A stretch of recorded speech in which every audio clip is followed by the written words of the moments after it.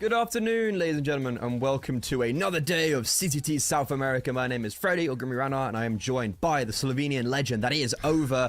He's gone from TV to CCT. I say it's an upgrade. Oh, damn. Yeah, it is. It is definitely an upgrade. If nothing else, we can speak in English instead of having to speak Slovenian. But there's nothing wrong with that for all my Slovenian compatriots potentially watching. But yes, it is going to be CCT. It is going to be another day here at the South American Series. And I'm hella excited because we got some teams that perhaps, I've already expressed that I've had the pleasure of seeing a lot of, but definitely expect a lot from. Yeah, so with that in mind, let's bring up the schedule, because we've actually got some teams that both of us have already covered. Did you watch Una Mile as well, or? No, I was... Oh, no, you didn't get the chance with me, yeah. No, I did not, unfortunately. I did see Tropa do Taco, and I saw players, yeah. Yeah, so what I'm actually interested to see Bounty Hunters. That's the team that I haven't watched yet, because it's a team that have made a lot of roster changes, and also MIBR Female, because they've got a really interesting roster update now. They've basically combined the second and third best women's team in South America, and I think it's going to be a really interesting roster. I'm just a little bit cautious about their performance in CCT, because I think they've already played and they kind of got owned. So I think it's like, new team kind of getting off their feet. They've been thrown into like a bit more of a deep end, but it's definitely like a trial by fire. So with that in mind, let's go bring up the rosters. Let's take a look at Bounty Hunters first, because I think this is a really cool team with actually quite a lot of big names from the South American scene, and also they've made some very new roster changes. Oh, yeah, like it's been about a week or two maybe, right, since they've last changed two players, Zoc and Turtle joining the fray. But I think we can focus first on the two that's been, the few that have been a part of the team for longest, Kaiser, Bruninho, Myron, and in my eyes, Myron, a player that I've been watching since 2018, slowly, steadily rising through the ranks. Sometimes having a little bit of a tumble, but always kind of persevering. Definitely a team, as you said, with new roster changes that, again, is susceptible to that period of uncertainty, where you're not really sure how you will be proceeding, but you just kind of have to go by trial by fire. Similar position as MIBR Females, where they're having to deal with teams that are perhaps sometimes a little bit stronger than they expect. But, yeah, I mean, I love Bounty Hunters because it's Myron, right? This guy, like I said, I've been watching him since the time of Isurus, back when the Argentinian teams were actually full Argentinian, and he'd always be up there with the numbers, and I'm expecting him today to perform as well. Yeah, I think you've actually hit the nail on the head with the one guy I'd like to bring up is Mayan. I remember when Isurus came over to Europe in like 22, 23, and I'd never heard of any of them before. And they actually ended up being this really cool team that took down some like fairly impressive names in Europe at the time. I remember they played Skada and did like legitimately really well. So I'm really excited to see hopefully more of Mayan. I haven't seen him in a while. And I think this is a really exciting... This is a really exciting Bounty Hunters team where they had very good players in BNC and Showtime, but I think they've made two roster changes that's even going to further elevate them. And I think this is a team that, they've got South America ECL. They're going to be certainly on the hunt to, at minimum, making the RMRs for the next major in Austin, which they didn't do for the Public World. They actually closed.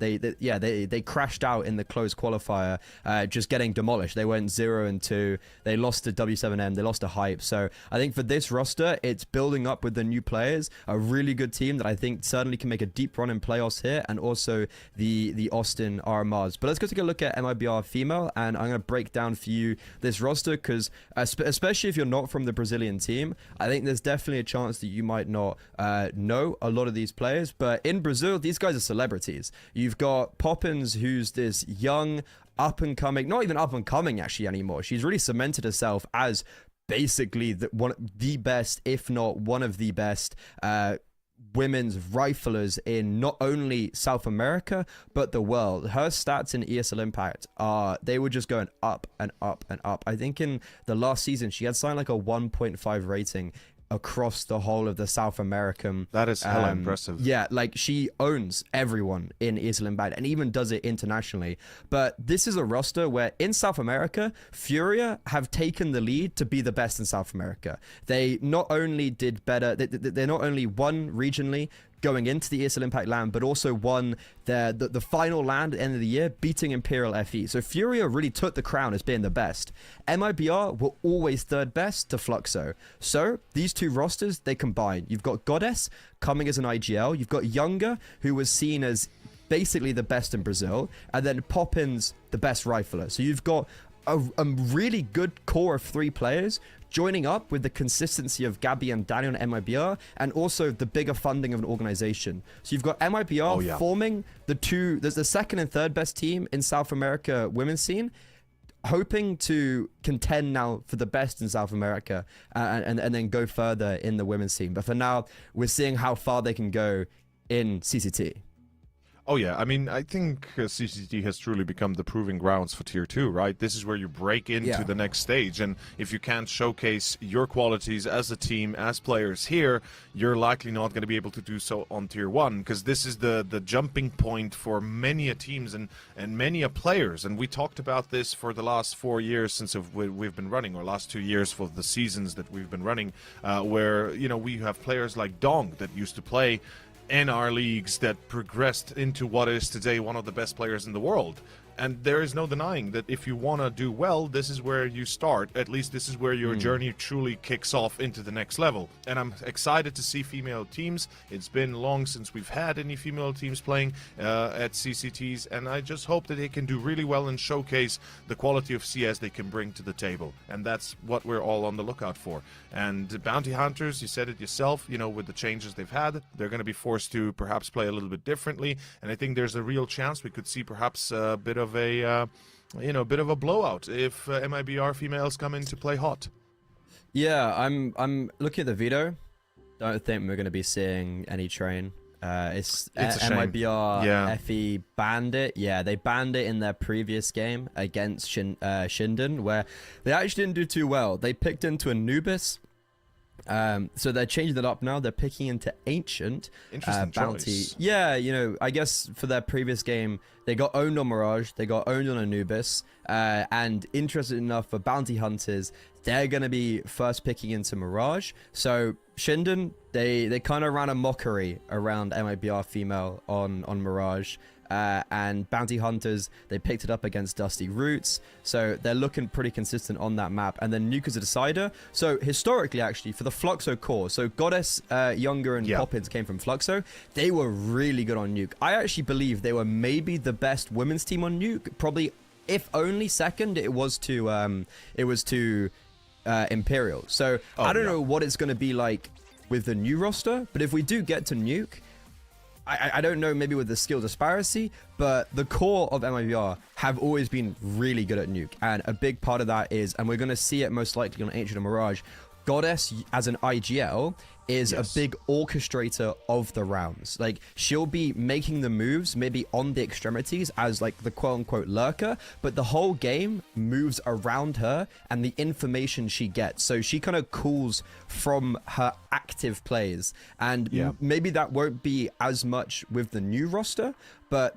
it's still very much like, this feels like Fluxo to me, because you've also got the same coach. A lot of people don't mention him. Dark Sai, bro, he's such, I've heard so many good things about him, and he's also such a nice guy. I feel like he's a really like super underrated coach for this project, and I think MIBR bringing him over from Fluxo is also like I think that's a really big piece of the puzzle for me. Yeah, I was about to say, and kind of considering the fact that 3 came from Fluxo as well, right? That the core now are built from the Fluxo team. It creates that feeling of, okay, we got the same structure, or at least we got the same ideology of the structure going forward, where you can incorporate extra players or even better players than before into making this a noteworthy team of itself. And I'm excited to see what they can bring on the table. I genuinely want to see good CS. You know me, Freddy, I'm always down for good CS, and as long as it's going to be happening, we're going to be happy. Let's see how it goes. It's Ancient first map. It's going to be a bit of a trial by fire, as you said yourself, but it will be MIBR Females versus Bounty Hunters. Yeah, you've got the best parts of the second and third best team. You had Gabby, who was the highest rater for MIBR in the previous Isil Impact season, joining up with the best Fluxo players. So theoretically, this should be like a Brazilian, South American Top super tier. team. Yeah. But it's just, how will it actually mesh together, right? Like, we've seen it. How do they work together? But this is really good time to get reps in. And starting on Ancient, it's going to be a split towards the A-bomb site, smoke towards CT, and I assume we just see more of a retake where maybe we can pick off a kill for Mayan in Temple, but instead it's going to be that full 5-man retake. No kits. It's just 5 armor for Bounty. It's crazy. It's crazy. They're going to be taking these duels head on. And yeah, that's a little bit of a bold maneuver by BH. I'm a little bit concerned if they're going to wait too long, though. We see Poppins, close range on default. Poppins, popping heads. It's 2 for her, easy. And it should pretty much conclude the retake here as she goes for a third. It's not even close. Bounty Hunters becoming the hunted instead. As the bounty is raised, MIBR Female take the pistol with ease. What a beautiful move here by Poppins, by the way. Standing her ground, holding on, making sure that if they want to pass on to the site, they have to go through her first. I'm not even coping here as well. Poppins is sick. She's so good individually. She's just like super aggro rifler, and I wish we had cameras on as well. So for ESL Impact, you get the cameras during the online stage. Dude, she's loud. She's like so loud. You can see every time they win a big round, I feel like her neighbors are giving noise complaints. Like it's that type of, and like on LAN as well, bro. She's this like little ball of energy. She just explodes. Oh, when dude. They beat, Yeah, please continue. well, so they're the only team to ever actually beat Imperial in a best of 1 on LAN. Like, no team has ever beaten them on a best of 3 in ESL Impact. And when they won, Poppins just exploded. Like, it's literally just like a ball of like pent up energy, just like the kinetic energy, just boom. So I apologize for laughing, but it's because I call my girlfriend the same kind of, you know, a small ball of fun, you know. It's a ball of energy. And when you mention that, she's gonna love it when I'll tell her. Yeah. I'll tell her that, you know, she's gonna love it. And yeah, I mean, that's exactly what we see here, exuding that energy, exuding that quality as well. Great entries on A. Anti-eco works out well. Single loss, it's basically what they take. And so far, so good. MIBR Females playing a very solid game of CS early. Good start, yeah, kind of establishing their dominance. It's going to force Bounty Hunters now to perhaps reconsider their approach. They might have been a bit headstrong early, but finding themselves on the full buy, very limited on utility, no diffuse kit again. My dude, this could be a 3-0 before long. Yeah, this is a big round. This, you know, first gun round in the series. When I watched Atrix Female play in their first round matchup, unfortunately, look, when they played players, it was a bit like they won. Oh no, it was Taco's troops. They won the pistol round, like, that was it. So I don't want that to be all for MIBR Female, and they're going for a very early B execute. This is a really nice call because Bounty Hunters went for lane controls. There's actually only one player on the bomb site, that's Brunillo, but he doesn't miss a beat. He picks up 2 kills, and with the bomb not going down, this is so awkward. Brunillo somehow has picked up 4 kills. He's not going to be awarded the ace, but single-handedly he has shut down that offensive. Good hold. They're going to be standing on their own with the timings being on point. The pop flash support is there. Kaiser with the utility. Zoc with the damage on Goddess beforehand, allowing Bruninho to go for this massive double-triple. And in the end, Turtle cleaning the back log. It's a pretty easy round. Good hold. I mean, everybody kind of works together in unison as we have a rebuy. And perhaps a bit of a default towards mid.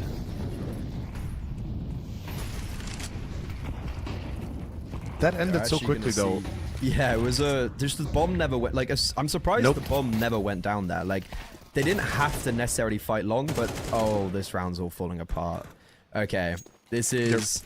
It seems like Bounty Hunter's default on the CT side is heavy lane control into mid control, like mid lane kind of crunching that, and it's worked really well in this round. Sure, they've relinquished the bomb site, but they're going into retake in a 3 versus 2 with upgraded weaponry, with good utility. However, Goddess, that's a big kill, and the nade doesn't finish her off. Molotov doesn't affect them. Zoc swings out though, only go for the first. Younger We know her for her AWPing capabilities, but right now against Kaiser, I think she's outplayed this. Oh, she's made noise. Oh, Kaiser mistake made. has heard Yeah. this. But He knows Kit, she's long. ooh, ice in the veins, going for the stick, but Younger Smart. playing with her food. This is really Beautiful. nice. Yeah, it doesn't actually take the jewel, but wait, is the defuse going to come through? No, No, Younger. no. 1 check. HP, a 1 versus 2, where she doesn't do anything special, just never really takes the jewel, never gives Kaiser the opportunity. And I gotta wonder if that move was fake, right? That the fact that she made the noise was intentional to perhaps draw Kaiser to her attention and, you know, force him to lose even more time. It was, in the end, a well thought out 1v1. A little bit close at times, perhaps, but she wins it, and that's what matters. As MIBR take the third. Okay, it goes a little bit differently than we expected, and you were saying bounty hunters do seem to tend to that lane control as well as middle, later transitioning to full kind of assault, but change up again towards A main. Looking for early entries is the one and only, I believe, Bruninho again. Not gonna pursue further info though. That's smart perhaps at this stage. I'm not sure if I'm a fan of taking aim in control, because unless they're going to institute a really fast flank, I can sometimes find having aim in control quite futile, but oh, that's a very effective clear. And a great hold from Goddess. Also, Bruninho, he goes aggressive aim main. This has been a very slow default for MIBR Female, and they have just taken it slow and steady, and that's what's won them the race. Great calls from Goddess. Like, just keep composed, right? Keep yourself in check. Make sure the teammates are around you for refrags. We could see that Younger, I believe... no, it was Gabby, or... I believe it was Gabby in front of A, right? In front of A main, yeah.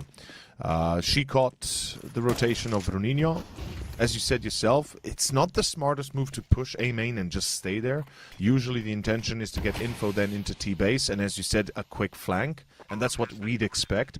And perhaps things would have turned out differently if Gabby had been instead fragged than not. But MIBR Females take B, take the round, and that is going to be a great start to their T side. This is really convincing so far.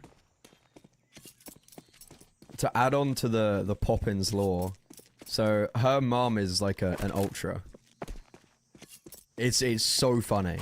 Her mom is so energetically loud. It's like cut from the same cloth. Like, you can see why if you ever watch a LAN or meet Poppins' mom, you can understand where Poppins gets the energy from. Like, at LANs and also like online, Poppins' mom watches every game and gets so energetic. It's really funny to see. That is absolutely beautiful. Big shout out to to the whole family to LAN.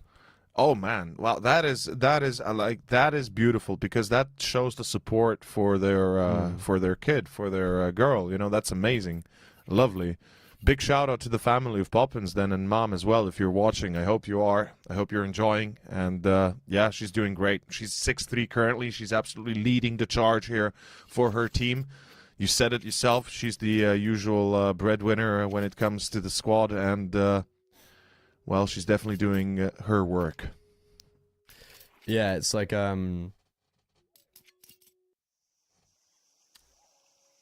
was gonna say.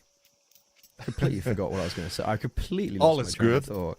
I guess we can draw it back to the fact that bounty hunters find themselves on an eco. 2 saved means 2 rifles.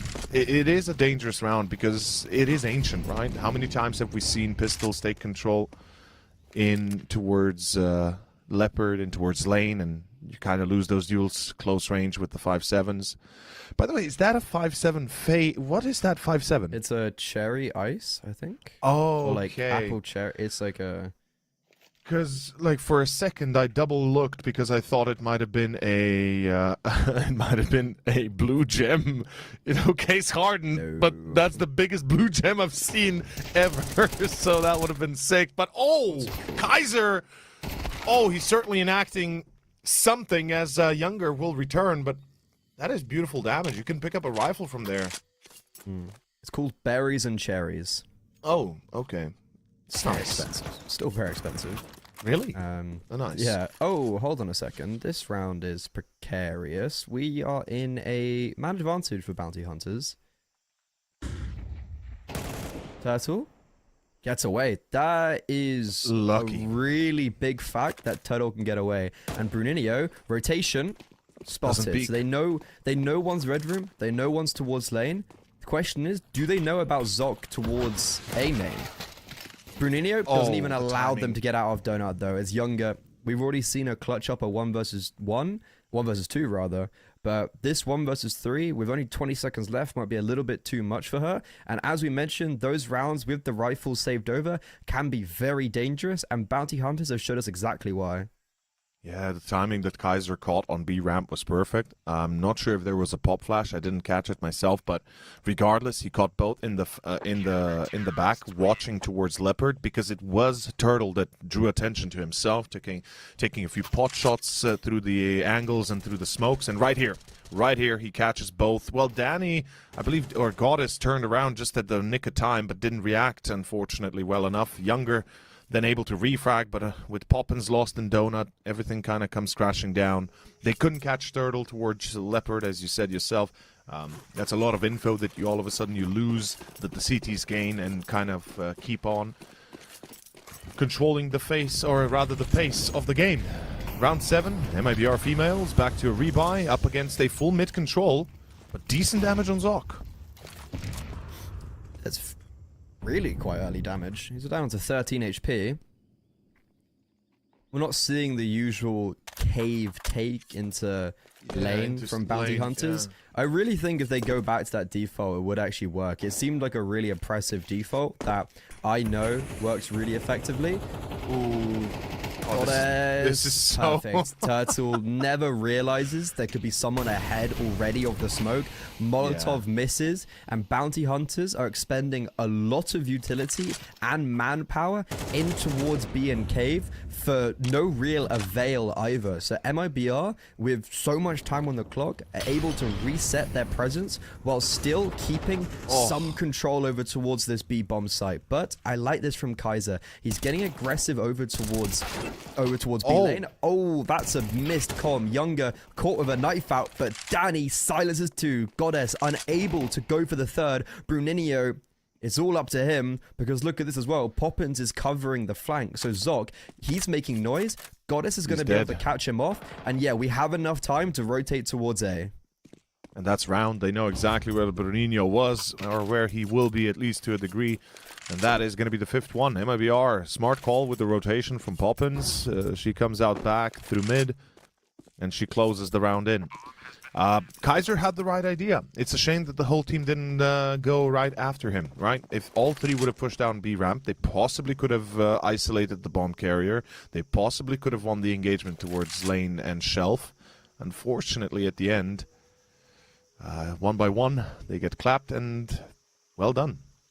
MIBR continue here. 5-2 so far. Could be a 6th round as well. If I'm calculating correctly, Bruninho should have around 3k in the bank. Because they just won a round previously, so again, resetting that extra loss bonus. 2,900? 2,900 maybe? Yeah. I'm wondering if that's the amount they get, because there's a chance there could be enough. Okay, well, he didn't survive, so that's a story for itself, but there could be enough. Oh, 1,900. Yeah, 1,900. See, that's the problem. If he had survived, they would have comfortably rebought, but with him dying, they buy again. This is gonna give MIBR a perfect chance to really lock this in on the half. Bounty hunters are kind of being owned, and they've been given the opportunities of, like, what, they won the first gun round, they won a low purchase. Like, I look at those type of situations, that should spell disaster Doom. for MIBR. Yeah, it should. But instead, it hasn't phased them whatsoever. Changing up the pace a little bit. We're going for a direct pop onto the A-bomb site. Molotov for Mayan. It's going to be fading. Molo on boost, so... Oh, it's missed. Wait, I think it's missed. Oh, that's massive. Mayan got up onto boost. The Molotov didn't affect him, and that's the opening kill for bounty hunters. MIBR this is a really difficult situation where they are still committing in, but rotations are flooding, and with the very little lack of utility, they're still using it perfectly. And Mayon's 5-7, well, he's only got 2 kills, but you may as well give him 3 because he did like 99 damage to the first player. Goddess, her time to shine, only good for the first, and this is really falling apart for MIBR. Oh, good shots. Connecting a few and perhaps 2 more, but she's on 4 HP. The deep flank from Kaiser heard. Not sure why he's running all the way, though it matters not. Oh boy, just as you talked about how they got the chance on these eco rounds, on these weird save rounds, right? And once again, they strike with pistols. MIBR Females perhaps a little bit indecisive in their attack. They committed, but not really. Some pushed back, some didn't push. There's the round. Kaiser takes down Younger, and Bounty Hunters again pick up a round that perhaps they really shouldn't have in the first place if MIBR had been a bit more cautious.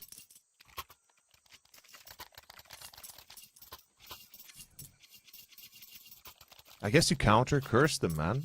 Just as you were saying that they're getting owned. They own MIBR with pistols. Yeah, that was a really awkward round. It's kind of like as soon as you lose that first, this is one of those tactical pauses where MIBR just sitting there and being like, we should have disengaged. Like we didn't have to go. We lose that first player. Should have just fallen back. Yeah, like they put up their defensive smokes. They have a 3rd player rotated in. Like you have to reset, and even then it's still very difficult because you're in the 4 versus 5. But Bounty Hunters, they've unlocked another way into this game. They haven't capitalized on any of the previous entry paths they've got. This should be... Third time's the charm? This should be it. Like, you've got Tech 9s, Mac 10s. And a B rush. A B pop. Yeah. It appears. Smart to wait for Util. Going towards B is good, because Turtle's been playing a lot towards Cave. So we go on to B here, and there's only 1 player on the bomb site. So if we actually... Oh. They're going for Cave. This is cool. Turtle might not expect this. I think he's going to get delayed. Guard. Yeah, they don't expect the players to be so close. And now Bruninho, smoked off, has to give up the bomb site. Danny's gone too early. Oh, that's a really rough kill to be given away. And the problem is you have 2 players coming in behind through Connector, so, well, rather through Leopard, through Cave. You're going to have to control that. You're going to have to win those duels. Zoc finds pop pins out. Surely they check Gabby in the corner. She's already hit hard, so it means Goddess has to do something. She gets caught out in the cold on long. Zoc finds Gabby, and there goes Younger. Bounty Hunters, you said it yourself. Surely they don't let loose another round for free, and a little bit of a mistake on B, the way they play that. Especially, I gotta say, Turtle seems to be really running around without a head, really. No consistency to his corners, no consistency to his timings, just kind of runs up and down. Bit anxious, perhaps, seems like, even. But nonetheless, Zoc, and in the end, Kaiser and the team clean it up. But, I mean, an attempt at least, right? A bomb plant gives you hope. It's not going into this round, unfortunately. Not into this, yeah. Going into this round is like, it allows us to get Tech 9s, I guess, but... Oh, okay, Zoc is running down lane. This, I mean, I like them taking lane. Yeah. I think their take at the first gun round, where they really crunched mid lane, I think it's such a strong default, and it looked like MIBR were not really able to counteract it, so I think if they just fall back into that for the remaining 2 rounds of the half, I think they'll actually be more than fine. I mean, we talked how they do focus on mid and lane, and they always, anytime they tried it before, they either did it with 2 or 3 players, or they did it with 1. And with the 1 player, if you die, well, you've just lost a massive part of the map that opens up a venue to be. So right here, it's a good thing they've adjusted as well, player-wise, having a bit more to do with actual defense rather than just, well, offense rather than just defense. But Turtle still playing towards Cave alone. Bruninho still playing towards Anchor short. Oh, they missed the decent boost damage. Yeah. That's really poor from Zoc. Zoc misses the boost and just jumps up through the mollo. Not sure what he thought was going to happen, but Myron gets traded, and it's going to be a 3v3. It's a very awkward 3v3. Turtle's pushed through the cave smoke and is into lane. Is he not turning around towards Shelf? Well, the smoke's still up. Yeah, but surely he has to Now expect him here. Yeah, I think Danny's dead here. I mean, she's also 18 HP, so I think... Yeah, there's no way she expects... Ooh, that's creating even further awkwardness, because Poppins has died. Danny was the close one, but it's... Okay, Turtle, really good awareness. I was gonna say, maybe he doesn't expect the second player to be there, but he does. And now Younger has been heard progressing out on the A-bomb side, and will shortly be shut down. Bounty Hunters, they take the lead for the first time in the game, I think. Yes, it is. It took them a while. It seems like they were a little bit too careless at the start, right? I mean, we can definitely attribute a few of the rounds to their carelessness, perhaps, but they will stamp down on the resistance and make sure they get the 7 potentially as well. Tech 9s, Galils, and a Mech 10. Actually, Mech 10s, no Tech 9s. Is this another A play? It could be, and the aggression into A main. See, this is what I like. When you aggro and go for a fast challenge, you get the kill, you pull back. That's it. That's all you need to do as the CT. You really establish a little bit of control. You scare your opponents to slow down, to perhaps change up their plan, and all of a sudden, the world's your oyster. Feels like we're going to be hitting 7 for Bounty Hunters. It does, yeah. We're doing the pistol round strat. Smoke CT. 3 out mid.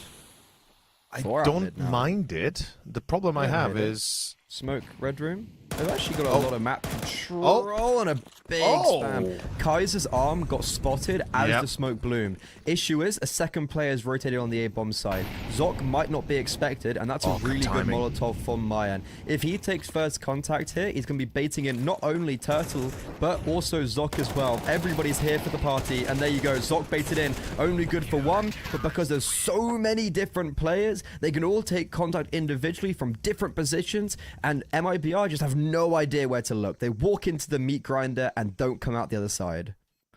No utility support. The round is done. We get the glimpses of how we began to how we got here at the end on the first half.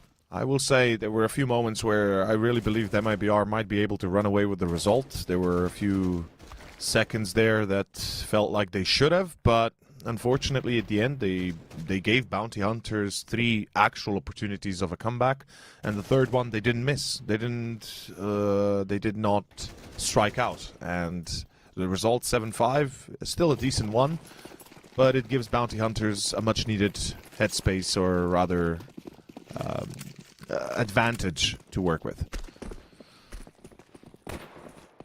Oh boy, this is gonna be tough because they're all coming in behind through tight corners against Glocks. I'm not a fan. Freddy, I really am not a fan. Got a kit smoke, and it's dropped. Yeah, look, the Glock against USB's close range. Oh my god, nobody's watching the bomb planter? What? It's still an advantage of Bounty Hunters. Yeah. Bomb is going to get planted. Danny's actually gone over to the Glock. Kit smoke hasn't been picked up. It was dropped on lane. And yeah, the worry I had was that no one was going to go down lane. They were always going to go through cave. So you've got a retake where the advantage for Bounty Hunters is the reason why it succeeds. Yep, exactly. You're going through tight corners against Glocks. I mean, unfortunately, you can't help each other in those scenarios, right?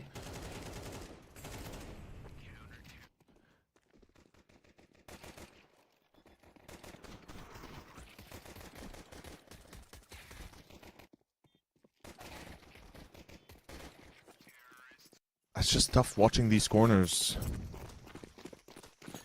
I would have preferred to see a stack from MIBR rather than a push, but back to an eco. Again, a split. Maybe a kill or two to happen. Beyond that, I doubt it. Danny's going to be checked. Surely a secondary. Yep, there's the check. Goddess. How does Goddess get one more there? And how is mine and Zoc on less than 20 HP there? Yeah, that's weird. Double, triple dinks, maybe? Like a lot of dinks wherever they are. Yeah, like it's probably double dinks for both and then triple dink for the last, something like that. We're hitting all the dinks.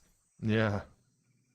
If only we were more together at the beginning of the round. Stacked. It would have been possible. Yep. Imagine if they were stacked. Less than 20 HP.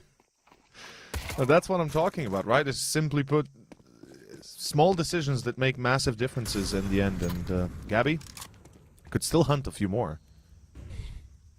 I mean, I wouldn't blame her if he just tries this. It's 1v3, yes, it's low odds, but 2 players headshot it, surely you get an easier kill.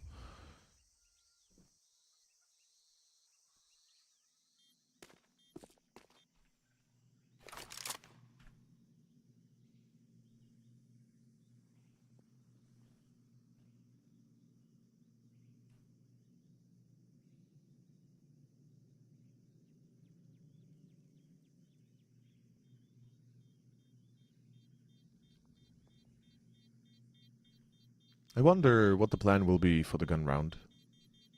I'm trying to calculate if they have enough for the op. They haven't forced, probably so... not.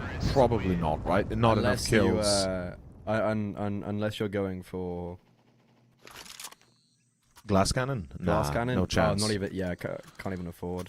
I mean, Gabby could, but I don't think you want to risk it, right? You need the utility. Be bold to go glass cannon on a rifle. Yeah. Yeah, dropping the glue is good because then you can get more util across the board. Okay, this is a big round for MIBR because they lost the lead going into the second half. They lost pistol round. If they lose the first gun round, we might already be saying goodbye to their map pick, and that's when it just gets a little bit harder for them. Especially now that individuals have woken up a little bit more for bounty hunters as well. So a very important first gun round with the T side posturing very early on towards this B bomb site, with mid control also being taken for free. I really like how you can tell the roles of bounty hunters as well, because it's clearly Turtle's role to hold B or anchor lane and work towards Leopard. Like, that's his whole sole role in this map, as you can see. And right next to him, I believe Bruninho was playing before as an anchor A, and well, B, excuse me, and now of course helping Turtle towards middle. This time both getting caught out in the open. Here comes the push. This is a bit of a wacky moment, but MIBR Females, they might just get a free round here. They're cleaning them up easily, and it's almost 5 survivors. That is massive. That is the way you make a comeback possible, or rather start gaining back control of this game.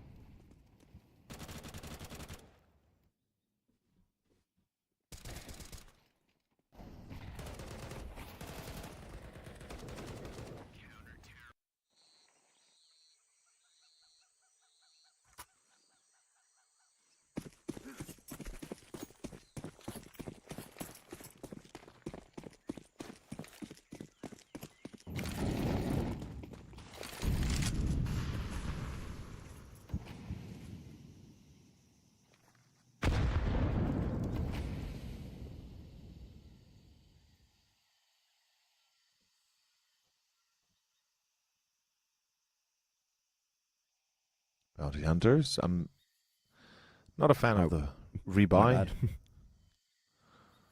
All is well.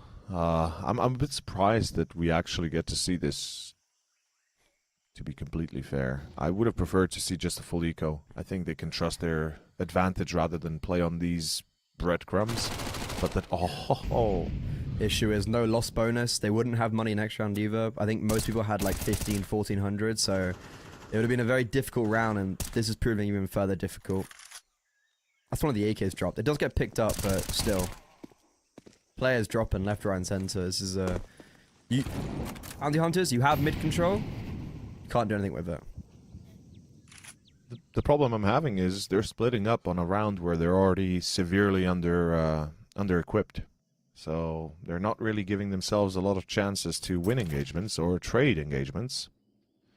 But perhaps the AKs could sing their song again. It's Turtle back on his spot. It's going to be Kaiser with another Goddess is down. On long, it's going to be Younger. She must stop this if she can. And Bruninho, the timing is perfect. The counter flash is there, but doesn't stop him from getting her. Back to a 2v2. White swing. Oh my... What? Wow. Both are white swinging into the corner as Gabby gets both easy.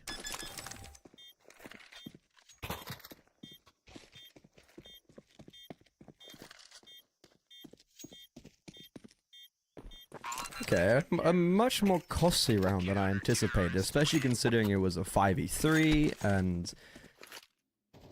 also didn't really have any utility, but some very nice shots coming out from Turtle and Kaiser here on the 2 AKs.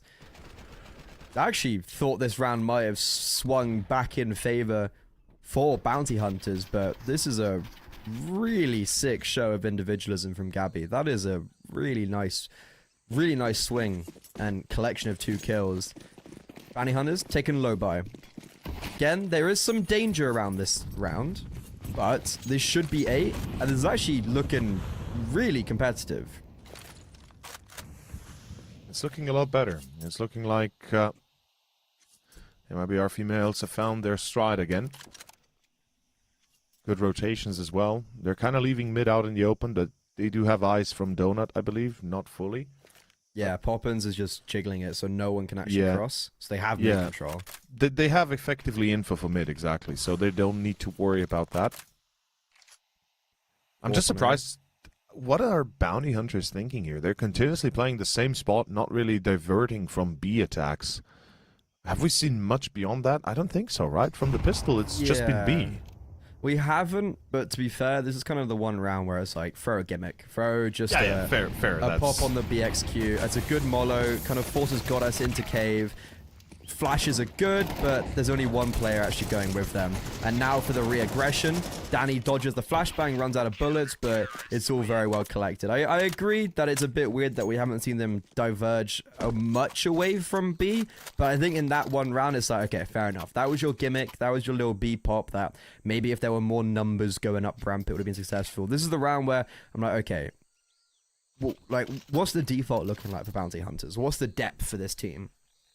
I gotta say, I want to see that control towards mid, first and foremost. Definitely expanding into Leopard Cave.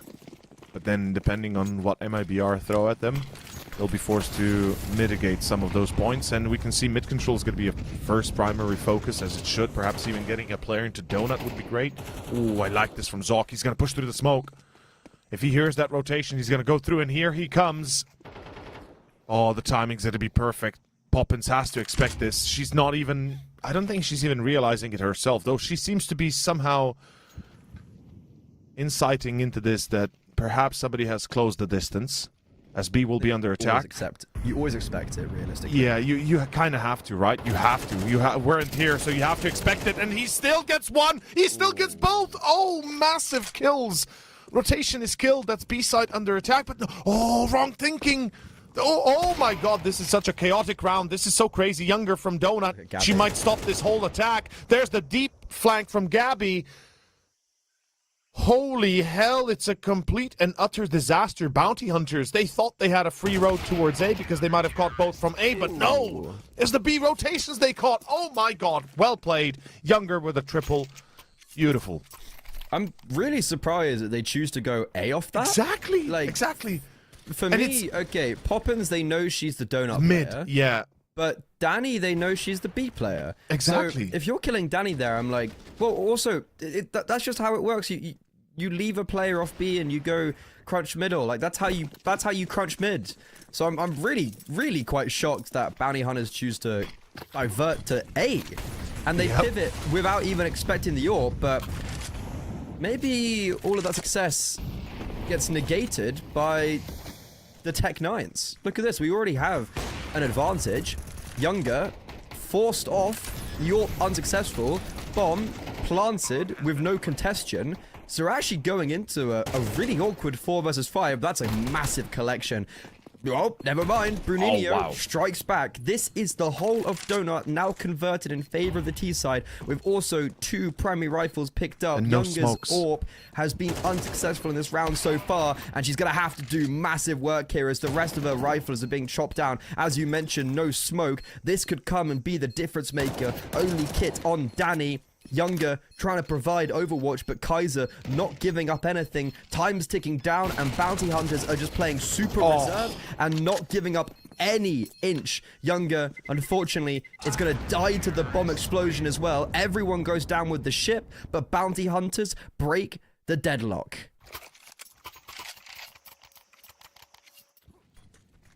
Right there is the start that brought it all down. Gabby getting caught outside in mid, perhaps thinking she would have time to get to Donut. Turtle with the speed of the attack, again surprising them. And then Bruninho right here. If he had not died, it would have been over there and then. But unfortunately, they did not commit to the full defuse. The second time Kaiser hears it, he goes wide. He doesn't care about the op. He wants to focus on the diffuser, and that's the right choice as he brings her down. It is going to be Bounty Hunters confirming the 10th round as we have another timeout for MIBR Females. But that was a close round, and I love the fact that we finally see BH change the attack as well, speed it up a little bit, not going towards B, not going towards mid with everybody, but rather put Turtle on that hot seat. So if he dies, you know, it's not that big of a loss. You can still have the rest of the four pushing through A main. And not to mention Younger, unfortunately, missing the first shot, right? That was a vital start. It could have given them a much easier way to retake. Oh! Hold up, mid-control again, and this time Turtle still winning the engagement. Goddess in trouble. Her immortality challenged. Oh, Danny. Oh, Danny, what was that? Oh, oh boy. It's gone. It's going wrong. It's all falling apart. Yeah, they're starting to be... I think they're starting to feel the pressure a little bit. And they're starting to make those tiny mistakes, right, in the gameplay that... Unfortunately, you do when you're put under the pressure and the anxiety of having to perform. Yeah, it's that type of round when you lose against the Tech 9s and you're building up your comeback and you're just about to reclaim the lead. It's a real like breaks the camel back type situation. And if anyone has been in those situations before, they know exactly what I mean. Like you build it up the comeback and then boom, you lose the Tech 9s rushing out mid and A, and it's like.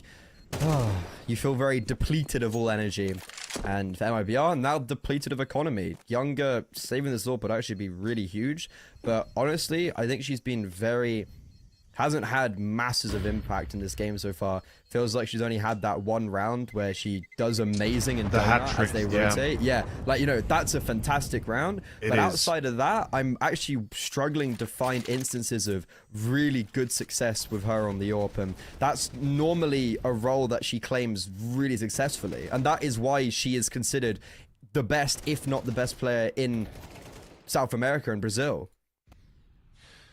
Unfortunately, we are yet to see that that fully materialize. On 13 kills, not bad, but as you said yourself, there's only the real one moment that we specifically can bring to mind immediately.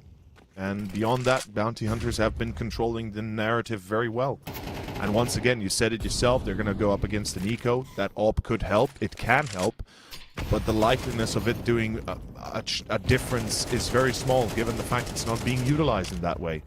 I wouldn't mind it being saved right now, because they're not going to have the AWP in the next round. It's going to be 2,400 loss bonus. So the AWP is not going to be in the next round if it falls here. And she's already taking a lot of damage. See, there's two ways I'm thinking you utilize a weapon in this scenario. The AWP especially, one of them being, you know, the best. Wow, Zoc actually misses all of that.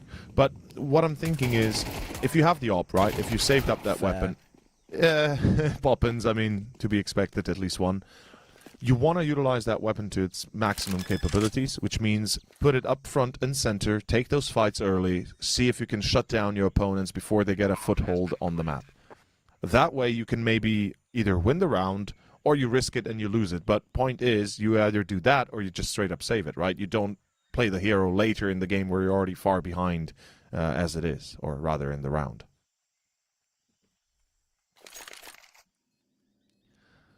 Gabby should get a free kill, right? Nope. Nope. Yeah. You talked it out of existence. Yeah. Unfortunately. I really am not sure if Younger's going to say... Okay, they're not going lane. Oh, sorry, they're not going CT.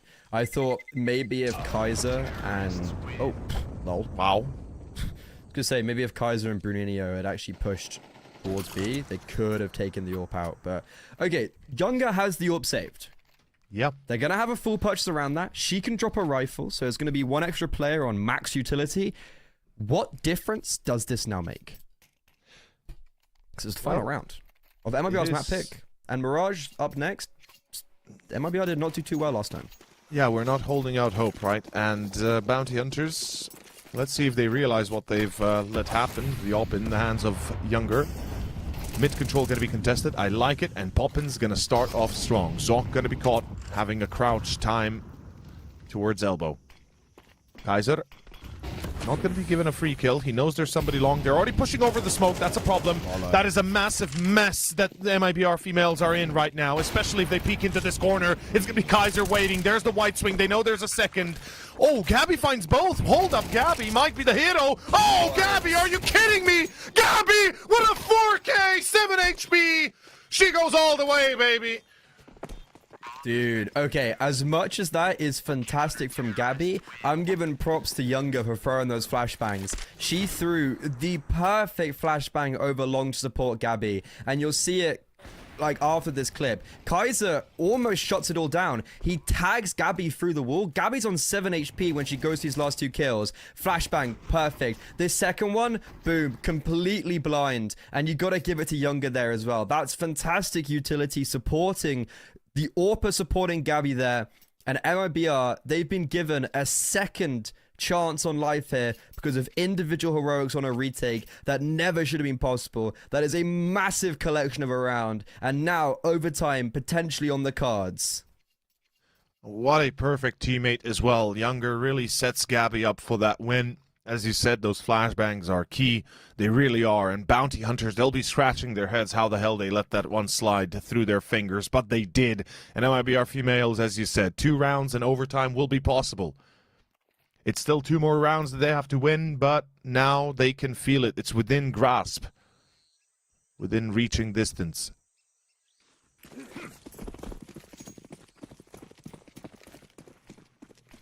And we begin.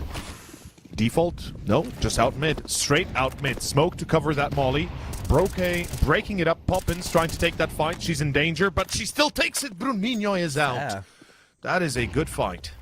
There's another nade in CT as well, so if they do resmoke red room, she can actually reinitiate that same duel.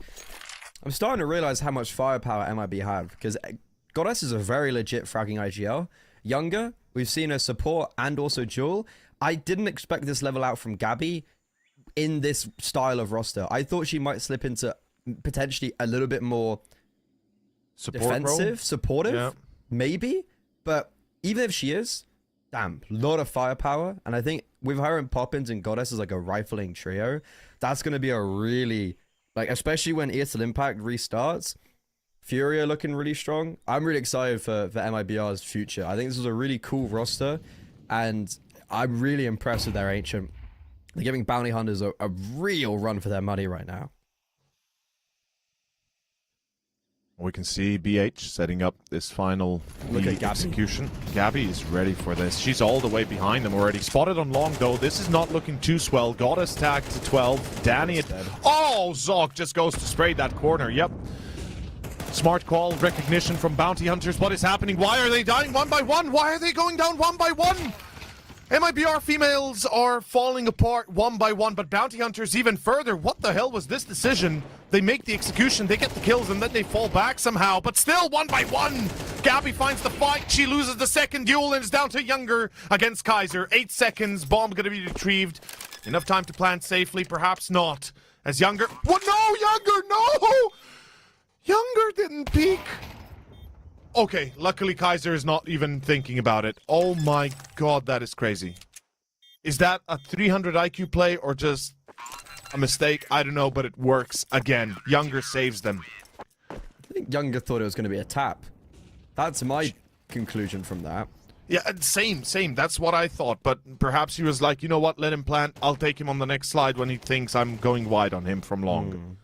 This is a weird round from MIBR. Both teams actually, because I mean, the reason why I highlight the reason why I highlight Gabby as the execute starting is because not necessarily the position. There's no smoke for elbow. It's because Gabby was able to draw all the rotations over. Not necessarily her getting the kills, but the rotations. Overtime's happening. We had no elbow smoke, but we have really good counter utility. Sure, MIBR do take a lot of damage, both Poppins and Gabby with just over 50 HP combined, but they go into a 2-player advantage issue is, Poppins are just being dropped, and Danny, with low HP, this actually could become an issue.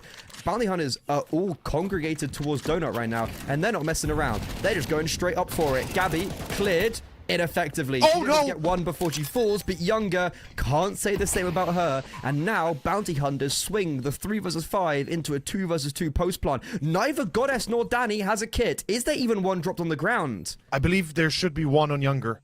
I think I saw one on Younger. Don't hold me against me but I think she got one. Oh my god. Oh, these rounds are so chaotic, bro. Yeah, there's a kit on the ground. There's the kit, yeah. There's a smoke as well. Danny, smoke. Goddess is just defusing it. Spam. Oh, no. Connects. That could just be it. They got to defuse in the smoke. She's got to defuse in the smoke. She's pushing into them. Shit, that's not going to work. That's it.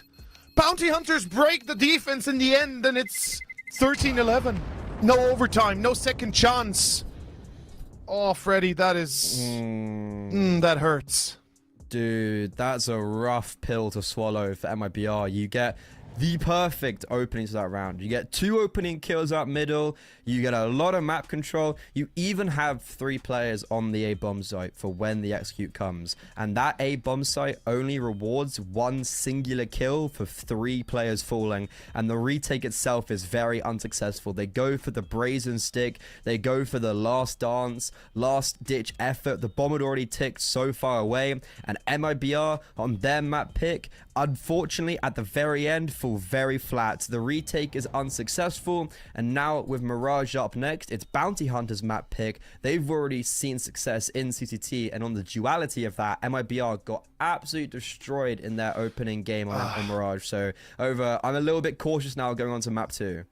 I would be as well. Mirage is going to be a tough one, and it's going to come down to the individuals. Younger is going to have to hit her shots with the op. We saw a few of the individuals that we didn't expect perform, especially Gabby, perhaps namely Gabby.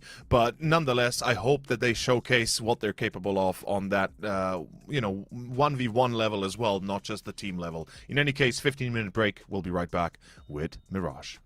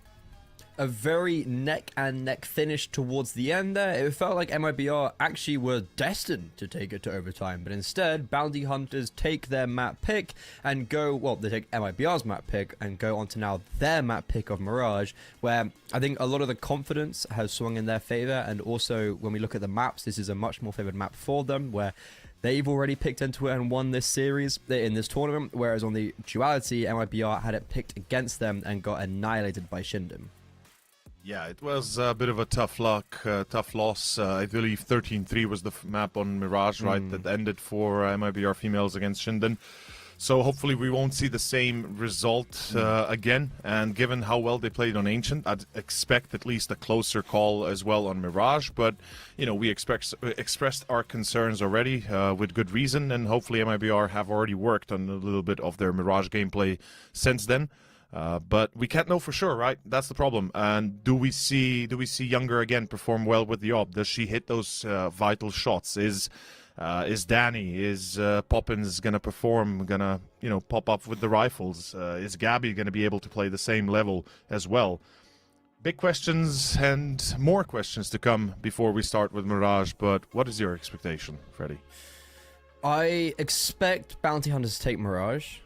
I hope it's not a 13-3 like the last time MIBR played. I think it's individually they've shown that they can go, like, kind of firepower-wise, they can go bar for bar, and they are able to keep up. But at the end there, it's just like the falling apart. It's going to be very rough mentally, and they're going to have to reset going into this next map. But I think that was a very rough way to lose Ancient. However, they can still put up a really good fight on Mirage. But ultimately, I think with the way Ancient went, it's going to be Bounty Hunters taking their map pick, to be honest. I mean, that's a fair assessment. It's what we perhaps expected as well going into this series when we saw the Veto at first. Nuke, it does give, I think, options to MIBR and opportunities to win, but Mirage will be a tough one. And we do have a little bit of a tech pause due to some mouse issues, so no big issue. But Bounty Hunters, they'll definitely ride the wave of excitement and momentum. The fact that they are able to close out the map before it goes to overtime, I think, gives them that extra little edge. And starting T side, I could see this be a bit of an early blowout, but then a comeback for MIBR. Though, if I remember correctly, they started like 3-0 on Ancient, did they not? MIBR? I believe it was 3-0. Did they lose the first gun round? No, I believe I think the first gun round they won, and then the fourth round where it was a half buy, or they lost the first gun round. Okay, so they were 4-1 up, and then were 5-2 up, and it was when Bounty Hunters were like, well, they won the first gun round, won the Deagle round, didn't really take the advantage, and then Bounty Hunters kind of just it felt like they ran away with it a little bit after that, especially with winning the second pistol round, and then kind of collected the pieces towards the end. Regardless, it's a close call. We almost made it to overtime. Questionable whether or not it would have ended the same way. Gotta give my props to Turtle as well, by the way. Since we are glazing a little bit over MIBR, we can say that Bounty Hunters themselves has done a relatively decent job. Turtle playing his anchor role in towards Cave and Leopard pretty well, supported by Bruninho. I'll say this. I think there were quite a few opportunities on Ancient where Bounty Hunters left B completely unchecked or not under control at all. And MIBR probably had a few more opportunities to abuse that, but we are back. Yes, we are. Mirage is live. Pistol is live. We do have a kit on Younger and a smoke. Danny as well with 2 flashbangs, plus a dropped dualies to Goddess.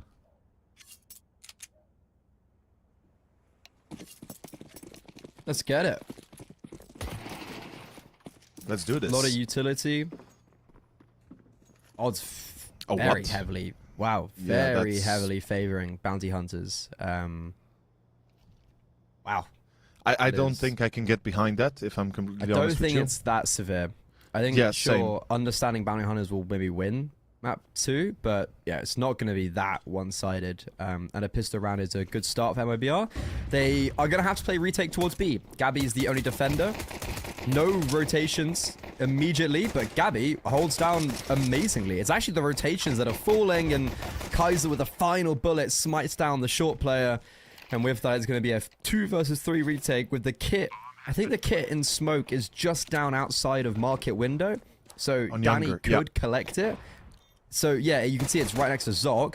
Issue is, Danny can't even get out of market, and Zoc, very good collection of a 2-piece at the end there to secure the pistol round.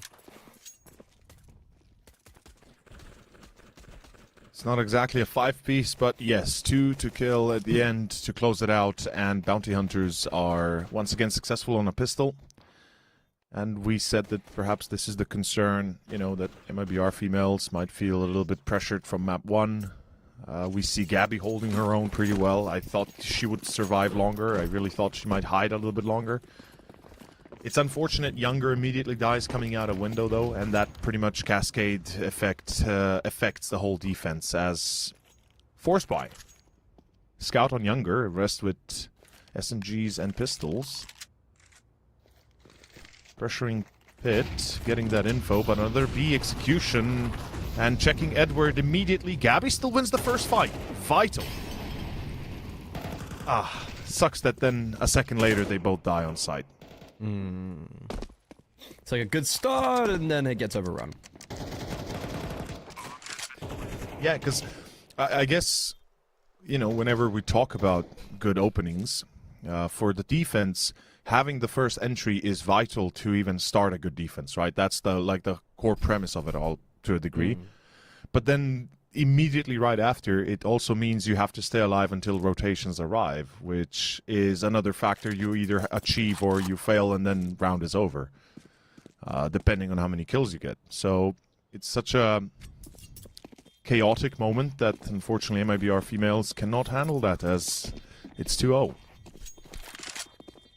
They do save a lot of weaponry and firepower going into this quote-unquote eco round. So sure, there's going to be no real investment from Gabby and Poppins, and Gabby can actually drop the AWP in the next round if she doesn't buy up anything, or maybe if Danny gets like a few kills with the MP9. So this is a round for MIBR where sure, they didn't win the force buy, but they can still do good damage here on their eco round, as they've saved over these heavy weapons. And Bounty Hunters, for them, it's just all about minimizing casualties and doing this round as cleanly as the previous. Exactly, and they're gonna go for an A execution. They are following basic logic here. Keep them on their toes, use your utility before you execute, because you can break them apart on the defense. You know that the CTs are going to be broken when it comes to the utilities themselves. Danny still finds the entry, and they are successful. Every single round so far almost always goes in the hands of MIBR with the first entry, but it's the follow-up that never comes that is the problem, and Bounty Hunters clean it up. Wow, Poppins actually gets a kill, but not cleared. Yeah. Okay, so fair enough with the entries, like in the back-to-back rounds, and even Pistol as well. Actually, yeah, even Pistol as well. Gabby got the opening kill. Yeah. Not expecting that round to come out with massive success, right? Like, it is one of those rounds where it's like, look, yeah, there was no real support absolutely around it. So if it's just an interesting thing to see if that's going to be an issue down the line. Yeah, like, is that going to continue to be an issue? I think right now it doesn't matter, but this is a big round where MIBR had a really good start on Ancient, and it didn't, it didn't give them pan the out victory. exactly. Yeah. So if the fact that Bounty Hunters are now getting the good start on Mirage, gonna need to start seeing MIBR converting a few of these earlier gun rounds to give them that opportunity back in early doors. Yeah, you basically said it beautifully. It's exactly so. These entries, if they can continue delivering them, these gun runs will be that much easier to play. But we see a bit of a calm approach from BH. I like this default. It's a slow take towards mid. Kind of trying to force out if somebody takes a fight. Good molly on top mid. Younger gonna... Actually... Oh! Oh, I thought it was going to be a good molly. That's unfortunate. Turtle has free position, but just goes out. That's a foolish move by Turtle, though. Goddess in triple. She can hold her own. She can. Finds one. Second on Danny, and that should suffice. It's going to be round to MIBR. They hold down the fort. Well done. Yeah, you get the opening kill in middle, and it forces those A players to try and make the aggressive move to eradicate the offset that the team's been put in, and they've also lost a big part of their map control. And they just walked straight into the numbers. Really good hold from Goddess alongside Danny. And Zok, who was skulking around an underpass, is actually just, well, I'm probably just going to save this round. So, really good start for MIBR. Now we get onto the guns. No AWP is going to be out in the next round. That's a pretty important piece of information to note. So, it's still going to be the 5 rifles. And Bounty Hunters, I think they've grown enough cash where they're still in a good position. They can still purchase in the next. This is kind of their bonus round, as one might say. And yeah, so it's a good start to see a competitive map, and this is just good further damage from Zok. 3 survivors, I believe, in the previous, so... Yeah, it was 4 and 3. Yeah, so it should be okay. Saved as well. No real need for investment there. Exactly. And perhaps we'll see the op as well. Out of the... No, actually, no. The op, no. Money-wise, perhaps that really wouldn't have worked out. But regardless, AKs across the board. Utilities kind of lacking on Turtle there. Bruninho as well. But round 5 begins, and I really can't get behind those odds. I really cannot. I feel like we have to give the benefit of the doubt to MIBR a bigger chance here, because they proved to be a tough nut to crack on Ancient, and whether or not it's just a one-map thing, yeah. In any case, Bounty Hunters out mid again. It's seemingly standard default for them.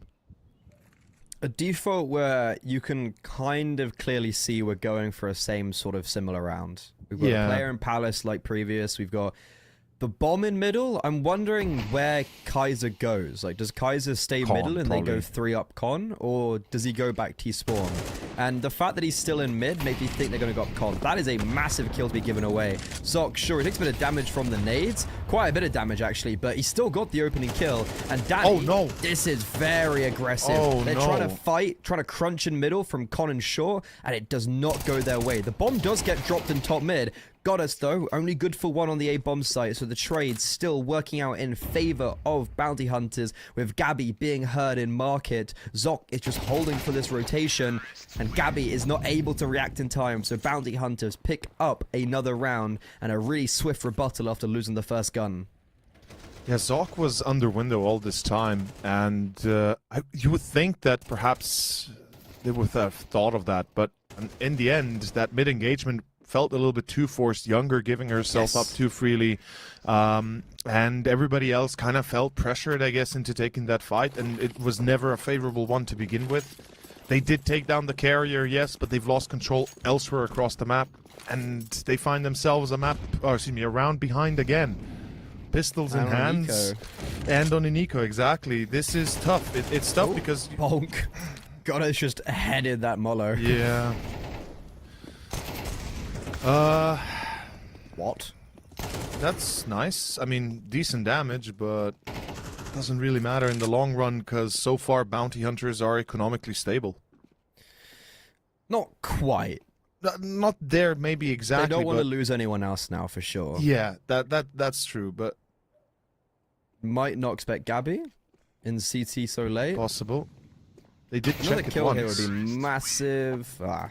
Sorry, Zok is 10-1. Yeah, he's having fun. Yeah. Yeah, no, in that previous gun round, I think Younger was moving over to try and take mid as collective, and just dies, and then they still go for the move. We saw that on the T side for MIBR and Ancient, where maybe their opening plan doesn't work, they still commit to something, and that's actually potentially a sign of the new team still growing. And yeah, it's an unfortunate start for them, but Younger, first round out with the AWP, and she's going to be jumped up onto short very early on. A lot of congestion towards middle early on for MIBR. The question is, do they stay here?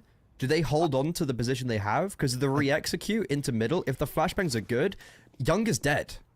Yeah, they gotta pull back, and I think they'll realize this now. Although, just try peeking this. What? Try peeking this? Well, what the actual F? I mean, if Bounty Hunters are willing to give up rounds like that, I think MIBR will be happy. That's odd decision. That is a very bad decision, not just an odd one. Simply put, no logic behind that move. You know that there's a high chance that the AWP comes out.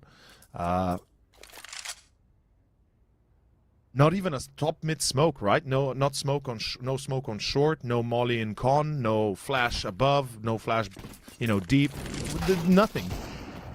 And it should be around here for MIBR. So far, it looks like they'll be able to hold on. Gabby finds another. Everything is kind of going their way.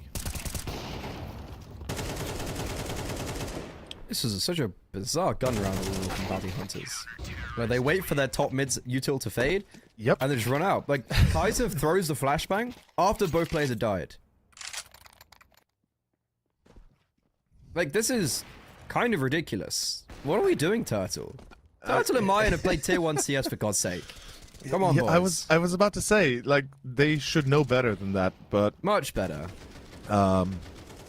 I mean, look, I don't think MIBR will complain. That's a free round, basically, to them. 4 are live, which means economy is right back on track where they need it to be.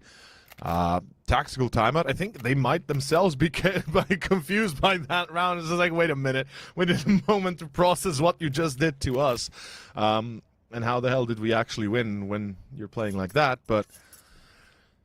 yeah, Bounty Hunters, perhaps economy overextended, and now they find themselves on the edge of maybe having to feel what MIBR felt on Ancient. Because this could still go 7-5 for MIBR if somehow they persevere through this.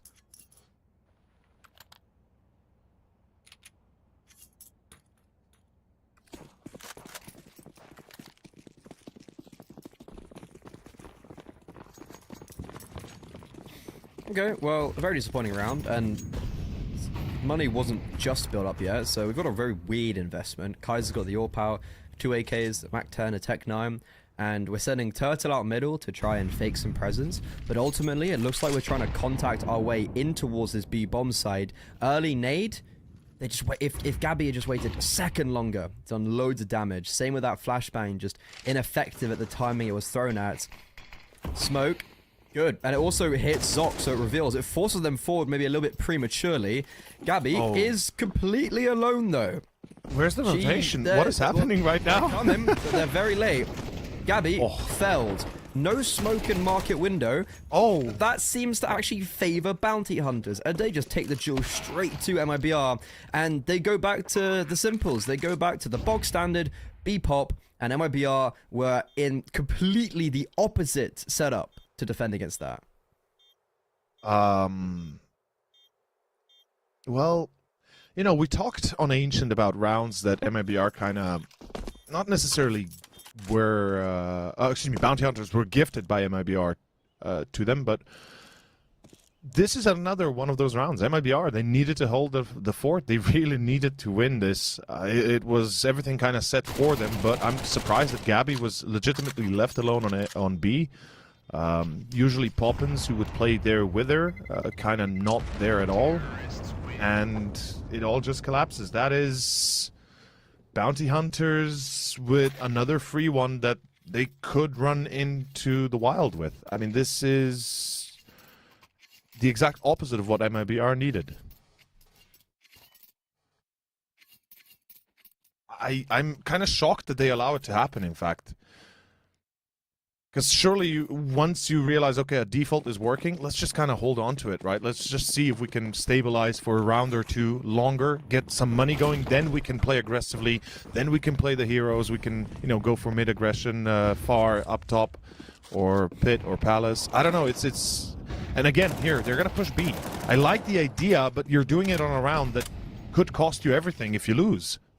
In the meantime, though, Goddess has picked up a lovely kill in middle and just starts to spam Poppins a little bit. On the reload, Zoc tries to get the timing, but really misses the mark there. And Goddess has picked up 2 kills in mid very easily. Just like that. So it should be round 3 then to MIBR if this continues, but it's crazy that we have such a contrast between the rounds they get to win and the rounds they get to lose. Oh, Kaiser. He's gonna check... Oh, Kaiser. Oh, Poppins... Oh, wow. Poppins finds both there. Plus leaving Kaiser alone. Third should be confirmed.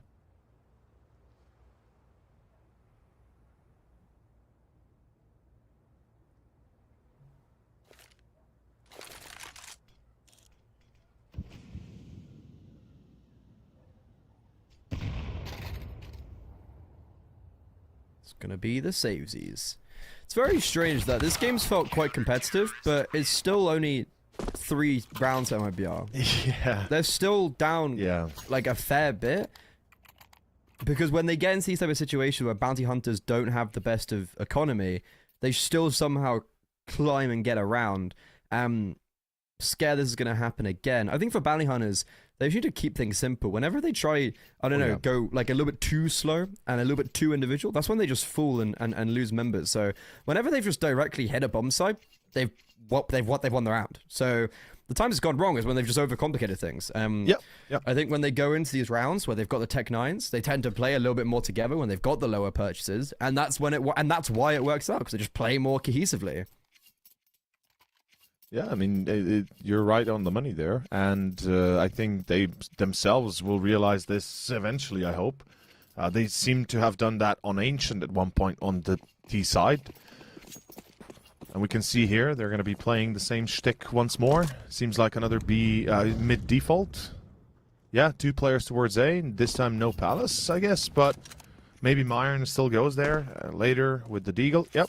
Still going Palace, still the same shtick, man. It's like they're stuck in a loop, and MIBR females, now they are realizing, okay, we really gotta lock in the defense, right? We were given another chance here by bounty hunters, let's not waste it. 2-1-2 setup with basically, I believe that is Younger, right, with the open CT now ticket. Yeah. They're ready. Do they go out mid again without util? Are they crazy enough, by the way, bounty hunters? Oh. Last time they lost. Yeah. Smoke, stairs, and jungle. Oh, good flash. Putting pressure on A. Mid. Taking Walk short. Liberties. Oh, they're walking short. Oh, this is crazy. Oh, this is madness. And that jungle smoke's going to protect them. Danny, she gets in front of it, but doesn't actually peek towards middle, in towards window. It's too late. The bomb's already crossed. However, Poppins and Gabby ready on the B bomb site, but bounty hunters, they've not made a single step the whole way. Gabby does get one. She's holding down the fort. That's a second. Doing really well at surviving, and Gabby once again reigning supreme as the anchor. However, as she falls, has she not done enough? Are those 3 kills simply not enough? Ryan, oh, the Deagle sings out. Younger, a 1 versus 1. Bruninho jumping in. The shots, they're going everywhere. It's a Wild West, but Bruninho, he wins out the 1 versus 1, and Gabby's triple hold is unsuccessful. What more do you want? What more do you need? This was everything they could ever had wanted from a defense, from an anchor. She held her own. She held down the fort for almost a good 10-15 seconds. And right here, when she goes wide back out to help her teammate, there goes Zoc. He still finds Danny beforehand. Only then for Myron to take down Goddess, and unfortunately in the end leaving only Younger alone. And Bruninho, as you said, 1v1, takes the close fight. And it breaks apart MIBR, 7-3. We're in round 11, and we're returning back to old ways. Zoc does not expect the push. Nice timing for Younger. But do they speed their way towards A, though? That's the question.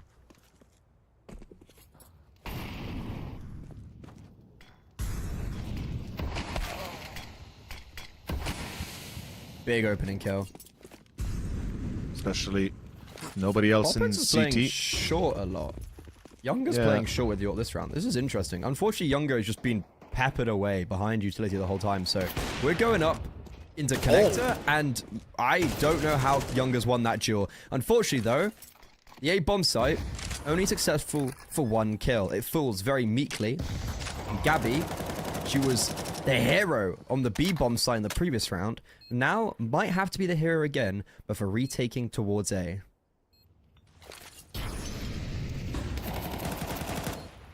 Oh no, low HP. Myron still gets Gabby. That's massive. Younger with the option. If he misses the shot, she's done for, and Bruninho does not even need a missed shot. He's right up close on triple, waiting for her to move in. She has the pistol in hand, expecting him to be low HP in CT, when instead he's right behind the corner. And it's an 8-3 result that now starts to break the hearts of MIBR here. How much more do you need to do to win rounds, right? That's the question. I don't know. That was such a nice play, though. Bruninho, he doesn't get 4 kills, but it felt like he got all of them. He sets Mayan up so perfectly, and both Younger and Bruninho match head-to-head again, and the 1v1 goes the way of the T-side. Out mid we go. MIBR, they try to get aggressive out of window, and they all get lined up. It's the meat grinder. Turtle spray is immaculate, and both Gabby and Goddess. This half has felt quite contestable, but it's, in the end, looking like 9 on the T-side for Bounty Hunters. It is looking like it. It will be. There's no doubt anymore in my mind, unfortunately. There's another factor that we must talk about, and we must mention. The individuals on MIBR are not going above 10 kills so far. And that is a problem that needs to be addressed eventually here. Because on Ancient, within a similar results, or at least within similar numbers of the result itself, we've had a very close call between the two teams for the kills themselves, right? Both teams were performing pretty well. I believe MIBR Females had between 12, 13 kills at the end of the halftime, give or take. I need to double check that to make sure, but it was not as much of a difference as it is, unfortunately, here on Mirage, and that also means, you know, the result is not going, is going to reflect that. I don't know. It's awkward here. MIBR, they're suffering quite the defeat, unfortunately, so far.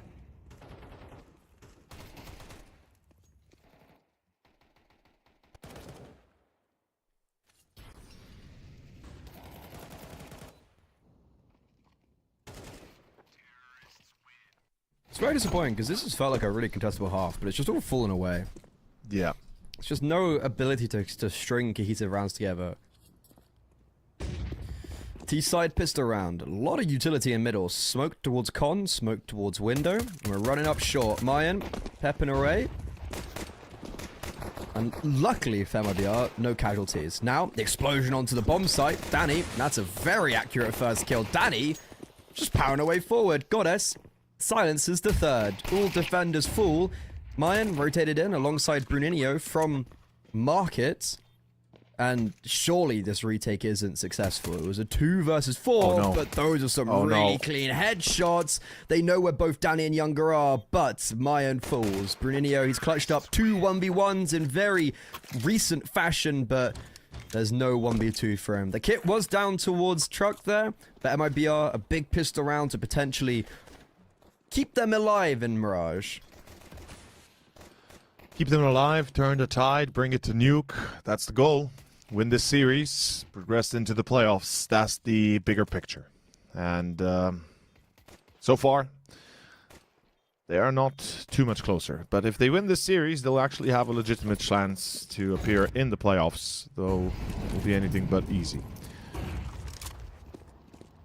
Gotta win a Mirage game first, and right now, it's not looking as certain.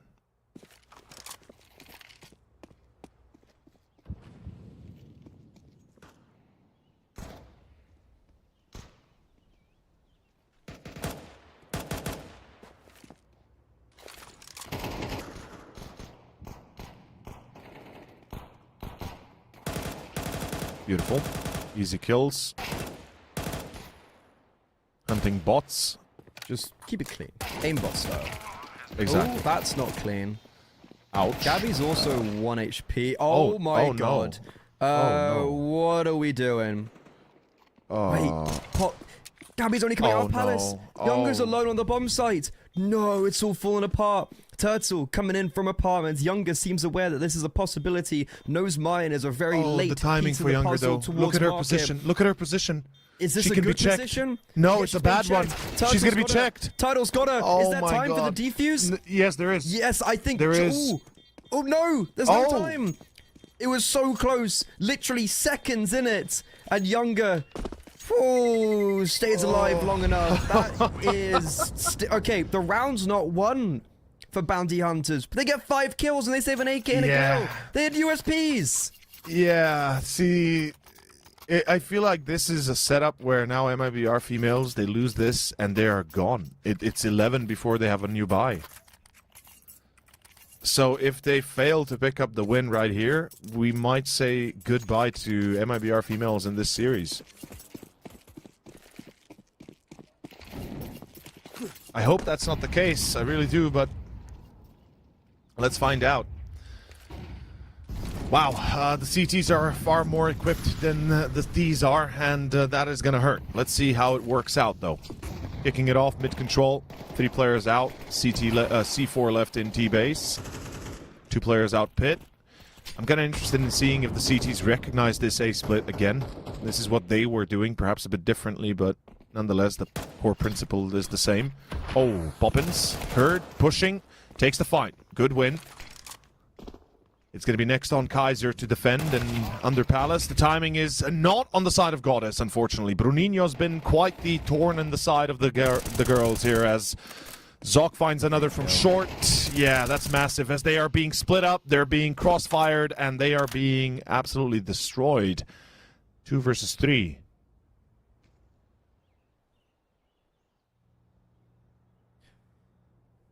It's interesting that Zoc's still very conscious of shorts. Feels like bounty hunters aren't completely aware right now where MIBR are. I think everyone's lost each other. No one knows where each other are, but Kaiser and Turtle are making the good proactive move. How's the timing going to be in Murder Hole? They're actually not going to cross. The T's come through, bomb dropped. It's actually popped out, so Poppins has to come through to collect it and walk straight into the hands of Turtle. And now, because no one survived in that second round, bounty hunters have completely demolished the economy of MIBR. It's complete disaster. The problem is, I said they're going to go to 11. They're going to go to 12. This is a double eco for MIBR, which means they are effectively gonna have to force out overtime, or it's GG.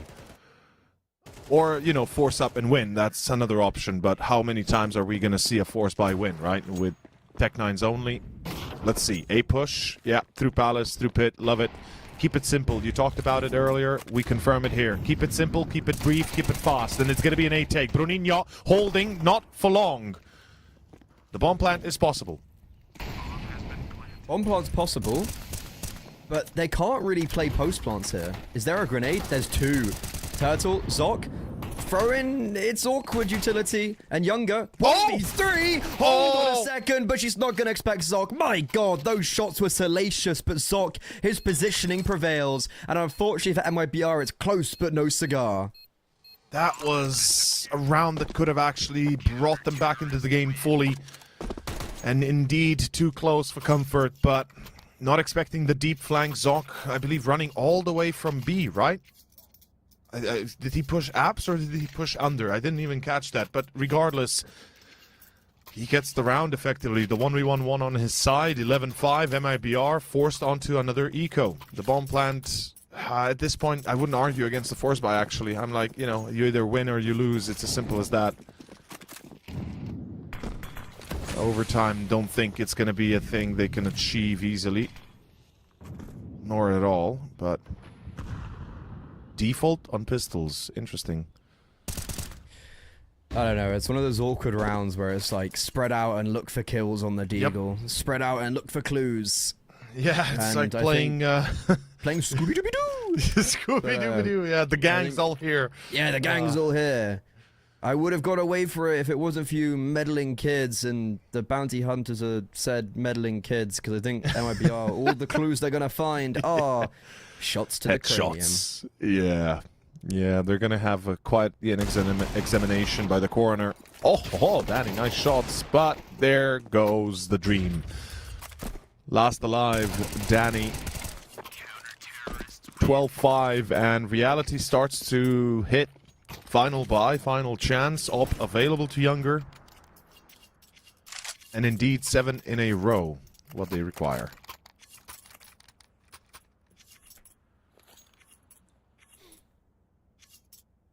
Now, Remind me if I'm wrong, but so far, MIBR have yet to string more than 3 rounds in a row. Dude, I don't think they've got...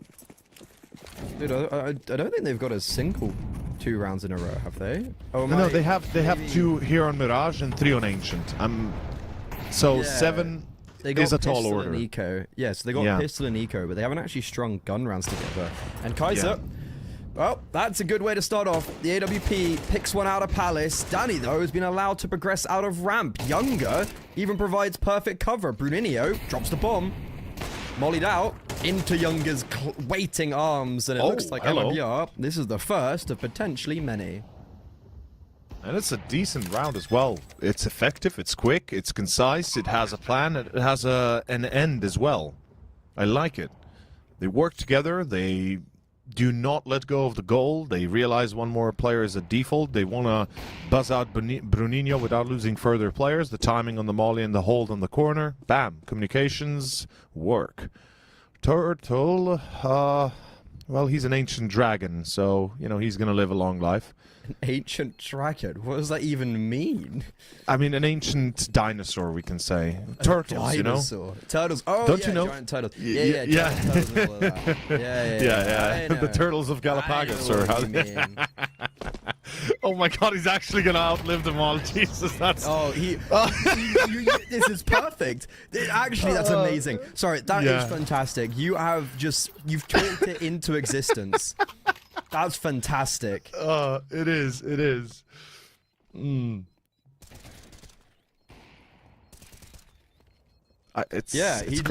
outlived every single one of them. I thought you were kind of like making a joke about how he's been around the scene for a while, but no, it was well, that was also part. I guess it all kind of comes together. He's basically been alive for a while, but I have not had the pleasure, unfortunately. Wait, was he on, does he play with Fallen on MIBR in 2022? Was that Turtle? It could have been. He was in MIBR, but I know he was benched the later stages of it. Yeah. So okay. I met him very fleetingly. It was, Pinnacle Cup Championships in Sweden. MIBR played, because I remember it was the weird MIBR roster at the time. It was so it was Vinny, MIBR, it was Turtle, Jota, Bernarzen, Exit, Cello. He was Fallen was on Pyro. Okay, I remember all of this. There's a Fallen joke that my friend came up with during the HLTV Awards. I'll tell it to you in a second, but let's see this short push. Oh boy, there goes Myron. Turtle holds the line in apps, but not for long. He's dead. He's throwing nades whilst being under attack, and this should be a save for the CTs, and good shots by Kaiser. Yeah, they're gonna try this. There's the molly. Good mollo. Yeah. Or not. That's even decent better, enough, but that's better. Save. That should force the save. We're gonna go for the save now then. Yeah, so we saw Fallen in Belgrade, right, during HLTV Awards, and my friend goes, well, it's a good thing to know that Fallen at least has the one face. It's like, oh, come on. Such a bad joke. Yeah, it's such a bad joke, but it's like, you know, it's, how could you say that? You see him the first time and that's the one thing you come up with. It's like, okay. But indeed. Maybe it worked better in Slovenian, perhaps.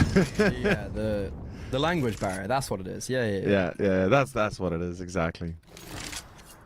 In any case, 12-7, I mean, MIBR, their 7 rounds is what we set up as the goal, or rather they themselves did.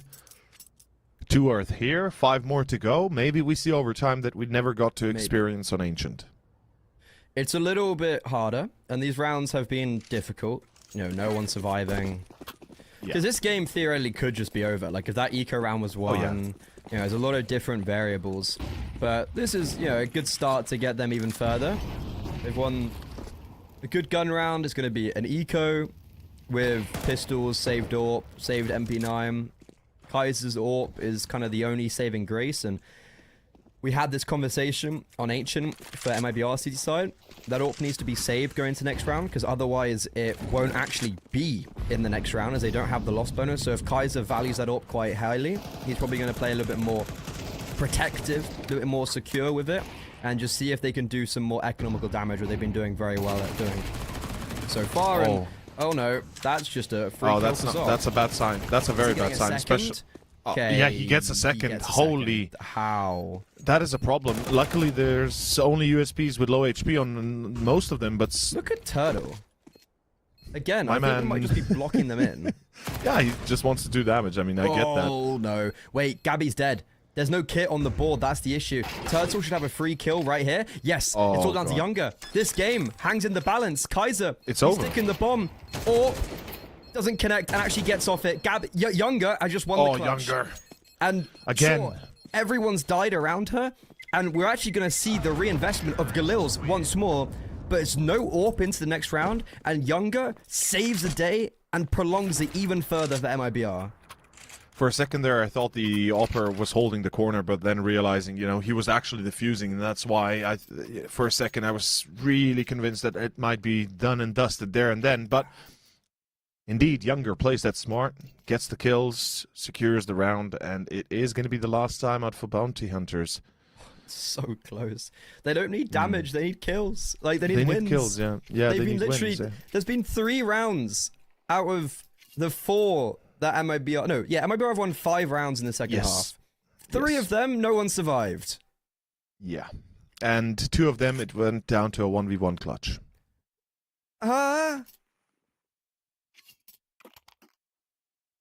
This is kind of crazy. It's like it's fine because they've got the money to reinvest to MIBR. Yeah, but unable to kind of get the AWP out. But it's just so rough for Bounty Hunters. It feels like they could have closed this out a long time ago, but no, they're hanging on him. They're not letting up just yet. 4 to go, and MIBR perhaps feeling lucky towards B. Turtle is going to give them an opportunity here, especially if he keeps on pushing. And perhaps, finally, they'll realize somebody's close. That smoke is a clear indicator of that. Goddess expects the left-hand side corner, though. The coin flip. Sorry, that is a crazy off-angle from Turtle. He's got up on the lampshade. Yeah. Oh, he's been mollied. Ah, there's the molly, yeah. Oh, Goddess doesn't get the kill. The first time of asking.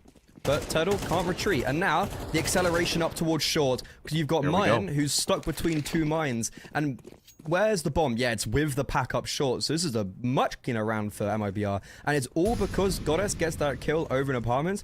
And it was, as I was saying at the very beginning of the pre-show, is on the T side. She's maybe not with the pack, but she's orchestrating the whole round. There, she gets the kill, and everyone responds off what she is doing. And it's really good that MIBR are also in the exact position right away to respond. They're instantly charging forward up short, which is something that is sometimes a miss on these teams, is that they don't have those instant right reactions. But MIBR, they're ready, and they react perfectly. Coordination on point, and that's all it is. And mid-round calls here from the IGL are important as well. Setting your team up for that position is perfect. As Goddess as well. Recognition on the fact that Turtle might push deep into apps. The molly on point. Turtle actually had a chance there to survive. He had to stick it out, stick in into the corner on the left. I think the molly couldn't have reached him there. And then he could have potentially taken a fight without having molly burn damage. But regardless, he was in a bad spot, and Goddess abused that. Beautifully done. As I said, Turtle pushing too far. 12-9, 3 to go. Bounty Hunters now, I think, is time for concern. Money has run dry. They have to start thinking about how the hell they're going to come to a win here, because otherwise we could see overtime indeed. And this is an amazing comeback so far. If they can finish it on this high note, it'd be fantastic seeing Nuke.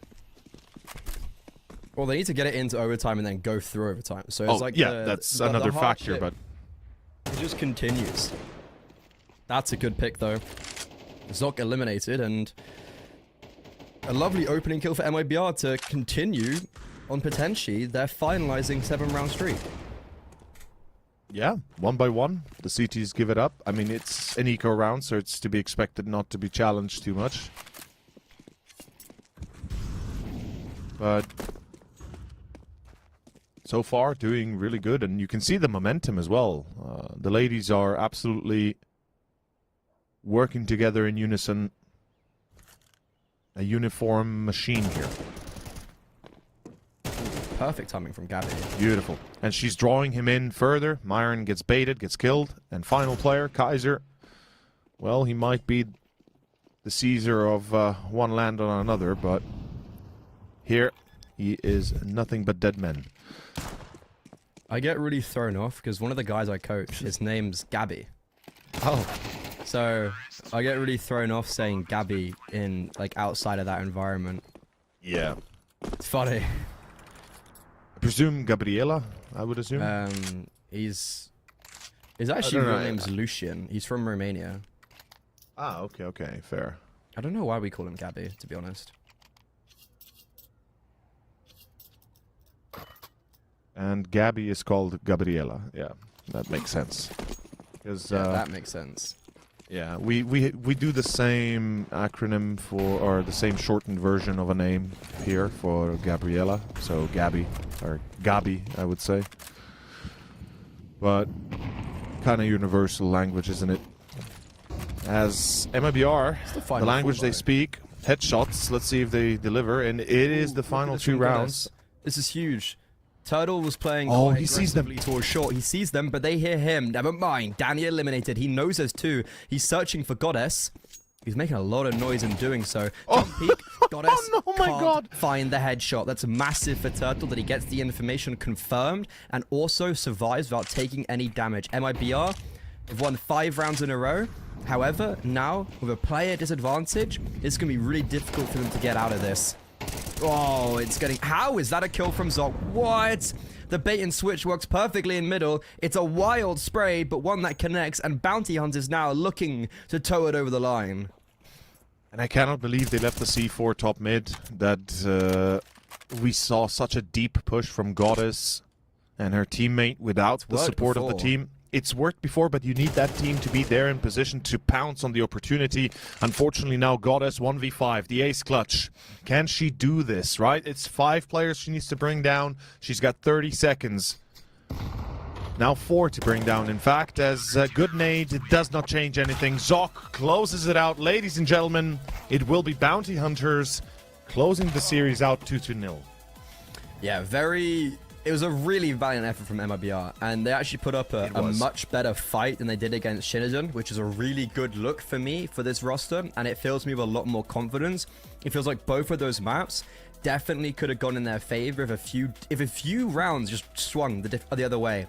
Boom, I think the whole map in general goes in tow with them. So we won't see Nuke, but it will be Bounty Hunters going 2-1 in the main Swiss, being only 1 game now away from playoffs, but on the duality of that, MIBR 1 defeat away from being eliminated. Commiserations. Yeah, it was a tough opposition, and they gave it their best to a degree. There were a few mistakes we saw here and there, but generally speaking, I think the ladies do have a bright future. I hope they continue in this manner, and they don't let up. I mean, it's all about the time invested and the work that you put in. You know it yourself. I know it myself. It takes time. It takes years sometimes, but that's the way it is. And for Bounty Hunters, it might take very little time to get to the playoffs. They are now in the 2-1 bracket. They're going to be finding themselves next up, I believe, the day after tomorrow with the new Swiss round, something like that. So we'll get more info about that later. But for now, a bit of a long break, isn't it, coming up? Yeah, about an hour and a bit. You got Una Melee versus Game Hunters. That's another 1-on-1 game, so same sort of stakes. Whoever wins it is 1 step away from being playoffs. Whoever loses it is 1 step away from being defeated. So it's gonna be a very exciting game. First game up, also very exciting. Let's see. Let's hope the next game is gonna hold to our values. But with that in mind, we're gonna be setting it to a short little break. We'll be back in about an hour, so don't go too far, and we'll see you very soon.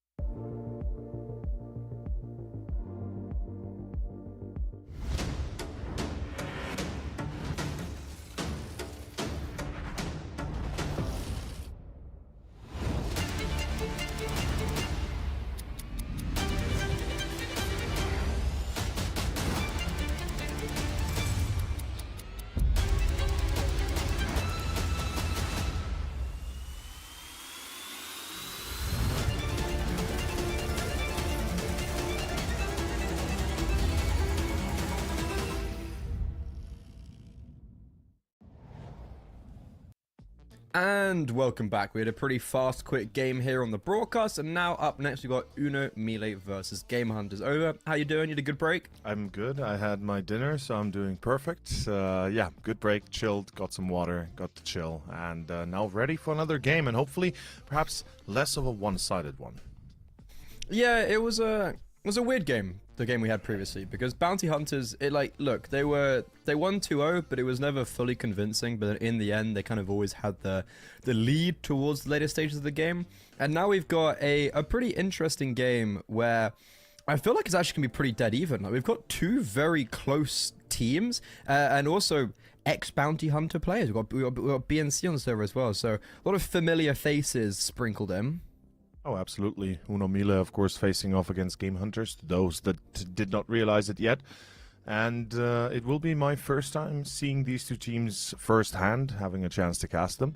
But as you said yourself, players definitely from both sides resonate with the names they have, especially in my eyes, Nolks and PRT, Mellow as well on the side of Game Hunters. But you mentioned Uno Mille's BNC, of course, Serolzin.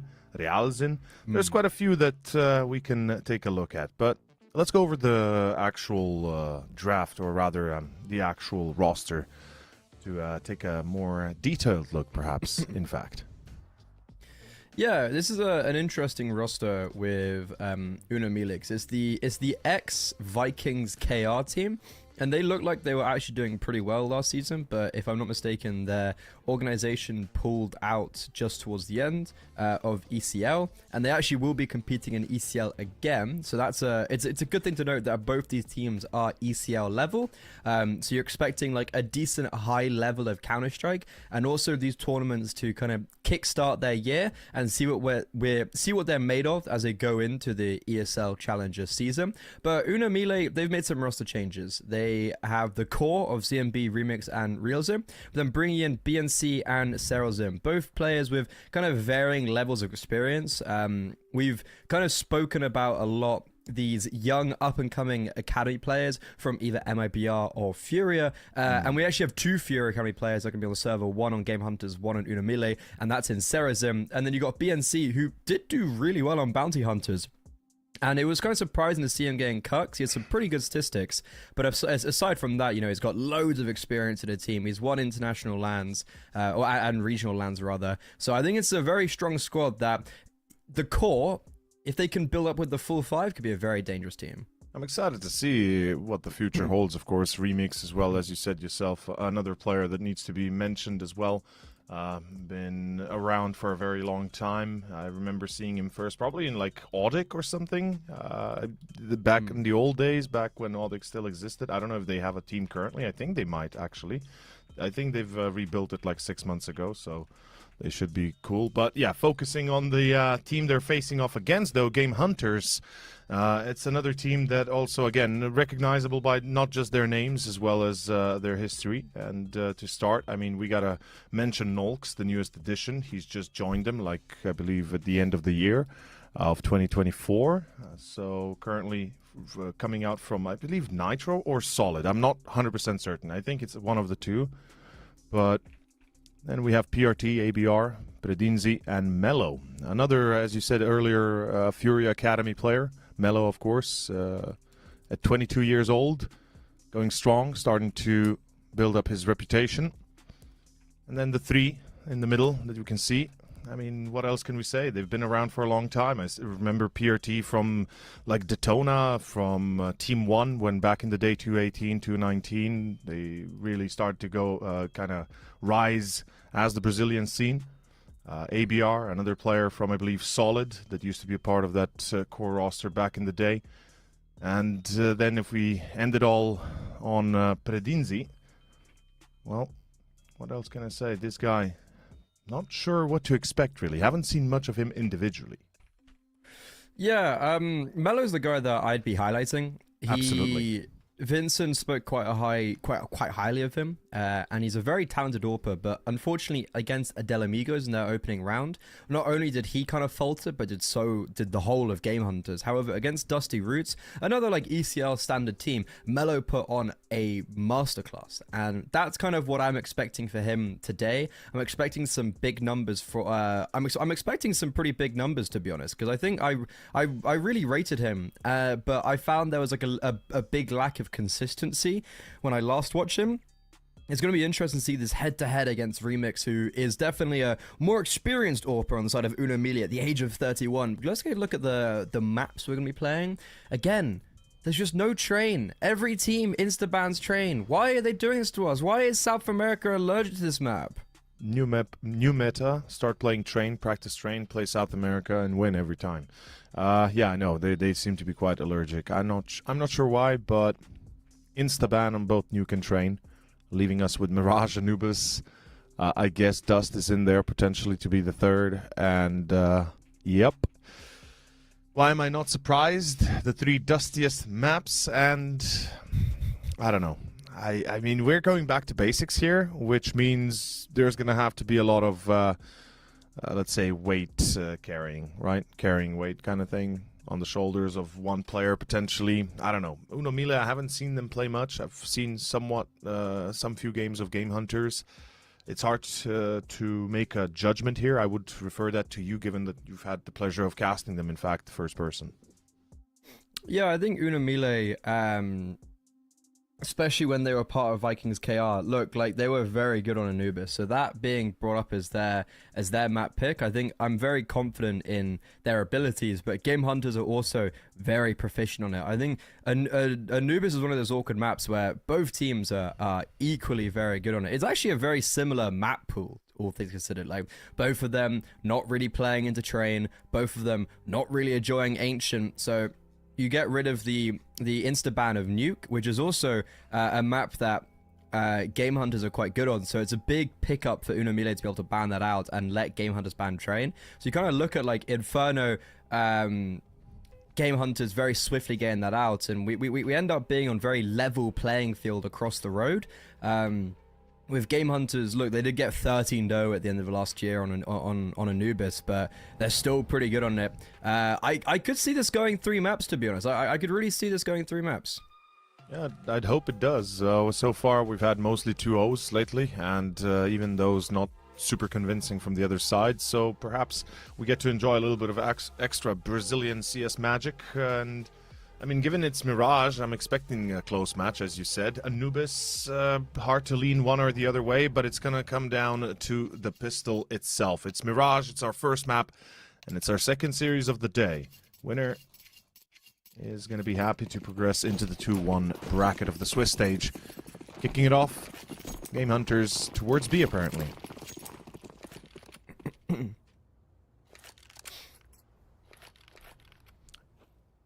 Good read by Uno Mille. Just going for it. Yeah, Uno Mille, they've got the kit and smoke as well. That's going to be the first point. I wonder where this smoke gets placed. Is he going to hold on to it? Yeah, they're going to hold... Oh, no, he's going to drop it towards bench. But yeah, as you mentioned, a good read, 'cause a lot of players in and around this B bomb site, but Game Hunters, well, swiftly decapitating all of them. Just pretty much instantaneously go into a 5 versus 1. It's an interesting choice from Uno Mille to also set up... a bit of a mid-stack, right, as well. 3 players, 1 window, 1 con, 1 short. But again, even if they were prepared on B, to a degree they couldn't handle it. Too much pressure early on, and good entries. Game Hunters, accurate, deadly. Every engagement goes their way. The player dies short first, and then everything kind of collapses afterwards. That smoke, unfortunately, doesn't really come into play for the round itself. ZMB...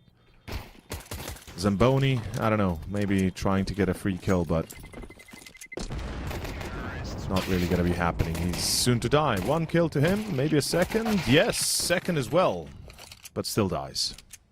Doesn't really matter, it's just the pistol, and Game Hunters, good start.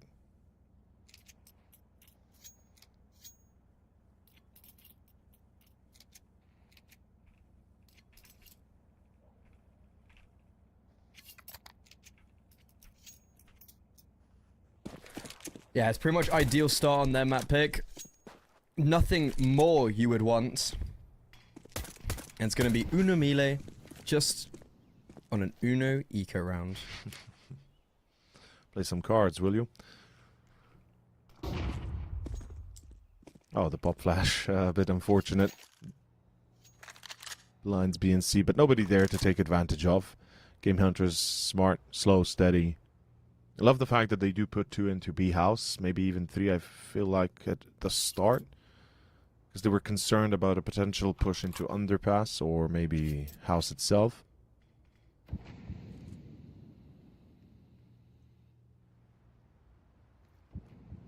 So far I'm liking what the CTs are doing at least.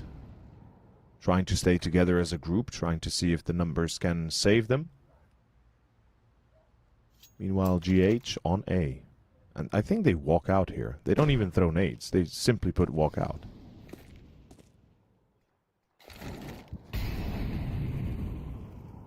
Well, fair. They'll check the stack, but... Methodical, I like it. It's Methodical. decent. That's a big nade. Oh, yeah, 94 damage with the grenade. Wait, BNC hasn't been cleared though. They just naded it and left it, but that's a great flashbang into CT. And BNC is cleared. Yeah, really, really, really well done on the anti-eco. Those rounds can... They, you know, we saw they can get a little bit scary.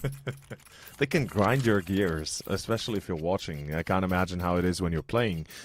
But having cold call-outs where everything's just, you know, down to the letter, everybody plays their role perfectly almost. It's exactly what you need in such scenarios. We get to the real rounds though, right? This is the one that perhaps Uno Mille can start with a little bit, at least get the journey going.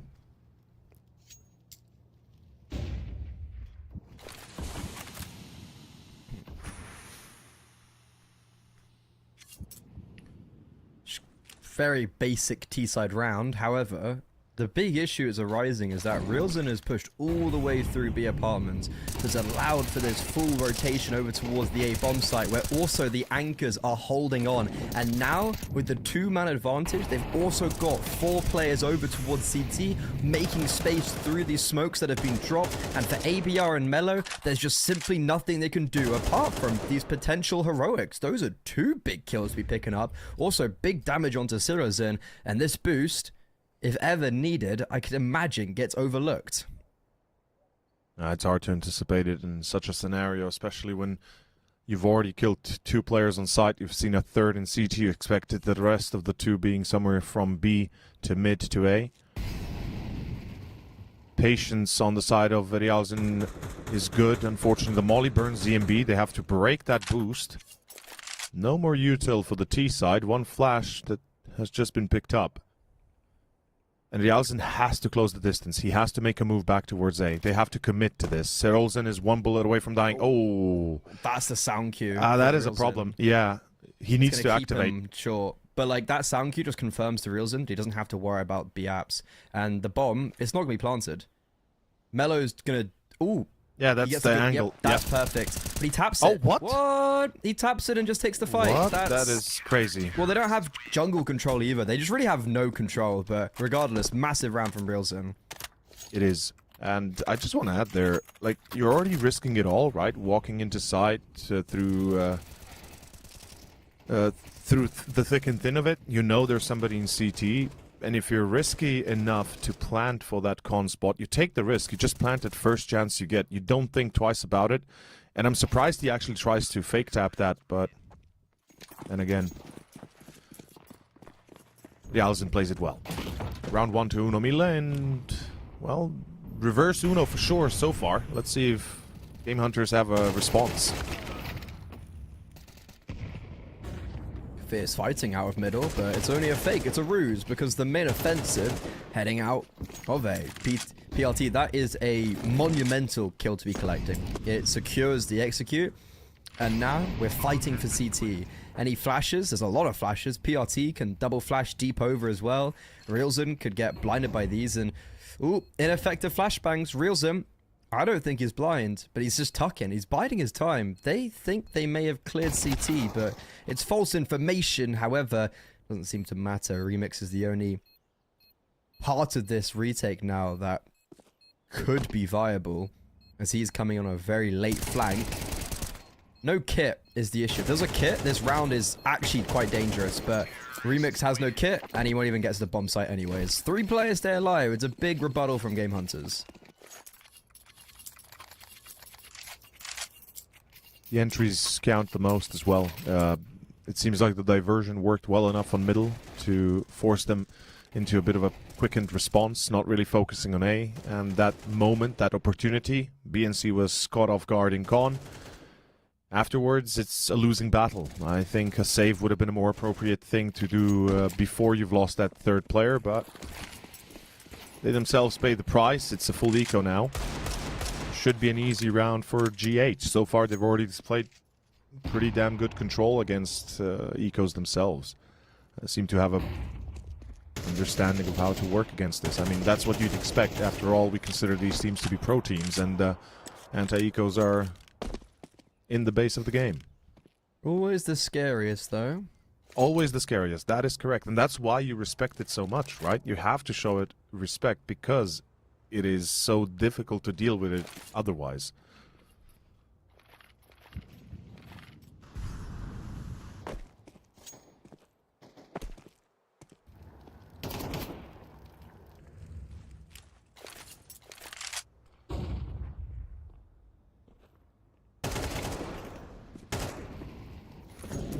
That was a close call.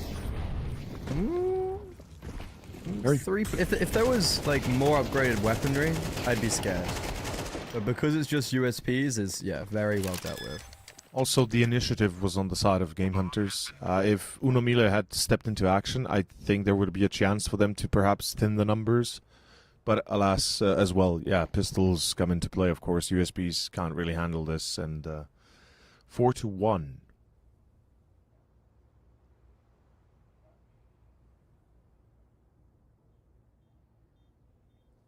So far, solid. Everything seems to be going according to plan. I'm not seeing too many... Well, not seeing, rather... It seems like both teams are just absolutely doing their very best. Individually, Unomile missing a few shots, but unfortunately that's the nature of the game.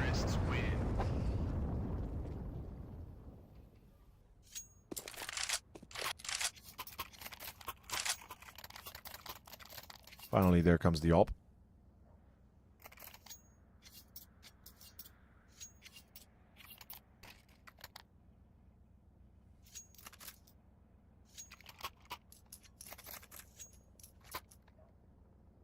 First time we've seen the AWP on both sides in a proper gun round. Indeed. Melo's having a good game so far.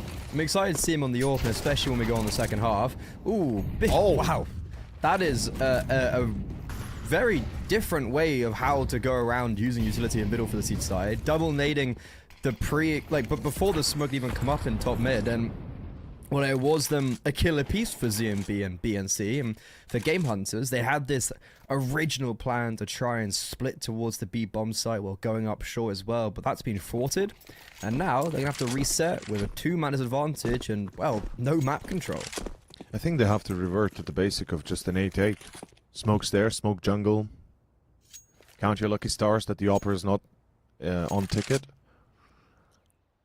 And they're going to leave the lurk in the hands of Melo, actually. That's a very bold choice. I don't think I can agree with it. When you're down 2 players, I think all 3 should stick together, hope to achieve something. There's the first loss, Remix, close corner. Re-engages with a different one. Classic standard procedure here. Does actually go counter aggro again, and he has the balls for it. Why not? He feels it, though. Pedrinzi... Always the initiative on the side of the rifle here. And that's a save. You don't really do much after this. That's a bit awkward.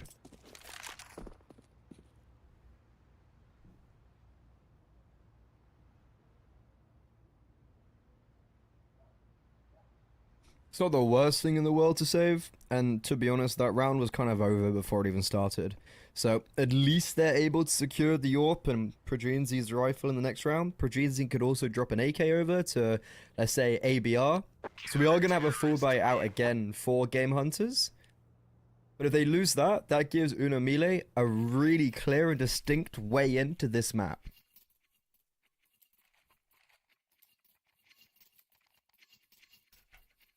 Let's see if the path is set. They're gonna try it. They're gonna give their best. Uno Mille the opportunity now to take charge and potentially actually not only tie it up but take the lead, because this could be a double eco for Game Hunters if they drop the ball. Again, same strat as before. Double nade into the smoke. It's interesting. It's nice. It's different. It's good for early info, especially if Remix isn't... Like, if he had vision in window, you get people as they're crossing, and in the last round I got them 2 kills, so I can... So it's worked out pretty well so far. Yeah, it's like I said, it's a little bit unusual. It's new, or at least fresh. You don't get to see that very often. Yeah, I was gonna say it's not that random of a play. I think it's quite common nowadays to nade the top mid smoke and put pressure behind people coming out middle. But in this round, that pressure hasn't awarded them with any information actually. So Game Hunters just walk up, connect for free, and then the players from Palace and Ramp can start to activate, and well, the A bomb site capitulates very easily. That's round. They know about one player in jungle. They know there's one more towards Ticket. The anchor always there, Sid Olsen. And they're already pulling back. This is a save. Game Hunters, they don't need to do much. 2 entries secured, and with that, the round. I mean, yeah, it's common to open up smokes, but more than often than not, I've seen rather oppers just take pot shots through the smoke, right? I would say. Because often I've seen nades being thrown from con to top mid for that, you know, to try and damage players that are waiting behind the wall or something like that, perhaps, rather. Yeah, different ways how you can use it. Yeah. But nonetheless... Mirage always evolving. Yeah, it's... How many times more are we going to see it and still see something new almost, yeah.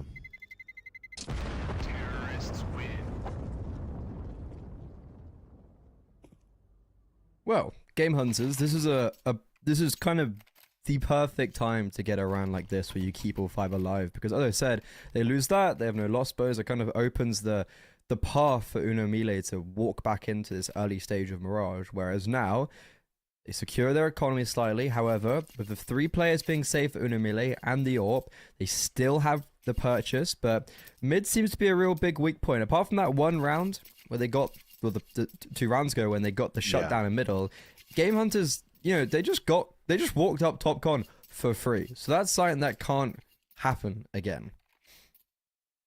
There's a good chance they might just wait out a little bit of that early util now. They've been naded twice. The second time they didn't take the bait, or nobody was there at least to be killed, but they did see it, or rather know it happened, and they might be a little bit slower even in the approach itself. Uno Mille forced to maybe leave mid completely alone in the general, if they don't overcommit to it to top mid, forcing a firefight.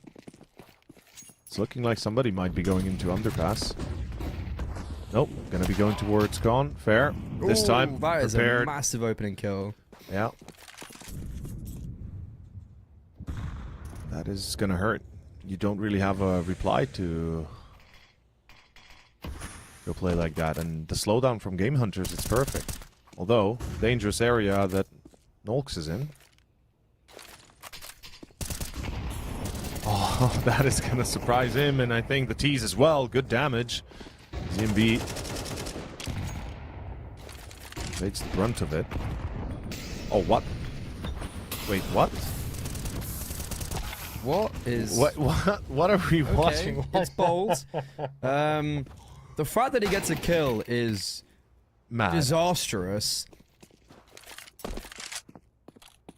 Like that nade, and then the molly, and then they just peek each other. Like it's yeah. Bit of chaos. Love it. Good night, Sir Olsen. He's not been having a great time so far. Ooh. Yeah. Just deleted by PRT.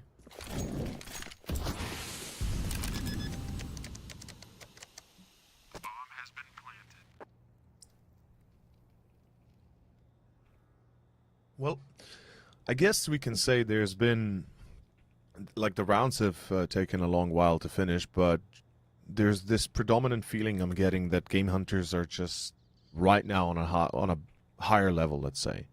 At least currently they feel like they are doing that much better of a job than Unomile is. They're winning the mid rounds as well a lot of times. Yeah, it feels like they're winning the mid rounds. Like in that kind of 3 versus 3, they're able to reset and just pick apart 2 players really quickly. Every round there seems to be no backup, or rather no setback for Unomile. Every time they lose a player, they either overcommit elsewhere and start losing everywhere, or kind of huddle down and back into a corner and hope that their opponents come to them.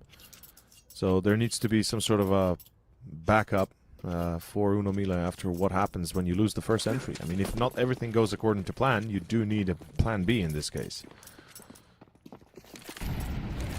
Game Hunters have been having that consistently, like the mid-round calls, as you said, resetting back to default and then trying to find a way back in. Perfect. And Unomile, I like the aggression here. Pop Flash is in. Sedolzin goes in for 2, but unable to finish the job. Oh, again through con, again through con!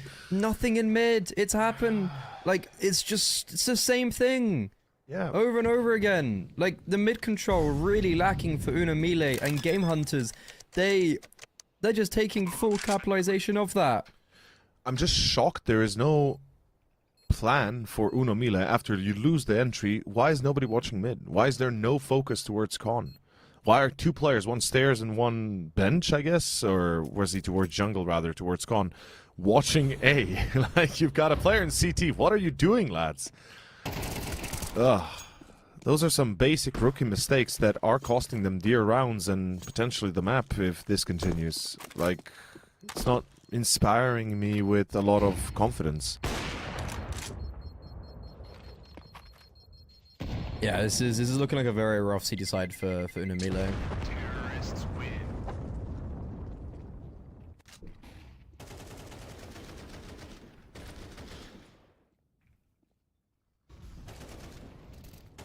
This is crazy. I mean, okay, I guess BNC did take a look at Con, but until that very second that he took a look, nobody was looking beforehand, or what? I don't know. It felt like there was nobody checking ABR, and that's a massive oversight that is costing you rounds now. The timing's perfect of it as well, is because the A players start to activate from ramp, for instance, as ABR comes up connector, so it's like the coordination works magically together, and this is a cool change of pace. You're putting a lot of pressure in middle early on with utility, and look at what it's doing to the attention of the majority. And Game Hunters, they're just popping through this smoke in apartments. They're just gonna go straight through it, and there's only 1 defender on the bomb site. That's Reelson. Short is able to peer over, and BNC turns his attention perfectly. Man advantage still maintained for Unomile, but the bomb site starting to get overwhelmed. However, BNC, he's just dancing around this smoke that he's put down, and they seem none the wiser. Mellow, nothing he can do in apartments. And Game Hunters is just another very thwarted attempt over towards B. That's the only time it's gone wrong for them, is when they've tried to go B. It's funny how they conditioned them perfectly, that we see a full-on response from Unomile at the start of the round towards mid. And in the end, it's a single defender that is enough to hold them in and completely destroy them. BNC from short at the right time as well. Good reaction, good call out. And as you said, second time they try, second time they fail. Game Hunters perhaps back to default this time.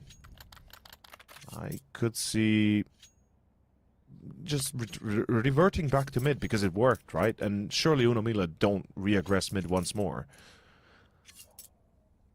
I mean, although that would be expected as well, I guess. Here we go. Word short, good KZ skills. Able to jump through, good molly, mellow burning, and they successfully defend so far. They've pushed them away. There was never a serious attempt to like actively take mid there from Game Hunters, but you could see Mello was looking for a kill. He was looking to get a pick and then disengage. And to be fair, Mello has been quite quiet. He was 4-1 very early on, and I haven't seen him kind of really be massively active apart from like one opening kill on Connector, active in a successful way. But for now, the A bomb sites worked really well. Game Hunters, every time they've gone here, they've just opened it up, and that's what they're doing again. Mollo's smokes out, 3 ramp, 1 palace, and we've got a late play coming very, very late, and there's no flashbangs. The only util was in palace, and even then, they don't throw anything out, so this shutdown from the CT side, it seems a little bit too easy. Yes, it does. A little bit too clean. Not sure what GH was thinking, but that's a straight attack that doesn't work. Unfortunately, having just balls doesn't always work. You have to have some strategy to it. Round 12, last hope. It's Tech 9s, it's a Galil. Bit of a waste of a real buy, but they'll try again. Does Mello go for a scout? No Kevlar? Is he crazy enough for that? Nah, surely not. There's the Tech 9, there's the smoke. Still a very good first half regardless. GH, despite perhaps some of the mistakes we've seen. Oh, love that smoke. ABR is going to convince them somebody else is top mid. Now this is the time to execute a strategy potentially. The longer they wait, the worse that play actually was at the end. And oh, the timing is perhaps perfect. It is. I'm not sure why there's no flash for Remix though, right? It should have been at least a flash, pop, something, anything. Make them turn around. Yeah, I mean, they've also got no info top mid, so the York playing behind that connector smoke is dangerous. ABR swings the advantage in favor of the T side.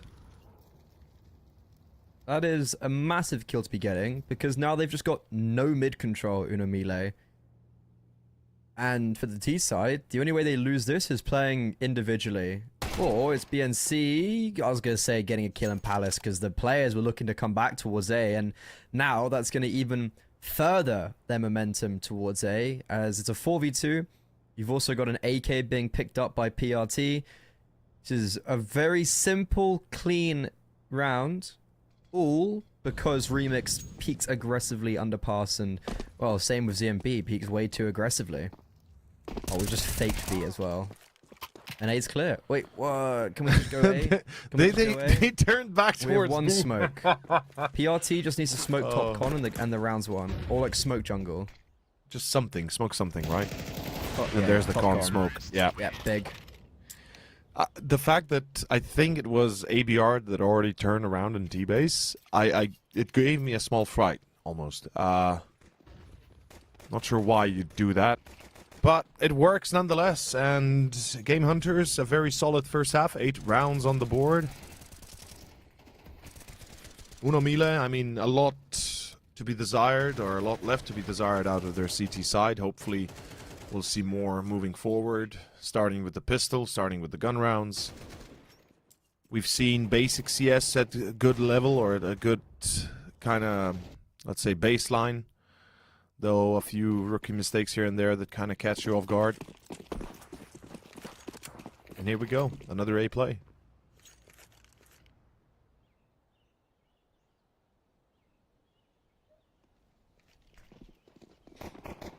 Out we go. What's the defense like? Apparently really more than good. BNC's also been dinked. Oh, Nox has just gone fantastically. Oh, wow. Nox! He's just tripled his kills. The newest addition to Game Hunters. Silenced on the 4th time, but he's done his damage. He's done his duties. Sailors in. There's no real hope in this round, especially with the bomb dropped outside a ramp. It's a near impossibility. He's been quiet throughout the majority of this first half, and now the second doesn't start as well. He does get a kill, though, against 3 more. I'm not sure we can hope to see much. Oh, spotted as well.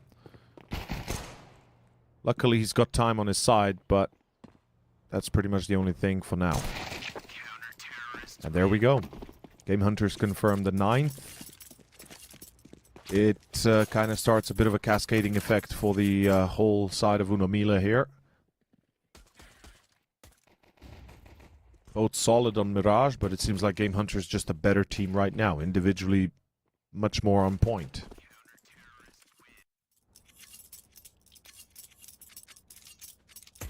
And you'd think that the kills would be... there would be a massive difference in the amount of kills they have, but they're scarily close to each other across the board. Yeah, like, you know... Nolks was kind of the one that was having a pretty rough game. He was on 3 kills entering that first pistol round, the second pistol round. But then he's, you know, being able to step up in a big way. It's like everyone's adding when necessary, and also Mello going over to CT side. This is where AWPing is going to become a lot more fruitful for him. So I assume when we get into maybe the later stage of this second half, that's when we're going to see him opening up a lot more explosively. Yeah. Unomile, this is a very last-ditch effort purchase where everything's gone wrong and they're like, well, we don't have the bomb down, but we need to go for something, and we're dropping over a hero Galil, no util. You got mid control, but what can you do with it? It's kind of a now or never moment, and yeah, I mean, it seems like perhaps they have an inkling towards A, though I'd prefer to see them try B here. I feel like A is going to be a death trap, especially with Nolgs deep in Palace. I mean, you're only ever going to see Pedrinzi at that case. 40 seconds. They're definitely going towards A. Like, they're just trying to teeter them towards B and make sure they're being, you know, they're kind of focusing that. Yeah, they've done it successfully. And you can see Nolgs is moving back through Palace. So, again, timing is everything. Pedrinzi needs to be that first contact. Bomb planted. 5v5 retake. Haven't seen this in a while. Oh, bomb's taken a wee second to get planted there, and ZMP's just overextended. Oh, okay, Pedrinzi and Mello. They link up perfectly in CT. Sure, the bomb got planted, but apart from that, it's pretty much nothing. And yeah, I was gonna say, they knew where BNC was, because PRT heard him jumping off short, so Game Hunters, look, maybe shouldn't have allowed to get the bomb go down. It was a bit of a messy mid-round to give Unomile so much space, but giving them the space was a part of the game plan, because they knew they could go for that retake. They had a player in Palace. They had a guy holding CT. The issue was, with the reason why they played so deep there was because they had no control of window. So you had... it was Pedrinzi. He was too scared to like commit onto A, because he wanted just to make sure and it was the right choice, all his bases. Yeah, and then they just played this retake perfectly. But the bomb going down does give Unomile another opportunity at this Hail Mary play. And they are not going to waste it, apparently. They're going to try it straight up. Galil's again, Tech-9's again, Mech 10, and full util. And a straight A execution. I like this. Nolks, now they know he was in Palace last round, I believe. But will they recognize it now? Here comes the pop flash, here comes the util. Nolks is going to be safe on the balcony itself, as he's being checked but not seen. Pedrinzi wins the first engagement. Nolks cannot drop down. He's still burning. Still takes down BNC. The trades are there through Couch, ZMB on Mello, but it doesn't work. It's still the T's coming out on top. They might not have the HP, but they have the numbers at the time. Oh, the nade doesn't do anything. It bounces. Oh, no. That's round. How? The anchors get the first 2 kills of the round, and then, you know, you've got Mello going way too aggressively to help, and wow, that all falls apart. That looked really good for Game Hunters on the defense, and then I like the fact that Nolks and Pedrinzi both get 1 in the difficult position, and then from there it's just a shutdown. Unomile, they've broken through, and I did not expect that to be the case. Neither did I, man. As soon as I see the first 2 kills, I'm like, okay, it's over, right? It's surely Unomile. They're gonna start to lose the focus here, and then the overextensions hit, and I'm like, oh boy. And the same feeling Game Hunters get. We might have effed up, boys, and they did. Unomile, this is an easy 6th round for them. The only thing they have to do is stick together, and that's it.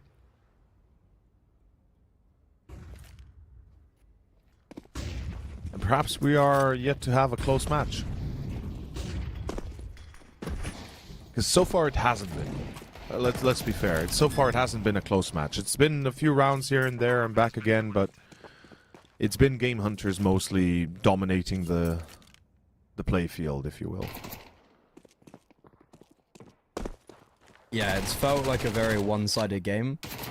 up until that previous round where maybe the floodgates have opened now. It's possible.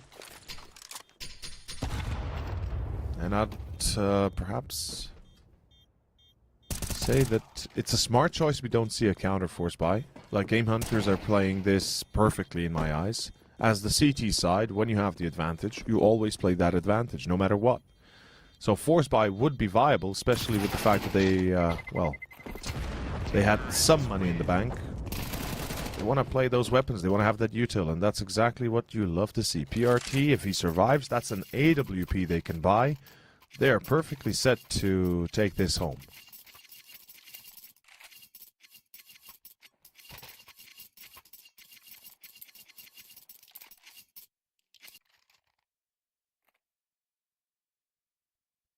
Full purchase from the CT side now. Indeed.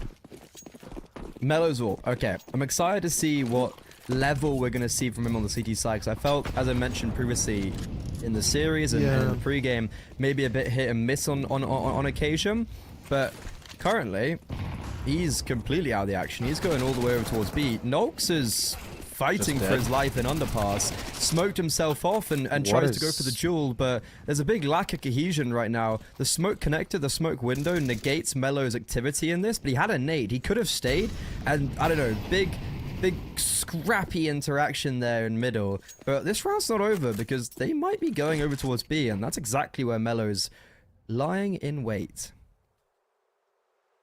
The question is, will Pedrinzi watch short for him or not? Because otherwise Mello will focus on short, and there's almost a 0% chance he checks.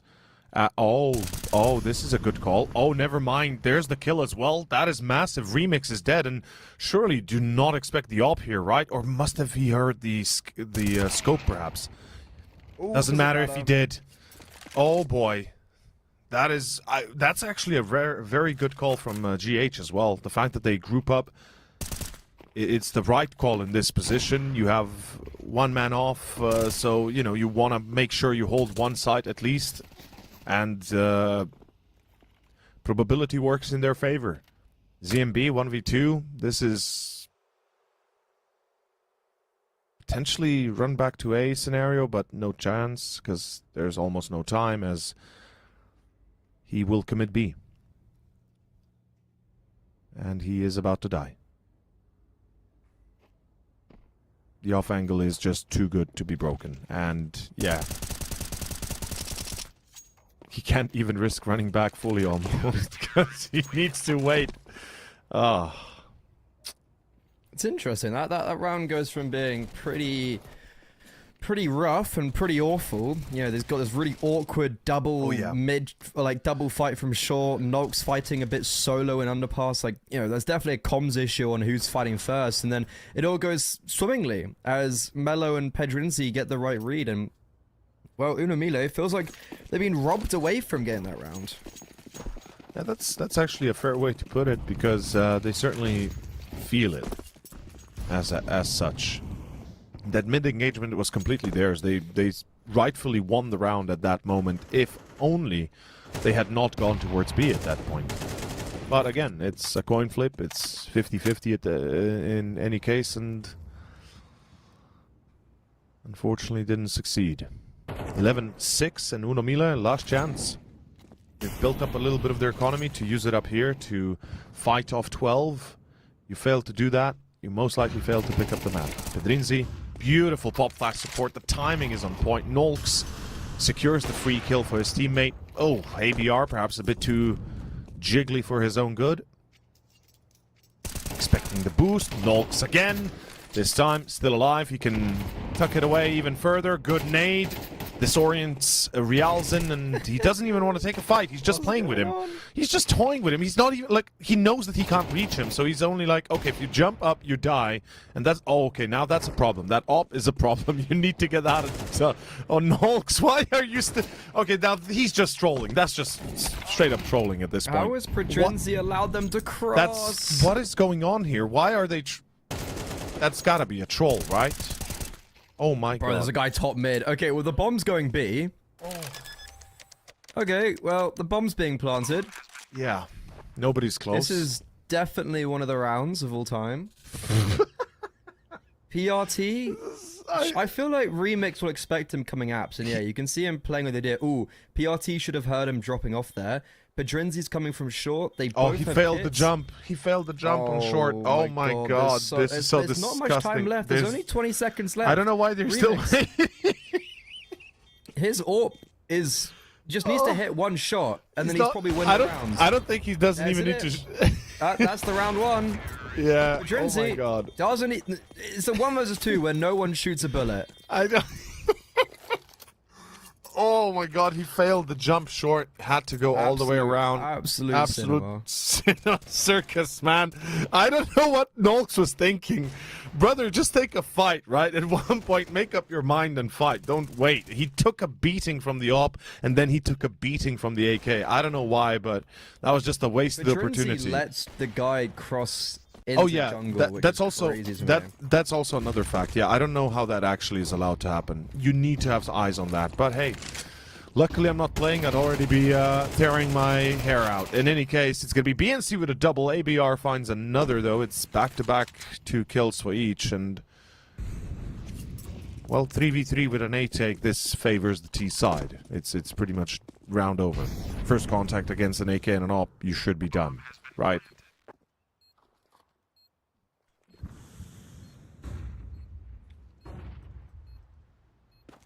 It's just about maybe saving weapons, seeing if they can catch anyone on the exit. Saving the AWP would be fantastic if Remix for some reason decides to exit ramp.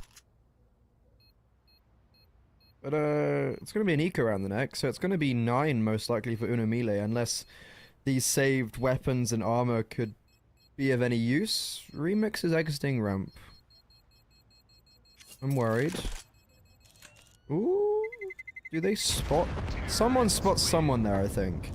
But okay, no bloodshed after the bomb exploded.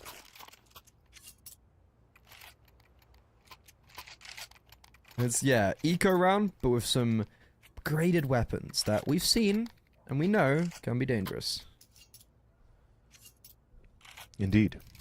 Again, Teal'c, the inner Teal'c in me rises, and absolutely, the eco round should be a difficult one to handle, I think, if you play it correctly. Game Hunters, they have the 2 MP9s, they have an AK. It can be a bit of a bait and switch setup if you want to run that, depending how confident you are in that first challenge or the first fight, really. I like the fact they're taking short 2 players, even boosting perhaps, and yeah, Palace pushing. Settles in, forced to back off. Now ABR has a chance. He needs to win this fight. Expected, checked, but still wins it. That's vital. Game Hunters, they've just gotten the plus. Let's see if they get 4 more. The issue is Melo's trying to like really aggressively go get that weapon in middle. This is chaos. We've got pushing Palace doing a bunch of damage. We've got now 2 players on very low HP. Melo didn't pick up that AK that was dropped in middle. And now you've got full B apps control. Look at this over from Nolks. He's all the way in B apartments. And if they walk into him, that will be, it should be a kill for him. Like, what, he just needs 1 kill and then hold for them to see if he can call for the rotations. Not even the first. Okay. The issue is now they're going to be accelerating and it's going to be too fast for the rotations. He just needed 1 kill there, but damn, ZMB is too quick with it, man. It's impossible that they can do much about it now.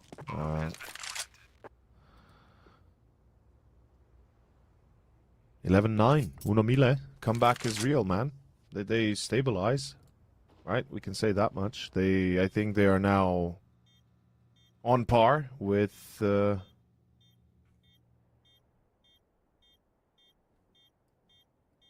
opponents.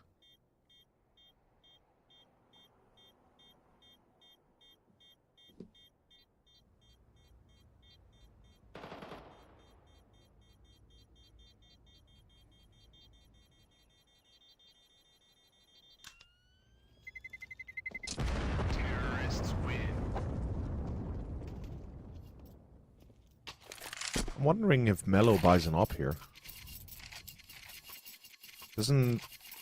He has enough for the... Yeah. He has enough for Kevlar and an op. And exactly that he does. Are they playing the same kind of strat? Play short control, play mid control, kind of try and cancel out Uno Mila's counter aggression? Or Maybe going for defaults, defense. Just kind of 2-1-2 split, hoping that everything works out. Well, let's find out. A execution, setting up for an A split. Oh, Mello, I love that. He had the spawn, didn't he? Surely. Well, he must have. Either way, it was perfect. BNC, this is a cool reaction. Loses the player Palace, just runs out ramp, and how did Pedrinzi not hear that and relay to Nox? I don't know if there was a missed sound cue, a missed comm, but BNC's gotten away with murder with getting that kill, and now Game Hunters got the advantage for the first time in a while in a viable situation. This is their time to shut down anything on Mirage.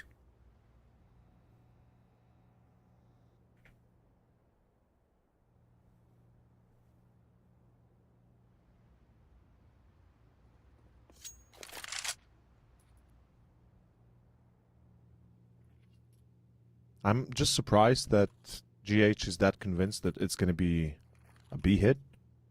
That they are so overcommitting to that B hold, worried that they might not be able to retake it, and so confident about the A itself. They've done this before. They've done this before, but eventually something's got to give, right? Eventually your opponent is going to have an upper hand, and that is a perfect smoke. Although double in the same spot, wait. Two smokes, that's a missed. That's a missed comm. Oh, that is gonna cost them potentially. The smoke has about 10 seconds left, maybe less. Luckily, safe plant. BRT's got another flashbang he can throw, but it's a little bit too late. Counter flashbang. Bit too deep. Oh no, he's got a smoke, not another flashbang. ZMB, however, he's just going for the dry peek. He's playing close. His teammates are falling, but he lines them all up. Oh, only good for 2. That was his moment. In the limelight. Remix, he's already clutched up a 1v2 previously. This time, it might be a little bit harder. He's forced out of ramp. PRT just jumping around. Mello switching over to the rifle, but Remix, it's another 1 versus 2. Successful clutch from Remix yet again. It saves Unomile and absolutely humiliates Game Hunters. Their retake, like I said, eventually something's gotta give, and they let it go on for one round too many. They crack, they stumble, they fall, and now they don't have an answer. This will be 11-11. There has to be an eco played by Game Hunters, I think. As far as I could tell, they have around 3k in the bank, give or take. Or unless my eyes deceived me, this is disaster. Beautiful double. Remix really holding on his own. Tetris position is super hard to hold, especially with the op. And if only the CTs had worked together to peak that, but that's a discussion for another day, as we have a... What is this half-biased thing? Well, they've got full max loss bonus, but... I mean, they go on AWP out the next round, they're going to have... Yeah, they have enough for a buy, but... This window smoke is big, yeah. Did they realize it? They seem to have realized it. Or maybe not. Yeah, now they realize, okay.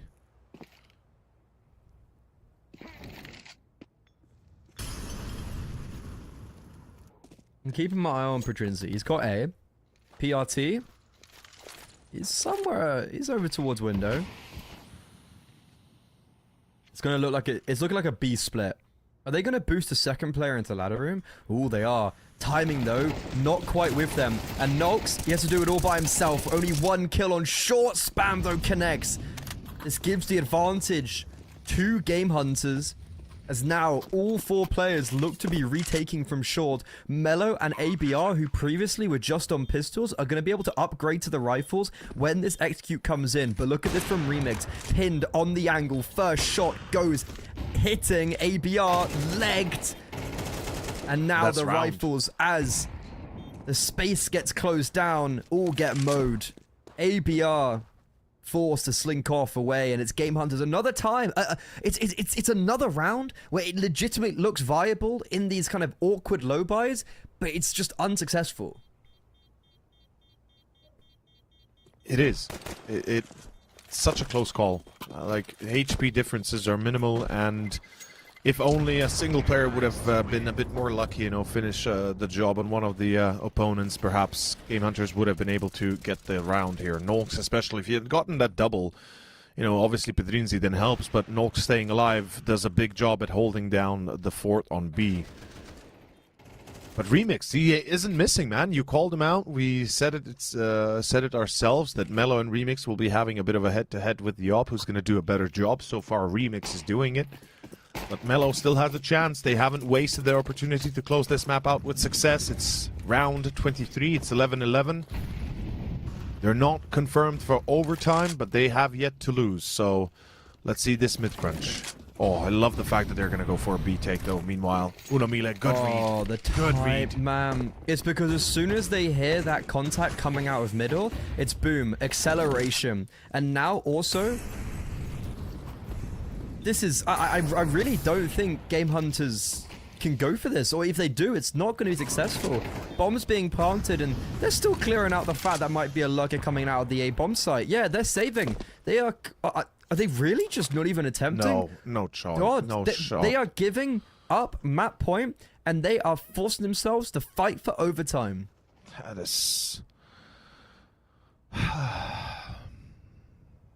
You see, one thing I don't understand, if you want to play retake, like they've already showcased this, that's why I'm even further mentioning it. If you want to play retake, you try A, right? A is much easier to retake than B. So, if they're going for the mid-crunch, why don't you commit your anchors to the B side and the rest towards mid, and then you'll deal with A with whatever way you need to. It feels like it's just such a weird call, and in the end...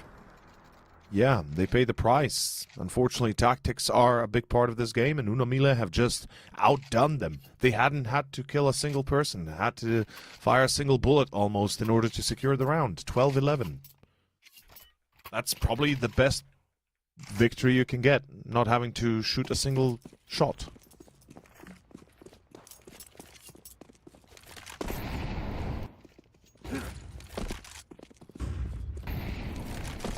Well, this could be a very weird way for Unomile to come back into this. It felt like Game Hunters had this wrapped up. They had a nice little bow on top. Oh, yeah. A red ribbon.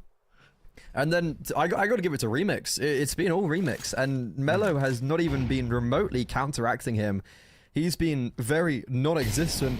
Well, Mello. With the big green. And, yeah, I don't know. Remix, those 1v2s were sick, man. And... Yeah. Imagine if it's not enough to even do it in regulation, because ZMB, for one of the first few times, tries to like put contact on B, gives up his life, so opening kill for Game Hunters, and Unomile, they've just not taken any map control. With a minute left on the clock, Game Hunters are in great position with full mid and security on the anchors, but now we turn our attention to the aforementioned mid, and the AWPers, there it is, Mello, hasn't been consistent, but... Beautiful Here's setup. the shots. It pushed them into overtime. Beautiful setup by Game Hunters. I gotta give it them that, but I'm more shocked by Unomile just playing an absolutely dumbfounded round of a T side. Like, what was this Nothing round? like they did Bro, previously. what the actual F was this round? Like, legitimately. Why would ZMB solo run into B without having any sort of plan behind it? Why is there nobody under? Why is there nobody top mid? Why is there no pressure A? Why is nothing happening across the map besides ZMB single-handedly walking to his death and the rest just single-handedly dying one by one? It's disgusting. What? Yeah, I don't know. They just changed up everything that was working, and so because of that, it's overtime. It is 12-12, excuse me, as I get carried away there for a second. I really thought we were going to see some brilliance from Unomile, but then it's more mediocrity than anything else, and it is overtime. Game Hunters, they are still persevering. They want to close this map out with success. This is their pick after all. Next up, Anubis, right? And that's a pretty damn decent map for Unomile. Oh my god, this Nox position still gives me the heebie-jeebies every time I remember it. In any case, here we go. Yeah, that First was round of a OT. ridiculous round. It was. If this went in favor of Unomile, I'd say it would be a 2-0, but Game Hunters still hanging on, and Mello, big opening kill. There is still one more player in middle, though. That's starting to keep an eye on. The fact that BNC still lurking through, he can be this late prong of attack to support his players on A. So the bomb's going to be able to be planted quite freely. And what does BNC do here? He's in a great position, but it's kind of been negated now because there's been so much time. Speaking of great positions, though, PRT. He's walking through Palace.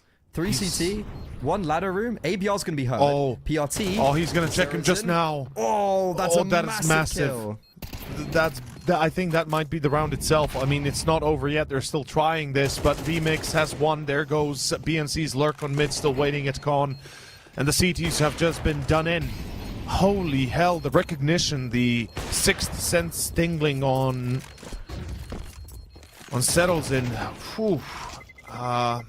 Yeah, round is done, and Mello, well, he might be done himself. Yep.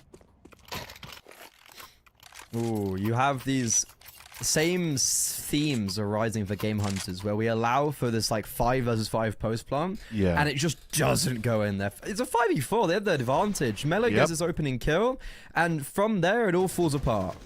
And what I'm more shocked about is that they're actually relying on the one guy that you don't usually need to rely upon is the lurker, right? Like, they're relying the whole retake upon him.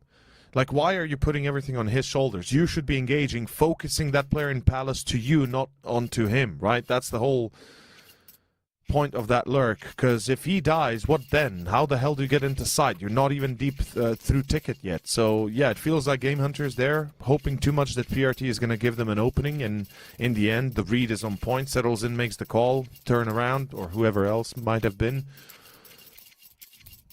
13-12, Unomile continue in overtime. They never wanted this to get to overtime in the first place. They wanted to close it out in regulation, but now they're in OT. It's a beautiful They might as well do it perfectly. Yeah, it's a beautiful way to continue on that previous theme. I'm looking over at B, because I remember that final round of regulation, PRT just gets the freebie and that's it. But Mello, again, back-to-back opening kills. It's the same sort of situation. ZMB though, what? Why is he allowed just to? He's just killed his teammate. God. What is PRT this? still alive, but no, spammed away. It's a 2v2. Even though we've had a team killing the mixture, it's a 2v2. This and is fast madness. apps as well. Oh, Pedrinzi jumped short. Okay, this time didn't fail it. So, or was it him last time? I'm not sure even. But regardless, checked him short, spotted behind pillar. Not really checking apps. Those settles in. Again, yeah. Nobody seems to check their corners. No. Missed shot by Remix, and Nolks will make it look simple. Such a crazy... He had two. Dude, these rounds are mad. Like, somehow they're working out from Unomile, and Game Hunters are still making a comeback. Yeah, I don't expect this to end anytime soon if we continue like this. The fact that ZMB gets through short is kind of crazy. Yeah, he also hears the guy dropping underpass. They must have known there was someone coming apps. This makes me so confused why Serazin was so blissfully unaware of that. And like, your AWPer could have just held short for him, but instead Serazin chooses to fight by himself, and God, it's a weird one. It's a very strange one. 13-13 though. We're tied up again. Yes, we are. Let's go for it. Set execute. Mello. Before he gets blocked out, able to get one. Pedrinzi utilizing the flashbang from his AWPer. Mello, a showcase with the AWP, providing 3 kills in total from either utility or his big green. And now ZMB and Remix barely even getting out of ramp, and there's already a flank being installed. ABR is right behind them. And he's just taking his time because Game Hunter's yet to confirm that this is actually going to be a full-on commit. There is a chance they go back, but they're not going to. And ABR's going to realize that soon. It's one thing I have to prop or praise Game Hunters for is the fact that they have insanely good flanks. Like, somehow, almost every other round, there's somebody ready for the flank, and somebody's already in position for the flank. Like, this is such a good spot to work from. They have to wait for ABR to make their lives easier, but they need to focus the attention on themselves, and Remix will be given that opportunity a little bit too easily. PRT, oh boy, oh no, ABR, no! How does Remix hit that? I know not, but it's down to Mello. He gets killed, and it's gonna be Uno Mila. That's massive. No way. They've done it again. They have the flank. You just mustn't die and give them the reason to look around, and they fail again. Mate, Remix is a goat when it comes up in these Remix clutch is situations. so good. He so hits good. bangers. As soon as it gets into the clutch, Remix turns into a new man. Like, he's just... This is insane. ABR, he tried to do a little bit too much. He plays with his food, and it costs him. And it costs Game Hunters the lead going onto their T side. Oh, they are gonna seriously have a discussion after this. If I'm looking at those replays and I'm looking at the timing of those timings of those flanks, I would be losing my mind if I'm Game Hunters. And Uno Mila, well, they're gonna be laughing all the way to the bank if they continue like this. Remix, first contact. Oh, jumped on short, but doesn't. Oh, never mind. Yeah, there it is. ABR walks out. The nade is perfect. The timing is perfect, and second player joins the same fray. What is this play from Game Hunters? 1 by 1 out mid, no support, bomb left towards top mid, everybody in B house or under. What is this? What is this Only madness? God knows, man. Like, why are you leaving the C4 and T base? I really don't understand that. Somebody pick it up, for Christ's sake, and get out of there. Yeah, it's the least of their worries right now. That's fair. We are still going for this B split. And now the worry of the bomb actually is a little bit present. I feel like committing B here might not be possible. There's a really good smoke from RealZim. And yeah, they're disengaging. Back to They've got no one towards ramp. They've got no one towards palace. And Serazin has taken a big chunk of that extremity control. Oh, the smoke is about to pass. Yeah, 3 players in and around that A bomb site. And I do like these positions from the defenders. As 3 now come up connector. 1's coming ramp, but ZMB, that's a great first kill, and he spots 2 towards connector. Serazin, though, his advanced position negated. BNC unable to lend his helping hand, and after ZMB's inaugural success, he falls quite meekly. However, short, the bomb's being planted for RealZim, and he misses. Oh, no. Just about survives. Oh, you gotta be kidding me.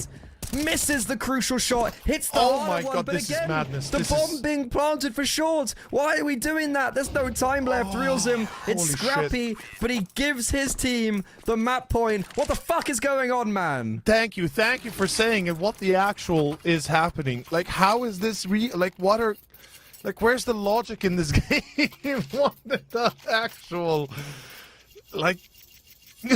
What's going on? Why are we planning for short twice? No, I don't get it. I'm as dumbfounded as you are, and I think probably most of our viewers are. Like, what in the actual F did Game Hunters think was going to happen? That the guy short just disappears? Like, oh, okay. Round 16 we go. 15-13. Uno Mila about to make this 1-0 for themselves. I mean, this is... It's again 3A because they're reading into this. They are having no aggression on mid. Remix was all of B apps. Yeah. Oh, there we go. Oh, what? Secondary kill on BNC as well? Never mind. Yeah, that's a... Also, the fact there's a smoke and ramp, it just doesn't... It's like, you kind of have these first 2 players who are trying to go out with the utility, but then the counter utility dissects the offensive, so it allows those 2 players to be knocked down for a 2-for-1 price, and then the rest of the players can't go, and they have to re-engage with the little utility they do have. They've got another Mullo on the floor. They've got 2 flashbangs and a smoke on ABR, so he can drop off his smoke and get him up connector. But then, yeah, BNC, he's coming around ramp, and Game Hunters are taking a very long time to actually get out of ramp. So BNC, this is perfect. The rest of his team GG. are... the rest of his team are playing. They're taking a while. It's GG. No, he's gonna get a free kill here. 1, 2. Okay, Ooh, never mind. Mello. From Mello. Massive, absolutely massive. He needs another. Do they give it to him? Jump spot. Yes, they give it to him. And there's a player in jungle waiting for that mistake. RealZim seems to be aware. Yeah. Oh my God! You can't believe they fumbled another flank. At least it's not Game Hunters, but they fumbled another one. Oof. Pistol out, nade on, Glock out. Oh boy, the Glock fight! Oh, Remix, no way! He's got time. He's got the time and he's got the round, and that is the game for map 1. You gotta be kidding me! What? The no-scope of all no-scopes. What a time to hit a heroic play. Bro, Remix, that's 4 times in these clutch situations where he comes out on top. Uno Melee, they should have done it in regulation, but on their second time of asking in overtime, they succeed and they take their opponent's map pick 16-13. Dude, that was... I'm not gonna lie. At the start, I was a little bit disheartened by the gameplay, you know, and not everything seemed so clean and good and everything tidy, but man, Uno Mille, what a comeback. What a way to make a statement on Mirage. Going on to Anubis next, I'm excited to see what they bring on the table, because Game Hunters, they've had so many chances. Like, how many flanks do you need to make one succeed? Like, what is this? Like, reverse Uno? Like, seriously, it's crazy. Oh, I don't know. Anubis up next, for sure. It's going to be an exciting game. It's Uno Mile's map pick. They're a map up. They're looking to go 2-1 the main Swiss. Do not go too fast. We'll be back very soon.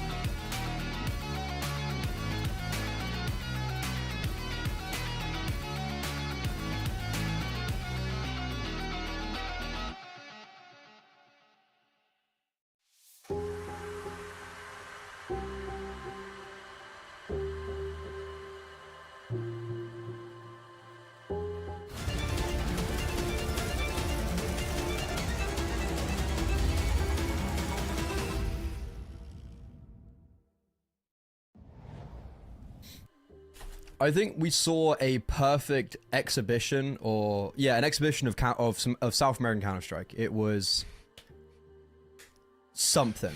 I don't really know. Raw chaos. Raw chaos, unfiltered chaos. We had an overtime. We had a lot of clutches. We had a comeback. Like, what was the actual scoreline for Game Hunters? Because they were 11. They were 11-6 up. They were 11-6 up, yes. and they lost the game in overtime on their map pick. 16-13. Yeah, it was like, whoa. Massive choke. Remix, a big part of the reason why Unamile won.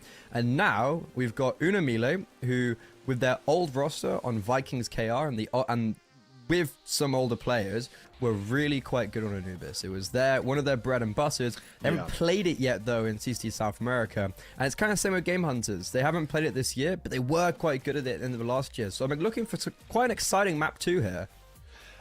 We are hoping for a great series, hoping for another great performance, perhaps less pure chaos and more like, let's say, lawful chaos doesn't work, but more like, projected chaos towards a certain position in the map rather than everywhere at the same time in the same moment. But yeah, Anubis, I mean, you said it yourself already. Unamile seem really strong on it. It's their own map pick. They have been so far, correct me if I'm wrong, but almost an undefeated entity here with a very good scoreline of 6-1 win ratio. Last time they played it was in December, but nonetheless, expecting great things. And Game Hunters themselves, a few issues, right? You mentioned they had a bit of a loss, 0-13, that we last saw them play in. Yeah, 0-13 against Bad News Chickens. That is... doesn't like, and it's not even a great team as well. Like, that is it's one of those games. Am I right? Yeah. So yeah. Hopefully not a 0-13, or maybe if you're an Unamile fan, you want it to be 0-13. But Unamile, it's their map pick. They're starting on the CT side. I have them pinned as my favorites going on to Anubis, especially since they beat out their opponent on their opponent's map pick. So I feel like Anubis, they're looking to take this series 2-0. And it all starts with this pistol round as the T side are heavily charging towards A. And they've got 3 players to deal with. First in Heaven, already spotted, fall back. It's going to be towards main. Remix, again, failing to fall back. Not even getting a single kill. Realzin as well, duelies in hand, absolutely unprepared. Nolx is just deleting them. Game Hunters, a force that is currently unstoppable. Round secured. That is pistol in their hands.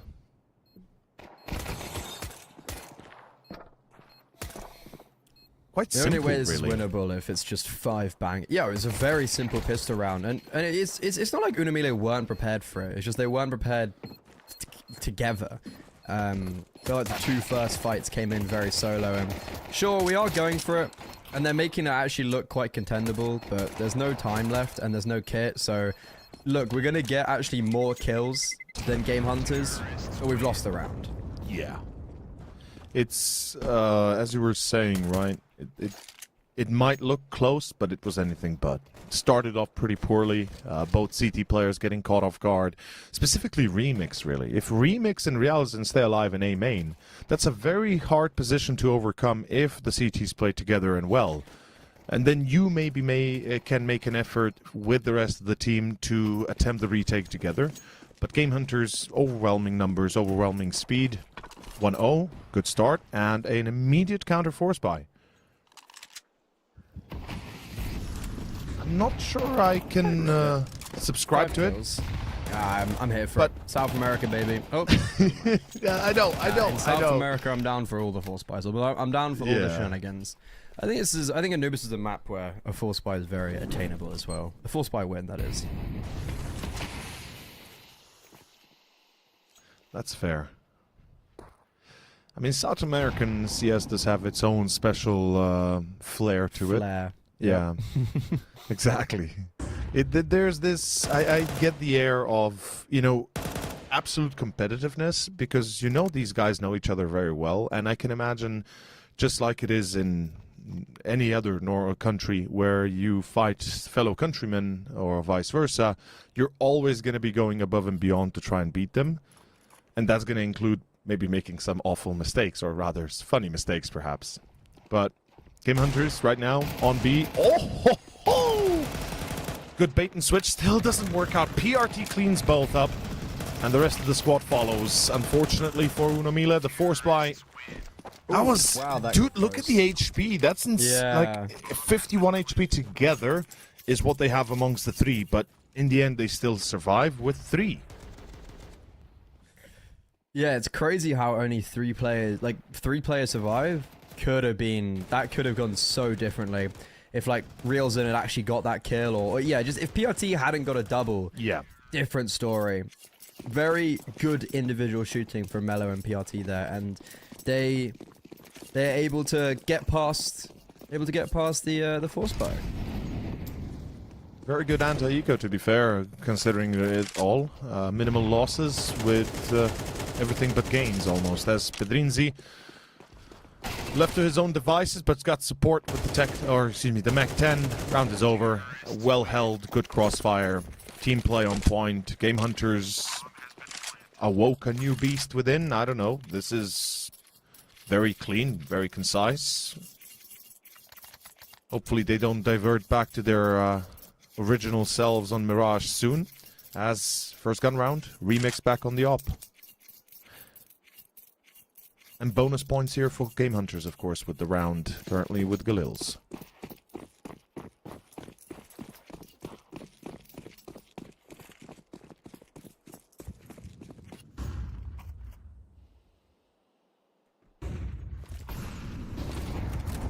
Very fast they take.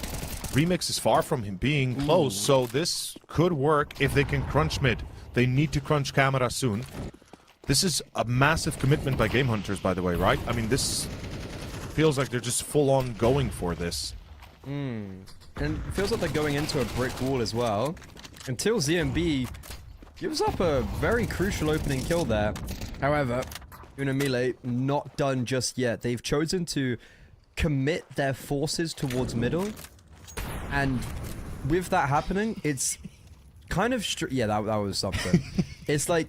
Yeah. I'm sorry. Okay. I'm so sorry, Freddy, that I'm laughing. I apologize. It's just you can't ride it. Like it just continues on this trend of like.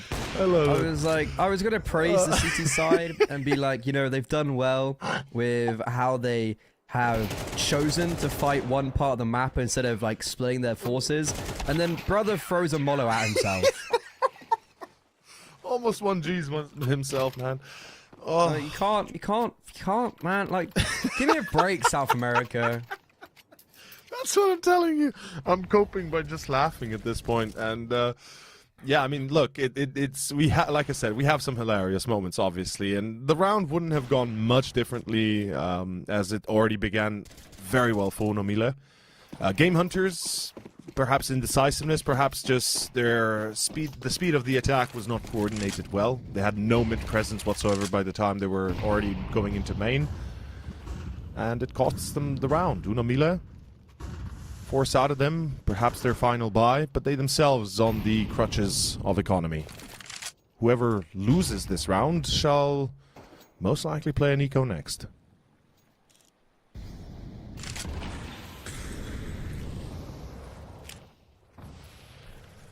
Oh, I know.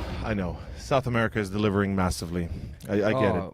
It delivers in just all the wrong ways. In all the wrong ways. I mean, in a way, in the funny ways as well, and that's a good thing. But sometimes... It's definitely entertaining. It's definitely like, you sit back and you're like, after a day, and you're like, Jesus, that was a day of Counter-Strike. Oh, that was some proper CS. Yeah, this is some real... No, none of this woke. Waiting till 10 seconds to execute CS. Ooh, BNC needed to get a second there. Or just needed to stay alive. Very aggressively. Yeah, I was going to say, didn't really have to go that far ahead, it felt like. Especially because Remix and resurgence was quite far away. What do we have to work with now? We have a Mollo on Remix. Mello's towards Connector. This would be the best place to put the Molo. And surely it will be. If he does. Surely it will be. Yes. There we go. Ooh, Oh, it's not deep. No. Come on. Oh. He missed. Oh. There's no boy. kit though. That's so we have round. to go for the fight, and we do. Mello. Does he not? Won. Oh, he's not defusing. He's won. Oh, wow.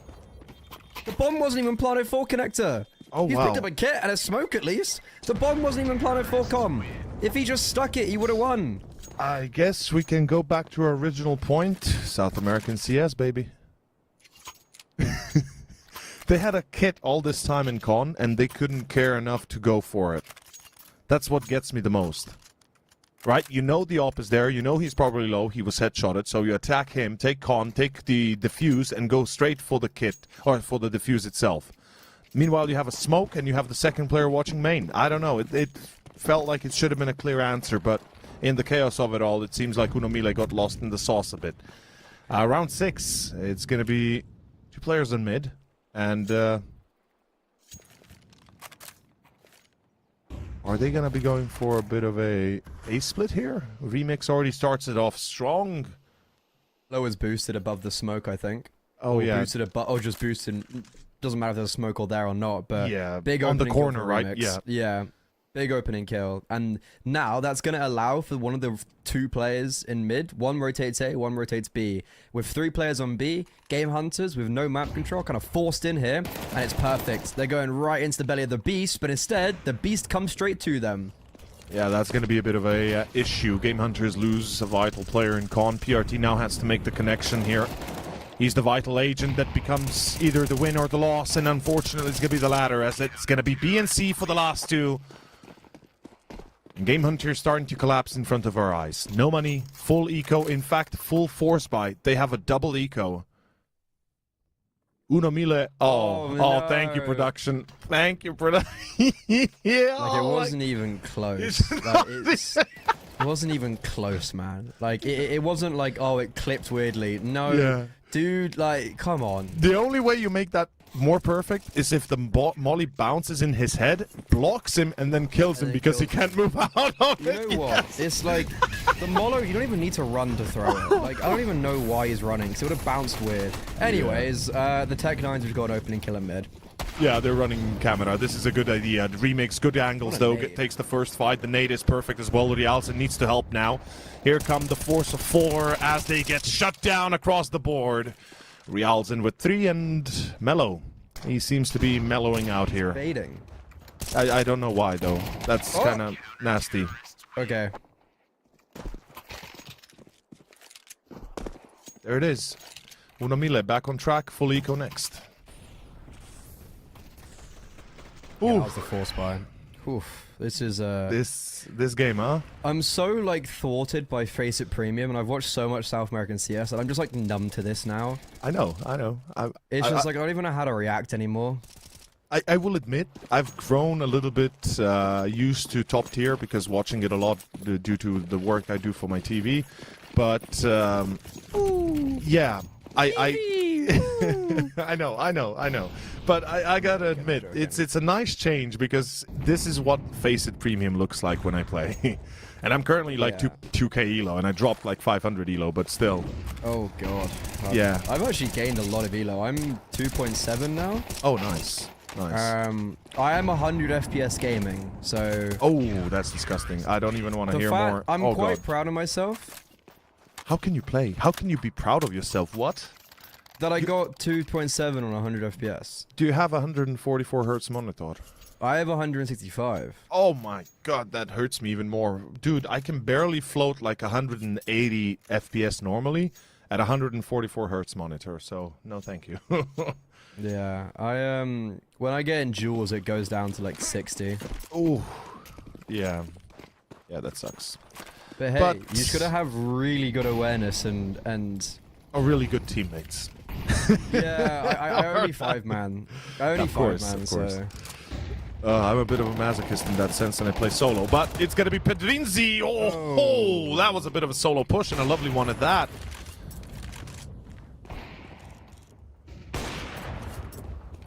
Yeah, well, that was a quick round. I guess that's a round, yeah. That took us less than 30 seconds to get it done. Well, that was easy.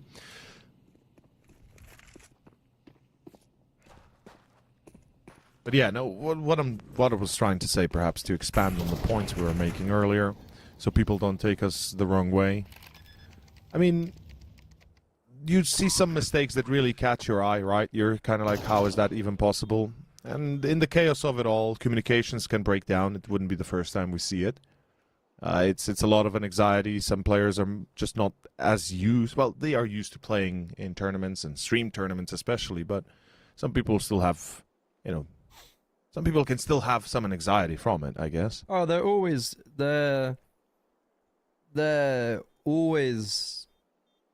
gonna be some kind of like the thought in the back of your mind. Yeah, pressure. There's always gonna be pressure. I think it's impossible to play without any of the pressure. And it's all about just making sure the pressure stays at a good level, because having the pressure is good, because there's like a big theory done with like, and it's mostly used for like students and exams, of like feeling stress and pressure is actually good, because it gives you, if you have like a certain amount of pressure, it actually hits your maximum output.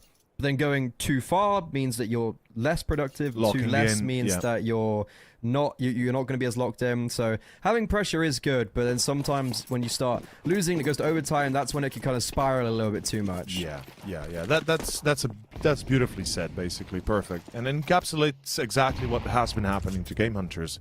Because they start well again, they build up that momentum, they build up their morale, and then once again they're being broken down brick by brick. And oh boy, this time walking to be free, Pedrinzi. It's going to be Setolzen trying to hold, but Pedrinzi is the one to secure the entries. My man, he's been securing some 6 shots early. And that's a round. That's it. That's 6 on Game Hunters. Just like that, again. And talking about pressure, it's good because it's what drives you, right? That pressure is that little bit of extra adrenaline is what gives you the extra edge to win over your opponent. You just never can let it get to your head. That's, in fact, very much facts. And Game Hunters, very good recovery. Pedrinzi, double, and that's all there is to it.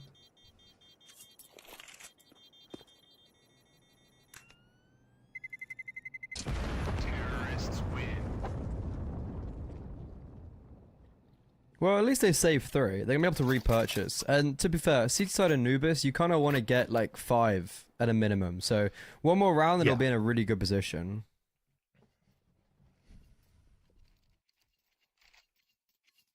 Five is that roundabout that you're always kind of happy with.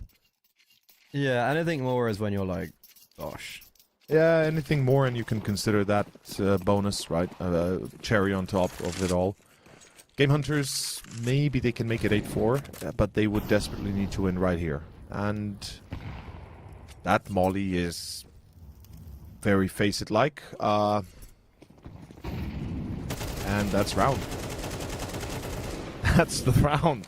That's the round because of the molly. Decided that we want to do a bit of trolling. What? I'm trying to understand the reason behind that utility.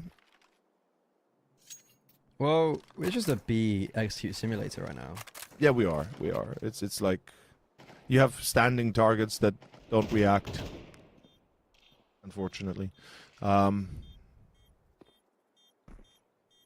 but seriously, what was that molly though? Like, I understand the smoke, but what was that molly? Like, why? Sometimes it's best not to ask questions. I know. I'm having too much fun. I'll admit, I'm having too much fun.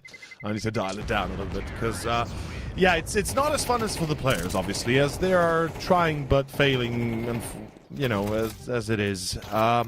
Question though, what happens now? Money's going to be a bit tight. Luckily, they survived with 3. Well, so Uno Melee are going to put 3B early round, and Game Hunters are going to rush A. It's like maybe throw some util B, and then it's exactly what's happened. Uno Melee start 3 players towards B, towards and B. then Game Hunters are just going to go just rush run A, and it's going to be only one. It's almost like I know what I'm talking about. Damn. Yeah, they wait for the. I think pretty sure this util set's been thrown every time from Realsm. Yep. It's a consistent. Also, that con smoke being planted for the T side. Oh, that's a lot of misutility. Christ alive. Realsm has been pushed forward, and he's blinded. Everyone's blind. There is at least only one other player on the A bomb site. The A bomb site does a lot better than the B hold, I will say. However, Remix overstays his welcome, and that's going to be the difference maker. They've heard him. That's going to be the difference. Let's see. They know about ZMB. Melo's expecting, crouched already, expecting this off angle. He's going to peek in. There it goes, and it's down to the one man. Settles in. Unfortunately, not really possible, is it? 8-4. And yeah, it's like an open book. They don't even split A. They don't need to. They run into main. They know the molly and the smoke will land, and they just go through it, knowing that there's one player defending. As Uno Mile, instead of perhaps going aggro canals, trying to counter the actual T presence on the map, we get only 4. Uno Mile, 4, a bit concerning. It's not the end of the world. You do need the pistol, I would say. At least getting the pistol in the gun round, you kind of stabilize and then you can backtrack, but here we go. Game Hunters, are they making this dust to the third and final map of the series? Let's see. I almost want to, like, it seemed like a good half, you know, 8-4, you're very happy, but then it's like, boom, pistol round 1 for Uno Mile, gun round 1, you got the T-side momentum. It's like, things can change very quickly. They can. It's a very, like, it's like the knife's edge of, like, which way are we actually There's going? a thin line. Yeah, there's a thin line between a loss and a win here, especially given how close these two teams have been throughout map 1, and holy smokes to the Alzin, and they're catching in the back players in Con, or rather Camera. ABR just decides to focus on A, and that's a smart choice. I mean, at least help his teammates, though unfortunately as he arrives to help, he's already lost them all. Wow, that was... The mid players play perfectly there. Like, so the A guys kind of take the first contact, and there was 2 guys in camera waiting for mid, and... Well, there was 3 actually, I think they were in mid. I think there were 3, yeah. Yeah, and instead of the mid players activating first, they take their time with it, and what's really important there is the fact that Realson gets the opening kill. The A players are able to get out of A main successfully, and then boom, mid hit comes in, and there's that really nice crunch. And for Uno Mile, pistol, eco, it's going to be 6th, win the first gun round. They've got the momentum, they've got the T-side advantage, and it's a 1-round game. So Anubis is still very much alive for Uno Mile on that map pick. Very much alive, and they're playing a pretty decent anti-eco. Remember how we praised them on map 1 for their anti-ecos? They seemed pretty well versed in them, understanding what to do in order to not lose too many weapons for free. Rialzin, yeah, he's careful, accurate, and deadly. And as we said, win the pistol, win the gun round that's coming up, and all of a sudden you've got yourself a clean slate, a chance at making this second map your home and closing it out. I mean, technically it is their home, they picked it, but let's see if they're not evicted.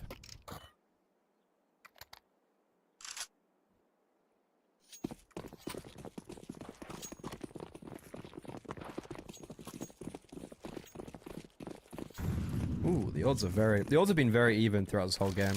And I think it shows. It's been a very even game. This is the biggie. This round dictates a lot. Yeah. And it's very simple. We're just putting pressure towards the B-bomb site, and that's brought over 3 players. Now the XQ comes in. Oh, there's the nade. Can't do anything as they're coming out the smoke. He can't retreat either. They've spotted the player in camera. How does he get 1? That's so impressive from PRT. Molo and Smoke landing on each other, but it's still... The Molo lands just before the smoke, so Melo gets forced out. And that's going to be the 4 safe then for Game Hunters. It has to be, and ZMB might not allow that to happen in the first place. That's massive. Yeah, again, Nulks and ABR left. They are pretty much divided and about to be conquered. There goes ABR, and Nulks, he's hunted down, man. He's the bounty on the board here, and Uno Mile, well, 1 million. 5 kills going into in the round. He got 3. Yep. Throws away the incendiary because it's absolute dog poo-poo. The incendiary is legitimately a trash compared to the Molotov. It's crazy. I really hate the fact that they nerf the incendiary, but, you know, welcome to Counter-Strike.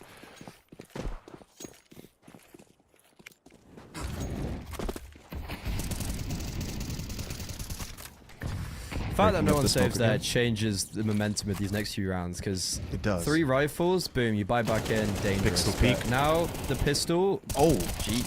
Oh. Okay. That round, I genuinely thought it was going to get really difficult. I mean, a lot of whiffing. Yeah. But dude, like what? Was it 4 players, 5 in the previous? Or was it 3? Either way, it's like 3-4 and then 4. Boom, Uno Melee. They got the bank. They got the 8 rounds. That's what I kind of mean of like 8-4 for Game Hunters. Yeah, it's good, right? But you look at these conditions, you know, like 8-4 wasn't enough. Absolutely not. Especially not when BNC is popping off. Realzen seemingly having a better day. And I'm a bit worried when Nolks and PRT are this quiet. ABR as well, another player that we need to look out for on GH. All 3 kind of missing here. Remix on the other side. Lucky for Game Hunters that he's not doing his job the way you'd expect him to.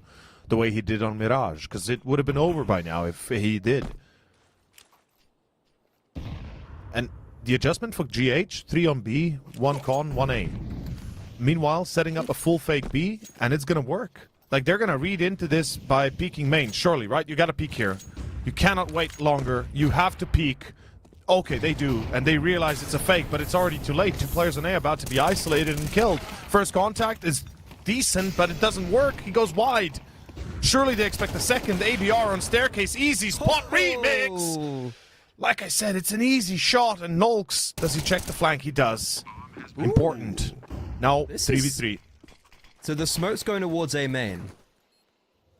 No util towards camera. And a Mollo misses remix. That's a really important factor, because Nolks can't activate in this. And the guys out of camera are going to have a really tough job in coming through. Remix does get artillery sent onto his position, but again, it doesn't really matter. Game Hunters, they've been offered up nothing. You've got 1 player unable to activate and the others unable to move out either. Game Hunters relinquish their lead for, well, the first time since the very beginning of this map. And Uno Melee, sure, PRT's been quite good at getting 1 kill at a minimum. It's Remix, that isolation of ABR, the wallbang, changes everything. Yeah, it does. It really does. An ABR, if he had stayed alive, maybe they would have been able to set up a retake, but as soon as he dies, it's a lock-in. It's unauthorized entry forbidden on A. Uno Mille, the perimeter set, and how the hell do you break it? Especially with that molly, right? That molly was also key. If you can get Remix out of pool, maybe you can do something afterwards, but nonetheless, round 18, and some of the final few buys we're about to see here from Game Hunters potentially in the series, failing to pick this up.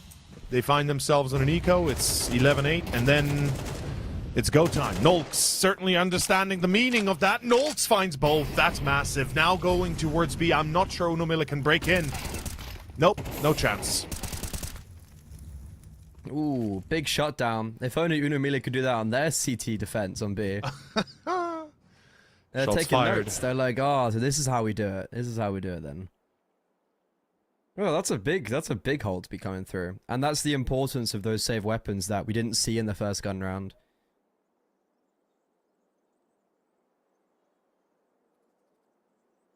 I think Remix saving the AWP here wouldn't be a bad shout. I mean, he can win this. He's got the bomb. He could just walk in on A and just entry PRT, but he's going to be taking a good while getting there. He does have the time. This is the point where I'm like, if you're going to go, you need to go right now. Yeah. Out. But it's no point. He needs to save the op, right? I mean, needs to. He doesn't need to do anything, but I think he would like to save the op. Is that a proper Titan sticker from Katowice?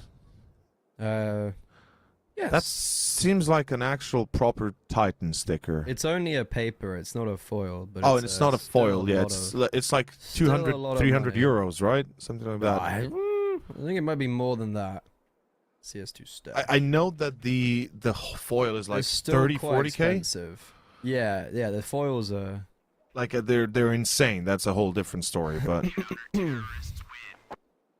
or the hollow, not the foil. I guess I don't know. I forgot.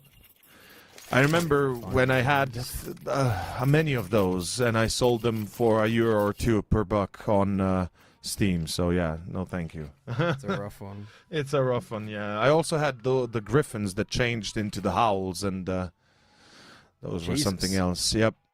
But I sold them before or lost them before I could change them into the Howls, or they changed to the Howls. In any case, let's leave that. It's a history that's best left forgotten, as round 19 is about to be forgotten. Perhaps, Unamile, what do you do? Do you make it a forgettable round, or do you make it an unforgettable one? Especially with the way we've had this game go, me and Freddy, you know, you and I have been laughing at this for a good 2 hours now, and hopefully unforgettable for sure, and definitely a few memorable times, but let's see some serious business now. Game Hunters, that is a massive rotate towards A. I'm not sure what they're reading into this, but they have no info, and they're just focusing on that A spot.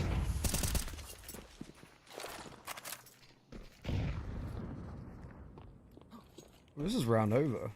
I mean, it's gotta be, right? Unless Pedrinzi hits some 6 shots and Nolks helps him. Well, yeah, that works. Yeah, that works. Yes. And then... Another? Whoa. You can hear those bouncing. Look at this, though, in Canals. Yeah. Reels in, letting one past. PRT. Okay, thank you for not letting him die for free. That would have been infuriating. Util, hey, there's no util. There's still a... Oh, Pedrinzi. What? Yeah, sit down. Reels in. Oh, the 1 versus 4 looks so possible, but Pedrinzi, he doesn't actually hold on to the bomb site, but he's a very key part of that retake. Game Hunters, it felt like there was going to be a 5 versus 5 retake, but instead they had a 2-man advantage as that was initiated, and it's Game Hunters taking double digits first here on Anubis.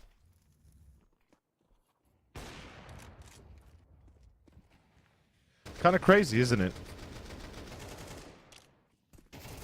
And that is going to be plenty enough for Game Hunters to find 10. Unamila still right on the money.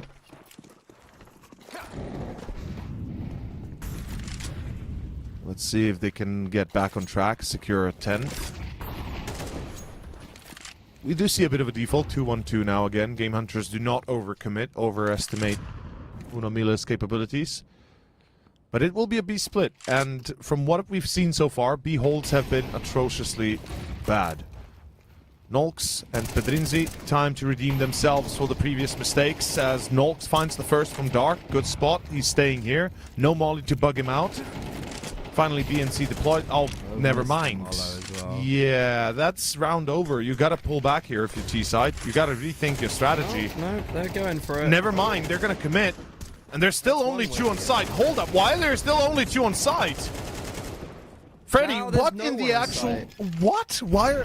How is that round worked out? Like, the B site looked strong. They get the first kill. The counter utility is pretty sound. The utility onto the bomb site is far from sound. And then... And then that's it. There's no rotation. BNC, he's my goat. He's 20-9 right now. He's really doing as much as he possibly can. Reelzin's also had a massive step up from Mirage. Yeah. I'm happy to see Settles on some numbers as well. He's been super quiet map 1. And he had a few moments where he had a chance of multi-frags and failed, so just the fact that he's not doing too badly, or at least the worst, is a good sign likewise.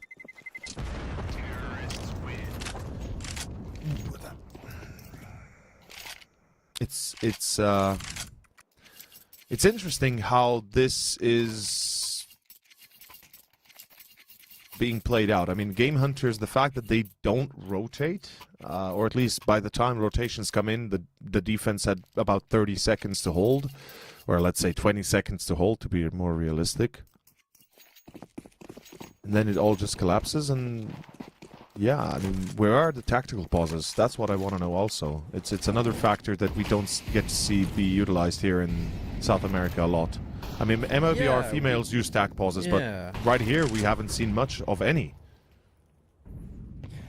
It's actually a good point of, like, they kind of let things go a lot longer than they probably should.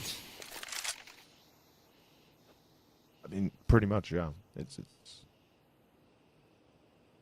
I think taking a pause is a very underrated value of this team, or of this level of Counter-Strike, and teams at this level in South America don't seem to utilize it as much. However, we have seen 2 timeouts on Mirage from Game Hunters, and I believe that is... and, excuse me, 1 from Uno Mille. There we go. Yeah, so total also, of 3. Smoke left side in this round for the T side, just whim. And yeah, it's exactly what they're going to do. They're dropping that left side smoke. Yep. And... they walk in. But Drenzy does have a nade for this smoke, so when ready, he will open it up. Rotation of a third player, Mellow, the AWPer, coming to assist. Another smoke towards Con missed, I think. That wasn't supposed... right side? Yeah, but should have been further but top right. nade's a bit too late. Yeah, it did miss, but... Oh. Wait, what? Oh, okay, ZMB. Why? That's a little bit too abrasive for my liking. Just gives away the advantage for the sake of it. Yeah, that's kind of mad. Like, they have no more smoke, so once these clear, it's a 4v4 straight-up duel. And BNC is low, so... a lot relies on Serol's and holding as well as Realzin on the crossfire. Here we begin. Counter smoke thrown, but they're just gonna forgo it. Wow. Wow, that's a massive decision. That's... honestly, I am not sure what I'm supposed to feel here anymore. Like, I'm not even sure I'm reading the game right, and then they just make a decision like that. 4v4, and just completely back off. I cannot say I'm a fan of that. I was thinking the retake was going to be hard, though. I was very much saying, like, the post plants are good, but they don't even give it a look at. Like, if the AWP was able to post on B main, and they're able to deal with a JL player, and there's a smoke on the bomb. But at least you try it, right? You threw the smoke. At least you give a chance to yourself and the team to maybe see if you can get the entry. If you can, that's bam, you go for it. You send it fully, but... they didn't even try. That's what gets me. And yeah, tactical pause going to be used for Game Hunters. And I guess we called it into action again, just as we talk about it, how we don't see it. It's the first one. I don't know. Maybe I might be a voodoo doctor. I don't know yet. Or some sort of magician. But right now, Game Hunters got to be the magicians. They need to bring up a trick that works. Because Uno Mille is soon to draw 12 and maybe series point.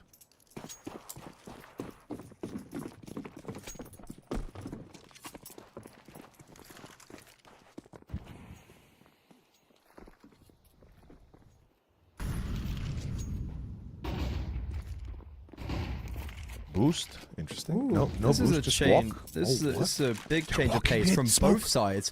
Everyone's got a big change of pace, but Mellow, he's way ahead of it. And Okay. now this canal. Wait, this could all fall apart. Oh, Because no. these guys in canals, if they fall, then they're able to go to Oh. for free. Oh. Everyone's missing. It's a 2 versus 3. Bombs down in middle. Sarah's in. 2 players, only good for the first. Remix. A clutch that's surely unattainable. At a round where Game Hunters, their aggression pays dividends. And Uno Mille, completely oblivious, just walk through that mid-smoke, don't give a second thought about canals. I believe at this point Remix has been seen by the Pixel, yep. Yeah. And his... Whoa! Oh, nice shots. Wait a 1v1, second. goes into B, jumps down, yeah. Goes into A? Oh, nice little bait and switch. He jumped down to make it seem like he goes When does B, but Melo realize? I don't think he does. I think he's going to stay there until like 20, 30 seconds or until the bomb He's plant. holding. Yeah, he's going to hold it because he thinks he's, he hasn't been like... I'm 100% that Mello thinks that he, Remix didn't know he's there or something like that. And, oh, changes the weapon, okay. Yeah, Makes the an rifle M4. is the Smart right choice. idea. Yeah, it is. Remix on 13 HP. Oh, this is such a good angle for him. Amazing. Oh, he's playing deeper. Will That's Melo even better. expect That's even better. this No, deeper there's no angle? chance. There's no chance. No way. Another 1 versus 2. That's his third 1 versus 2 in this series. What And actually, no, it's his fourth 1 versus 2 because he It's a clutched up fourth, on the yep. final round. And Yep. also a 2 versus 3 Remix. When put into these clutch positions, it's ice in the veins, baby. He hits everything. He outplays his opponents, and he gives Uno Mille map and series points. Cold and calculating. That's what he is. Perfect. I mean, he hadn't had the numbers in this second map, but he doesn't need them when he plays like that. He's done enough, he's clutched enough, and he brought the 12th on the board. Unomila secured, at the very least, overtime. At the very best, a series win. I am in disbelief they allowed that to happen. I genuinely am in disbelief. Game Hunters, they're gonna be mad when they see the demo, when they realize how close they were to winning it. Love the push mid, but where's the plan? Oh, ZMB. Whoa, knife in hand? Or utility, I guess? I don't think he expected that one. Yeah. And ABR gets away. Not scot-free, but questionable. Mellow. This should be an opening kill. Yeah, BNC did not expect the AWP to be there. That's the confirmation of 3 players towards A and middle, though, however. Selzen just caught open. What's going on? It's Remix clutched up a 1 versus 2 for what? Everyone else would die within the first 30 seconds of the next round. You know, it's there's a specific theme song that's currently running in my head. You know exactly which one I mean. And Unomila. Yeah, the more you know. Or the circus theme song, depending on which one you like. But the more you know is amazing. And in this case, Unomila, they're about to find out that... Is there a world this round's winnable? Nah, surely not. Right? Oh, no. Oh, you gotta be shitting me. No. Okay, thankfully ABR doesn't miss, because that could have devolved into something far more... Oh, my... Imagine if ABR had died. Like, imagine if the AWP had hit him first. That would be... Yeah. Oh. A Technical? pause. Yeah, huh. Coming from Unomila.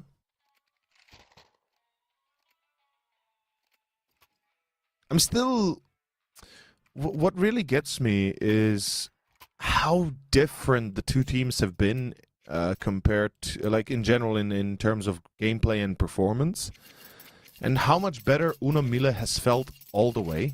And I see where you're coming from when you were talking about them before we started, how, you know, you've had the pleasure of casting them and all that. And now I see where you're coming from and why you believe them to be a better team.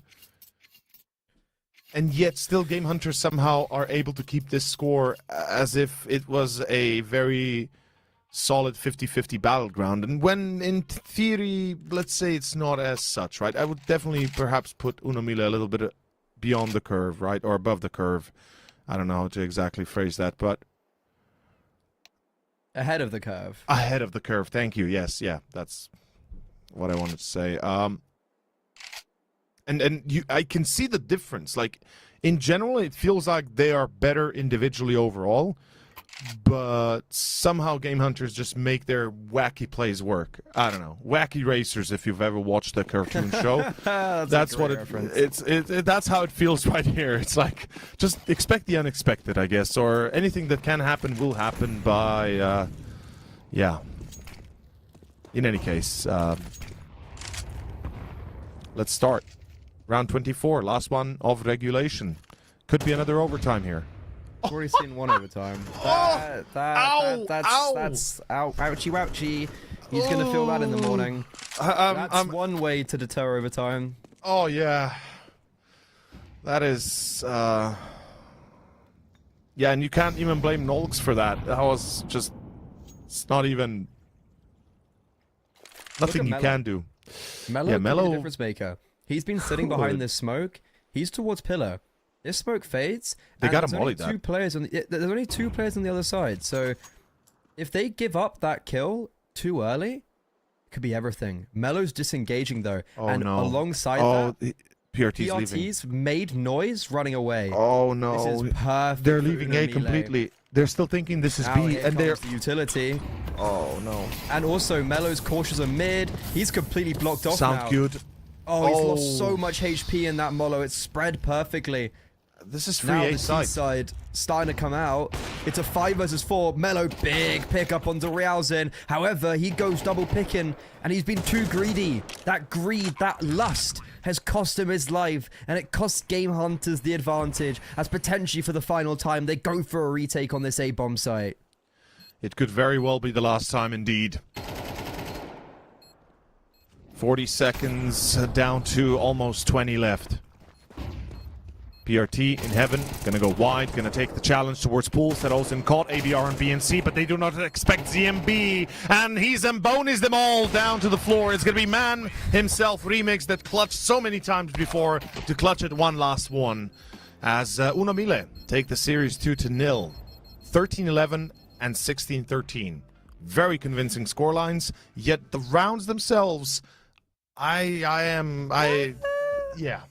They were questionable. Shenanigans. Yeah, it's poetic that Remix clutches up. He was the clutch meister, and you got to give him that props. But that's Unomile joining into the 2-1 bracket with Bounty Hunters, and it's MIBR Female being joined by another team in the 1 and 2 bracket, Game Hunters. They've still have another lifeline, but they're very close to being eliminated. And the duality of it, Unomile, it's a good end of the day. However, speaking about end of the day, it's our end of the day, but not here on the stream. Me and Over, we're going to be taking a hiatus, and it's going to be Tropper's Attacker versus Bad News Chickens, and then the final of the day, it's Exolos Lasers versus Players, both in the 2 and 0 bracket. So whoever wins those games later today will advance straight through to playoffs. It's a very exciting set of games here today, so you do not want to miss it. We're going to be going live with a different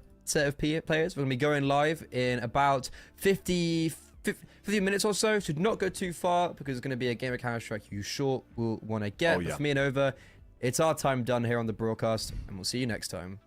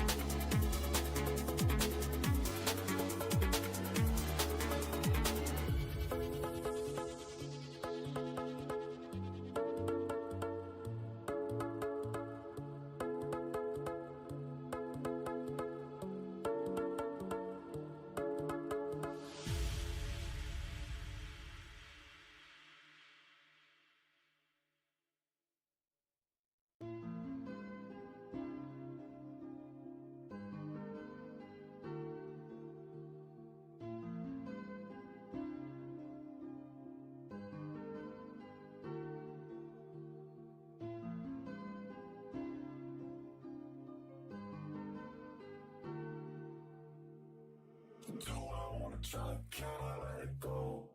Running from the past, wanting to be sure.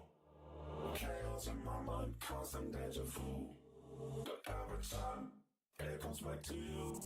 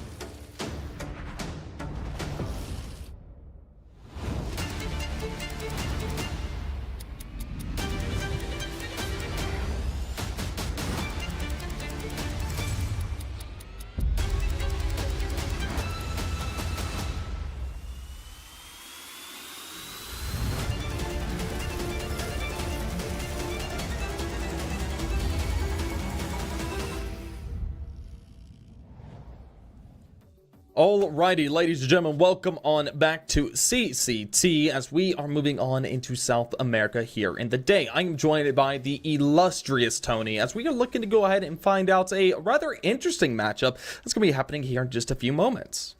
Yeah, the interesting matchup being Tropa de Taco up against Bad News Chickens. That's our first best of three with another one to follow. A little bit later on, we've been building up towards that playoff round, and this is the second round of Swiss now having concluded yesterday into the third, to which one of these two teams is looking to find themselves berthed into the playoffs right out the gate. The other still with a lifeline, if not two now.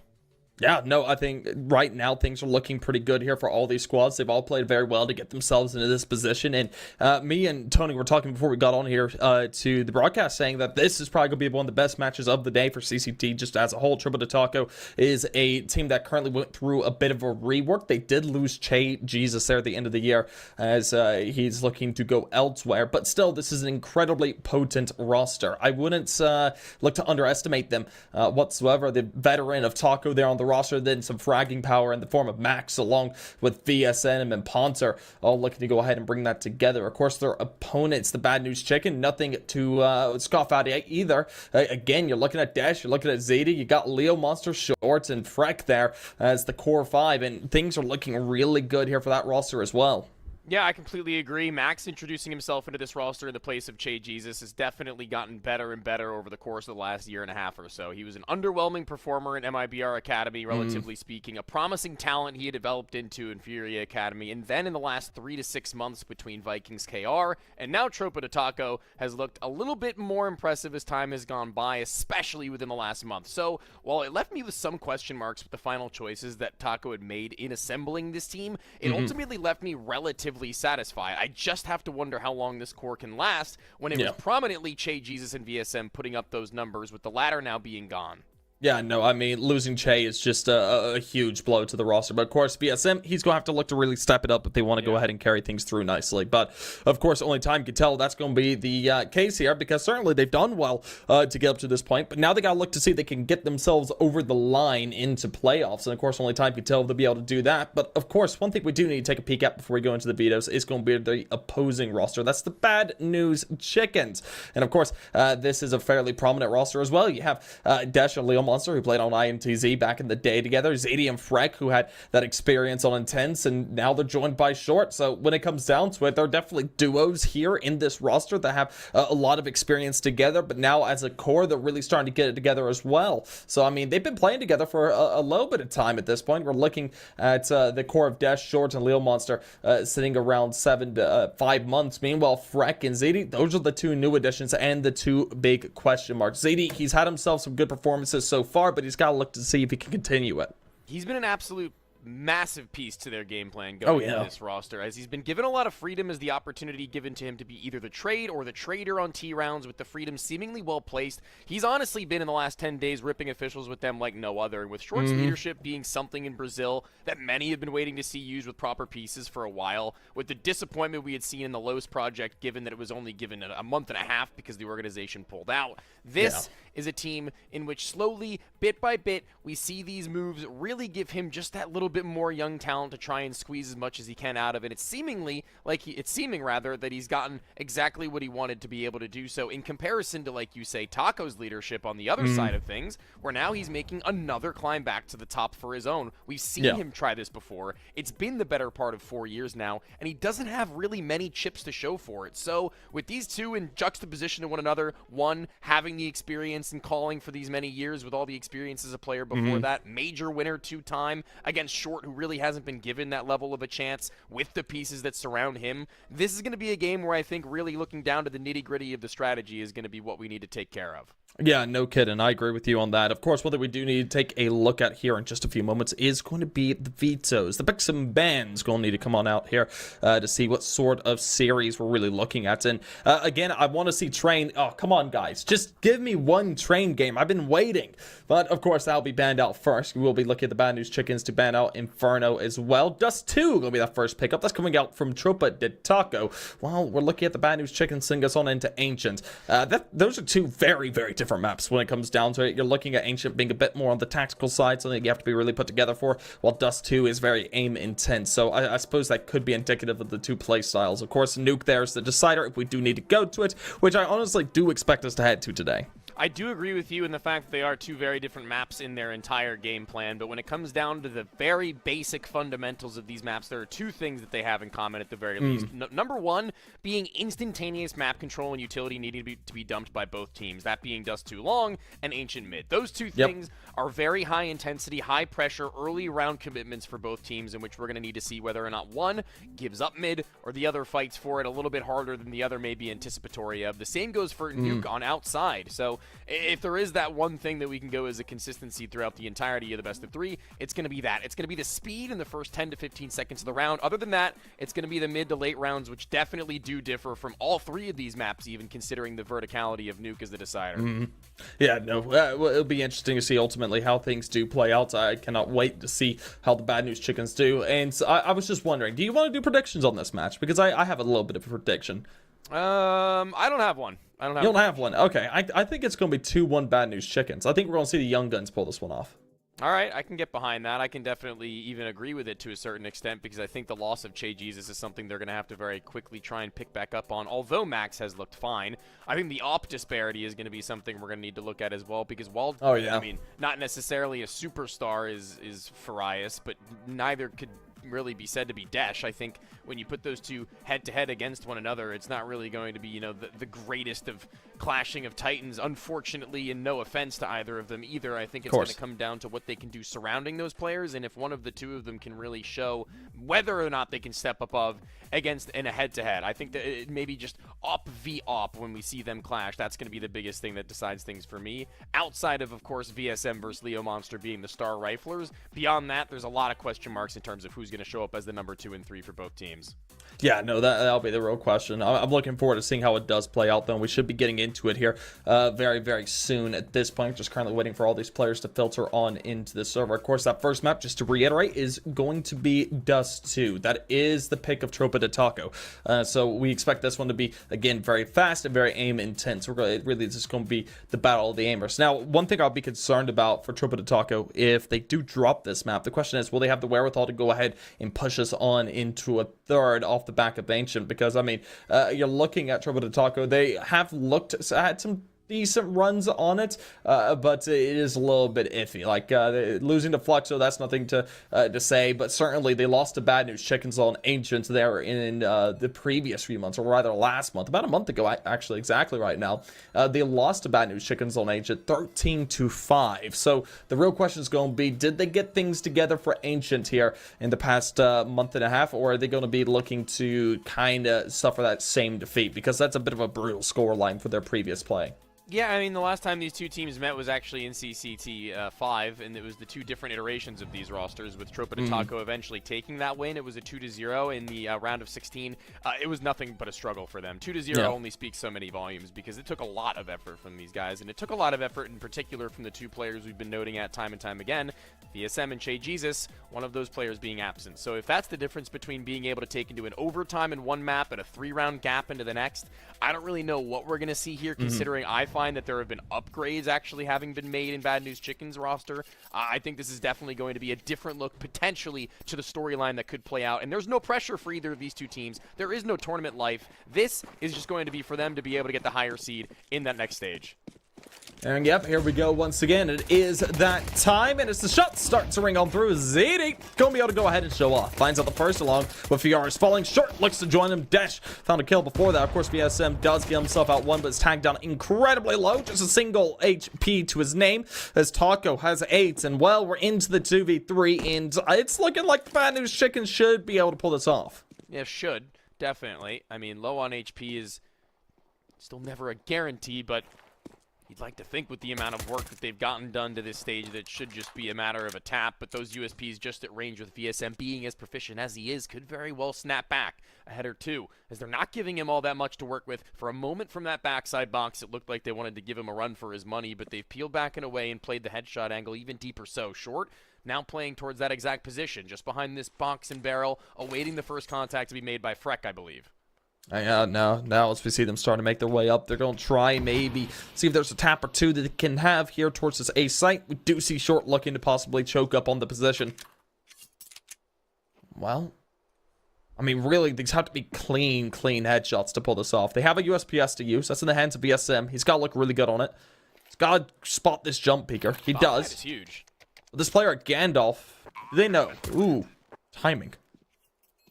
Being allowed to get up to that point to be able to get that extra money in itself was very, very big. Ooh. What is that from VSM? He was barely even looking in his direction. One bullet is all going to connect, and although he might not get the kill any beyond that, it's still 3. It's still a bomb plant, and that's much more than all things considered they might have been given in terms of credence from anybody as a spectator, but there's no way the CTs could have known how low they actually were. Yeah, no, there was no way to know, but definitely they're able to go ahead and clean it up there rather quickly there at the end. And the Bad News Chickens, they take themselves the first. A very important pistol round has come to a close, and now we're going to be looking at the next couple to see how the trend starts to be set. First shot from ZD is certainly one to behold. That's not one you'll see very often either. An absolute beamer onto the player who was backwards, jumping out through those doors in order to find himself a distraction while the rest attempted to get closer up, but it didn't really pan out the way that they would have wanted it to, and they're back out to long once more, retrying it once again with the money that they had accumulated from that plant. It's Taco who gets a Galil, and even greater so, it's Max, the one they're trying to build up as their number 2 with an AK-47, and with VSM left out on his lonesome in mid to try and get some cookery done, as instead, Flambeade himself sent packing by the scout. It's Dash just over the top side who spots him, allowing the site to be taken though and forces another bomb plant and effectively gives them another buy into the next round. If they'd like to challenge BNC, assuming they even lose, there's a very winnable round on the cards.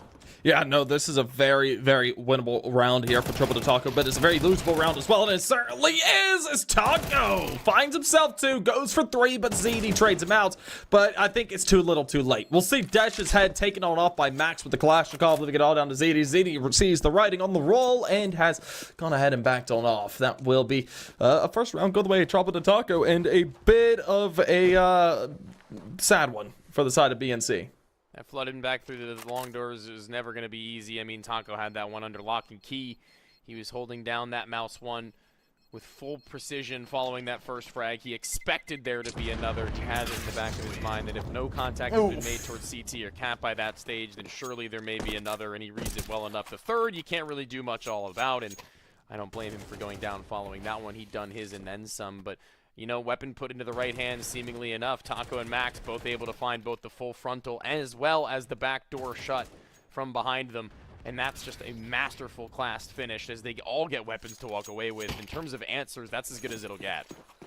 Yeah, and I mean, that is really rough here for the side of the Bad News Chickens. They lose all of their weapons. They're down to 2 scouts, 5 sevens, and some other upgrade pistols. And this is looking to be a bit of a scary round for them. This should be where we see the side Triple Taco go ahead and put themselves up 2-1. Short, he looked like he wanted to go for something a little bit more, but gets tagged down and is forced back to save. So certainly, as now we see things sitting 1-1, we're just going to be looking for Triple Taco to try and find their point of entry to really go ahead and capitalize. Yeah, they want to get an incision here onto this site at some stage. Once again, sending themselves in through long as we're more successfully in the last round they had gotten it done. This time, there are a number of scouts that could very well put a spoiler on that. It's elevated that Freck, the 5.7, is so potent close range too. It's a matter of how hard VSM will go for that clear. Just a little low on the initial swing, but the adjustment is perfectly fine, and it's just a war of attrition as to who will bow out and away from this peak at long, as Desh is actually pretty quick onto that head up from Farias following his cock back up the gun with a bullet in the chamber but not fired. He's low, and so too is Short. Both of those players may be looking to do some tagging and bagging under the already once hit Taco and VSM. He can't quite get a line of sights, and the pistols aren't going to pave the way for them anytime soon. So it's just going to be exits, saving a little bit of the armor that they have invested here. And they can still continue to deal damage into that next round while they continue their save, as this was the round that they wanted to go for. Yeah, no, it really was. And now we're just seeing the side of Bad News Chickens, like you're saying, going for the save. And there's not much for them to do. This next round's also going to be pretty rough when it comes down to it. It's just looking like having themselves 100 to 150 bucks a piece to save over. It's not great, but they might be able to go ahead and invest maybe a little bit into utility to see if they can slow things down and maybe find a cheeky pick or two, because that'll be the name of the game with their scouts. But of course, that does mean they need to keep a couple of weapons, because they certainly can't afford anything.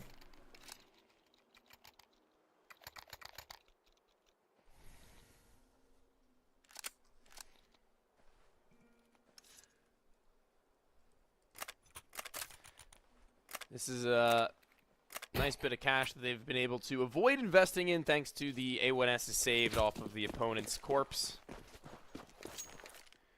They got these 2 A1Ss. Those are going to be pretty nice to have in their back pockets. Playing up against unarmored and unhead armored opponents in particular is going to be all the more sweet for them to be able to use those weapons. But Tacos is already let lay to the floor as the captain and caller almost taking the head off of a second. That gets a little bit dangerous there if you were to let another one loose. Right about that. It is looking a little bit dangerous. Of course, we do see now the man of Desh looking to see if he can post up to find himself a frag here towards long. If he does, with a scout, things could look good. And, not going to be able to land the tag. That's a bit of a shame, but it looks like we're going to see the double swing come through. Oof, that was close. He's just not connecting there by the skin of his teeth, really. We'll see Poncer find out Leo Monster there, the back of his head exposed. He does turn, but isn't able to react in time. Now, as this long approach seems to be the name of the game, maybe they go ahead and call and say, hey, we should probably just head towards B. We know there's at least 2 players here towards the site. We could go ahead and punish that and change around, but as we do see Fieres find out the scouter. It's all down to Freck and ZD and nothing to be done.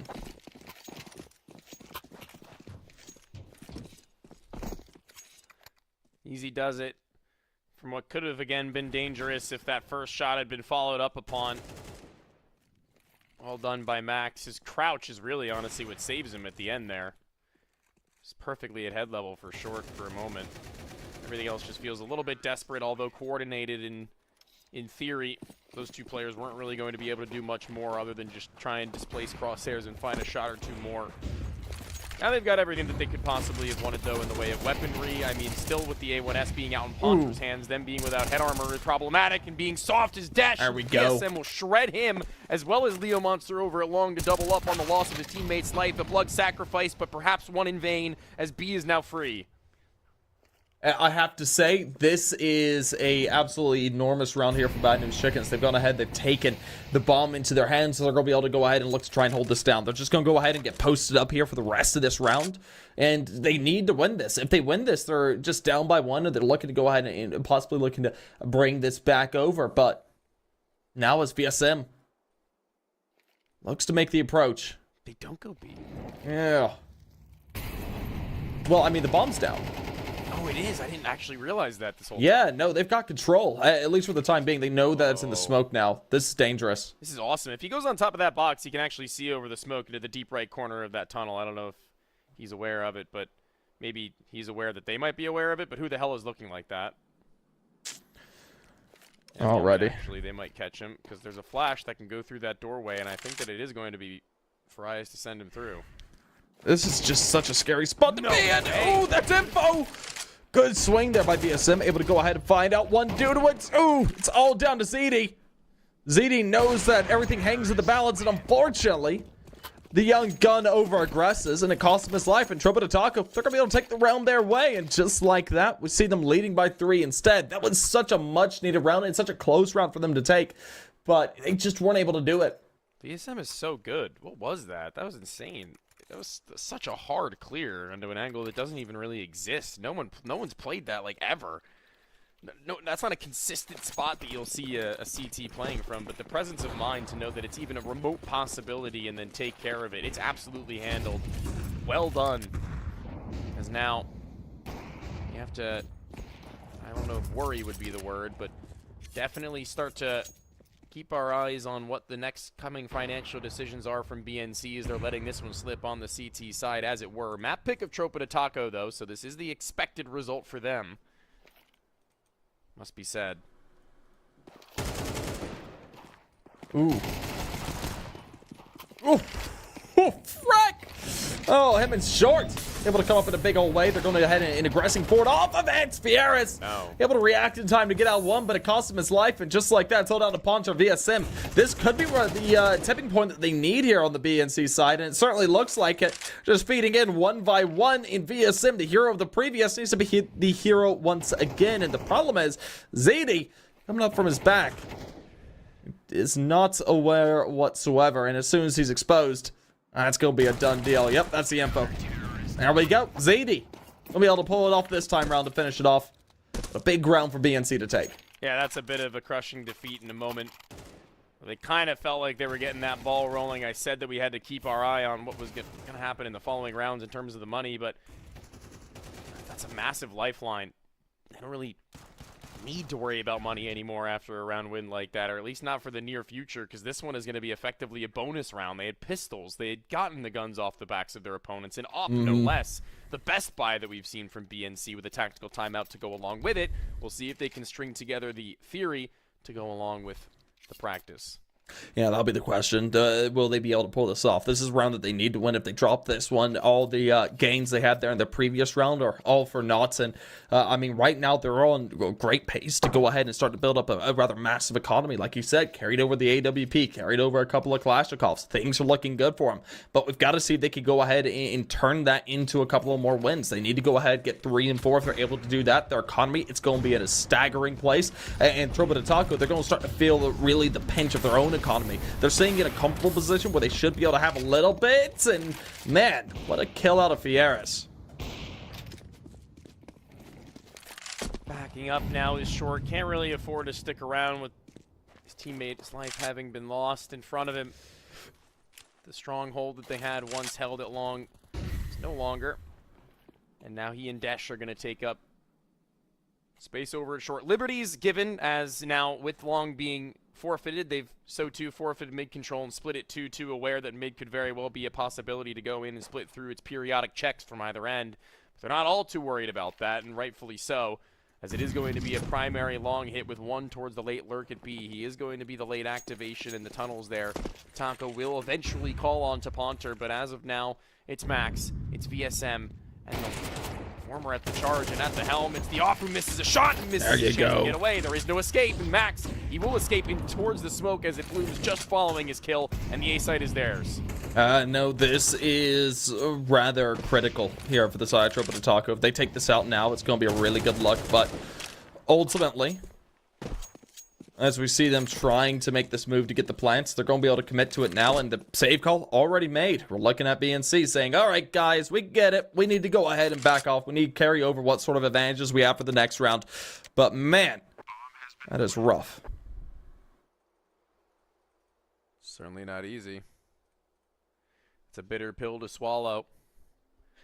They're going to give it some time before they revisit that long pressure as they had just now, I assume. Maybe a difference in approach soon enough, but should be a freebie. Should be VSM dead to rights, yeah. He's down and out. This is about as likely as retaking the B-bomb site as a CT right now if you are Tropa de Taco, so go easy on it. I don't think you want to throw away too many weapons. Maybe one more player, but in the tunnels, smoked off and out. Not really much room with nobody else close enough by. So they're just going to hold on to what they've got and be a little bit more content with what they would have otherwise had lost if they had thrown a body or two away.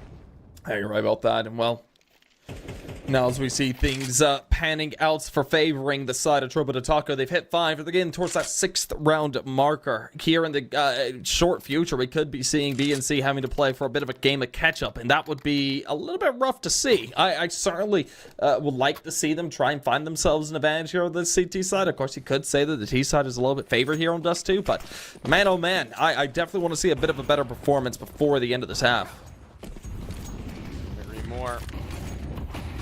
Out towards long, it's a very blind corner player in Leo. As I said, they're going to take a different approach, more likely than not, as to what they had in the last. When they do, it works out with blowing up.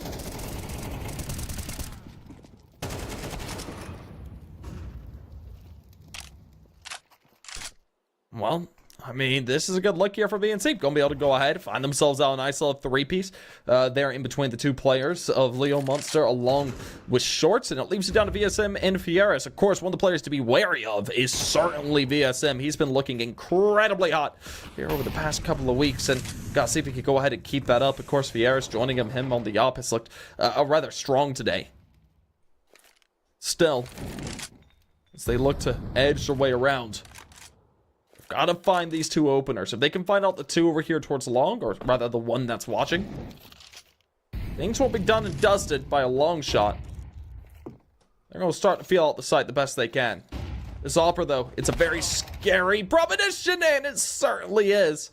Desh takes up the man of VSM, and Fieras, he's in a 1v4, and I think it's GG go next on the round. Or maybe. A peek onto that first head shown from the next, expecting him to sprint towards the site. Another peek from long corner, needs to tuck. He needs to await the arrival of the next. There's 20 seconds. He can tap in the digits, gets the plant, gets enough time onto him now where his HP is favorable, utility non-existent, but spacing not there from BNC. He can isolate them. He can tap away under the one at the distance, but not quite as well as Short can to him as he retrieves his teammates off. A little bit of a scrappy round to finish and close, but Farias, bomb plant, a 6th round may be denied, but, you know, as the T side has already looked decent enough, they continue to give themselves a way back into fighting into the rounds to follow. Well, there we go. Another round going the way of BNC, and a very big one, a much needed one. They're going to be able to go ahead and deny that 6th round position, and now we're going to be looking at them to try and get themselves towards a tie. Currently, they're going to be 2 off. Well,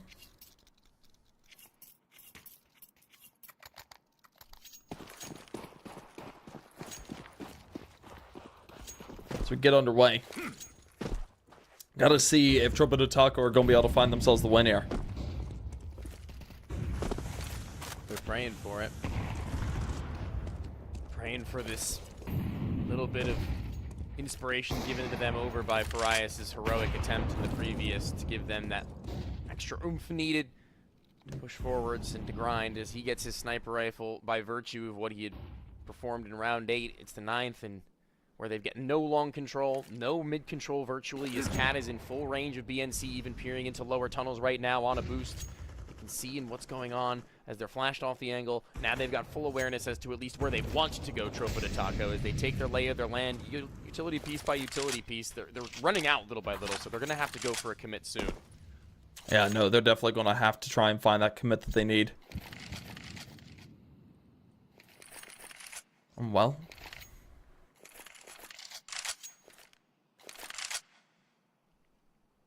as they start to look to make their way and make a breach over here towards B. If they're able to manufacture that, they could be able to rush in. Ooh. Ooh, there we go. VSM. That's the breach. He's going to be able to go ahead and open it up, and he widens it still. Finding out a nice little double ZD falling as well. Fortunately, him and Freck just out of position and out of time. Just like that, we do see Max find out another one. Short falls away, and Dash and Leo Monster. It's time for the save. They've managed to get right back into the swing. Very well done. All 5 alive, no less, by the end of the execution, and where they can now afford to go for these sorts of hunts with a number or two, because they know what it'll do to BNC if they manage to take a weapon or a pair. They're in that range where stripping them of even a singular could set them into the dark ages. Back to the bronze as the shadow advantage is there. Maybe baited out by VSM, actually, as he doesn't actually continue to walk further beyond, but they've gotten themselves both posted up on each angle to where Tish has got his back, and Leo Monster low can now fall away and into long. They've done their work. They've warded off the incursion, gotten a couple of extra bucks to go along with it, no less. That's pretty cool.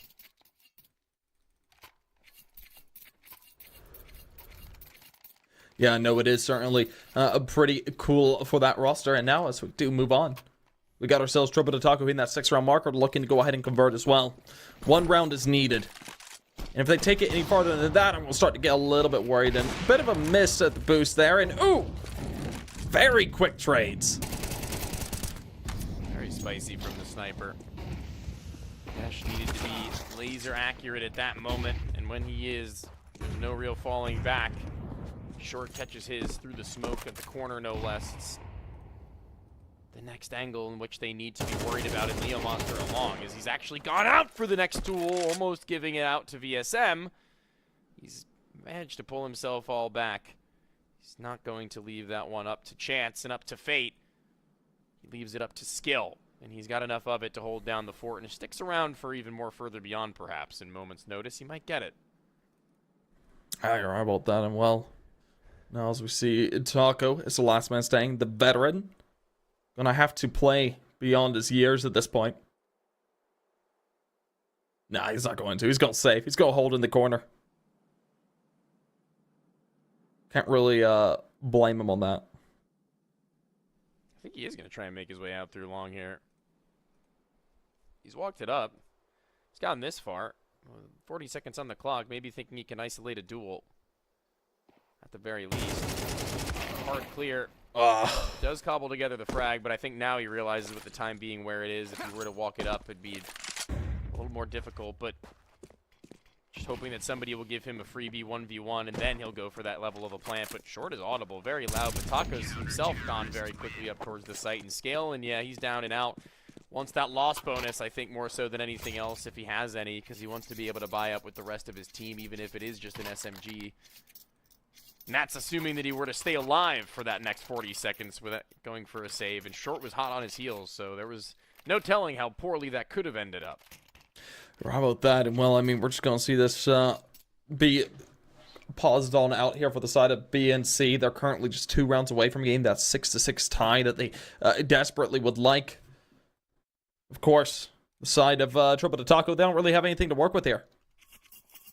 Bit of a save call. Gonna have to be made.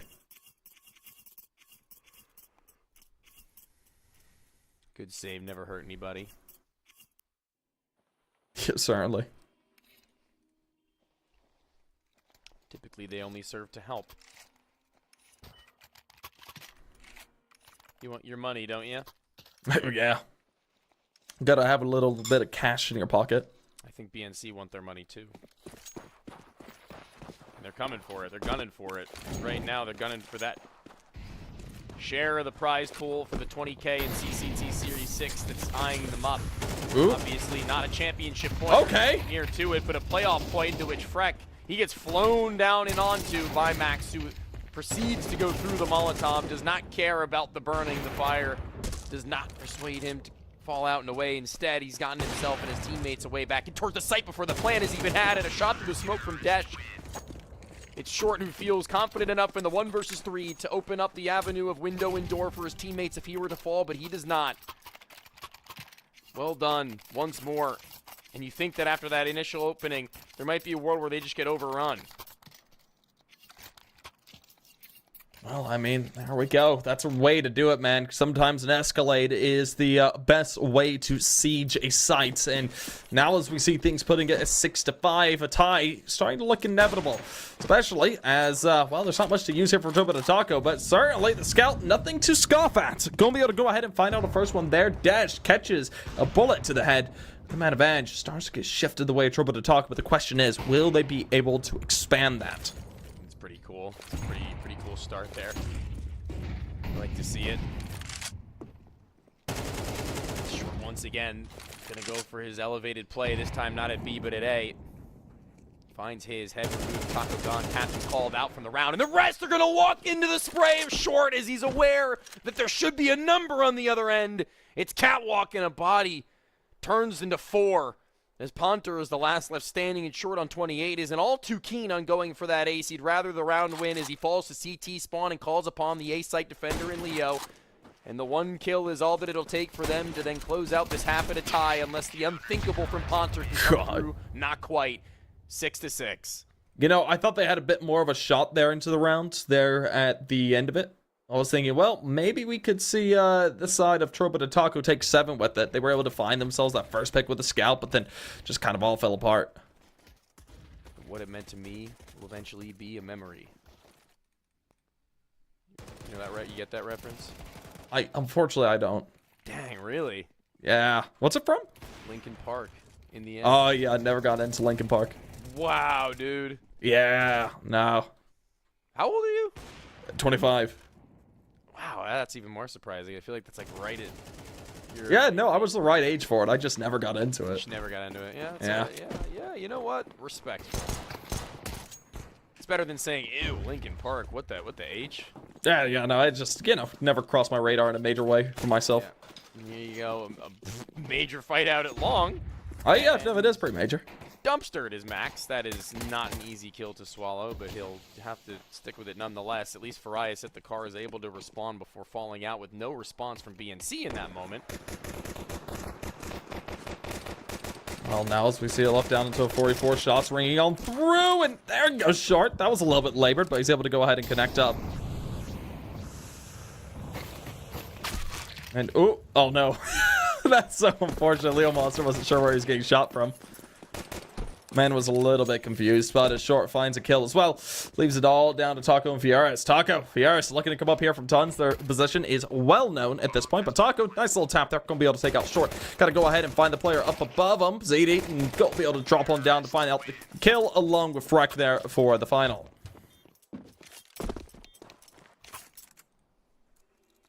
Hear the chat being bumped out. Not sure Yeah. if there's a pause in motion. That's typically what that means. Hard read that we're going to go into a pause.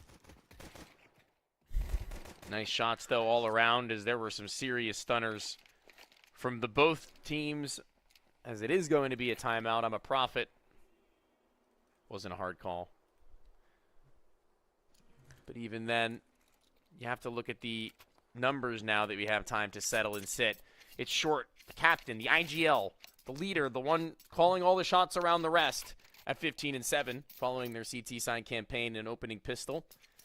Now into the lead by 1. It's Turbo Taco, who have gotten a little bit more evenly spread, but it needs to be said that VSM had hit some absolutely massive kills in opening and closing of some rounds on their offensive, with Farias in between on the sniper and otherwise, giving them the supplementary frags required, but Max a little falling behind in the rifling department, needing him to step up into the shoes of that second that we had named him to be.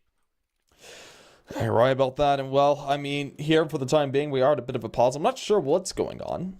Unfortunately, I don't really have that info just yet. So, It's just going to be some work. What? Just, oh, lag. Oh. Sorry, so apparently there was a player that was lagging on the side of the Bad News Chickens. So, a little bit of a technical pause for them to go ahead and wait for that to hopefully die down, and as we look to get back underway.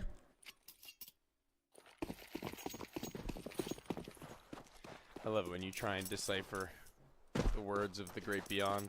Yeah, I know, the Great Beyond speaks to me every now and then, and sometimes it's very hard to understand it. Sometimes they speak to you. Sometimes, just every now and then. They like to whisper things in the back of my brain. You thought I was showing my feet to production before. Yeah, I did. In fact, he was fit checking me. No, I didn't catch the whole thing of what they were saying earlier when we were in pre-production, and I thought like Tony was just showing off his feet to production. I was like, Every now God, and then. man. Every now and then. I was like, you gotta make money somehow. I get it, but Listen, production does a good job. They get rewarded.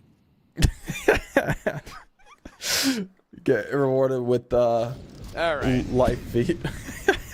Farias on the opposite end of the door. He's going to be holding in contact for his teammates just behind. They're going to be the ones to take the brunt of the force and him to take it immediately following the distraction. But that nade, it softens him more than anything else. And Leo Monster is just dying to get himself through. That entry point is calling his name. He can see the light at the end of the tunnel. Right now, I think it's just going to be that A-sided execute with him maybe making his way out through in a moment's notice with a flash. And ooh, there you go, Leo Monster. Able to go ahead, find himself a nice little kill out there. That's a good opener.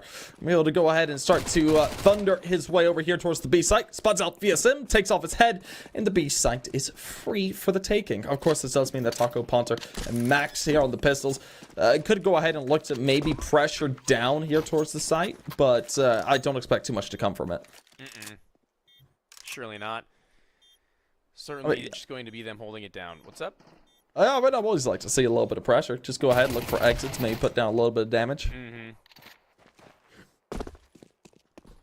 I'm a fan. Only on USPs, I think that it's the wisest decision one could make. Really no reason not to. At a distance, the MAC-10 is wishful thinking, but I won't put it past him entirely, I guess. But now at this rate, at this stage, being dinked as easy as that, now you might want to just call it.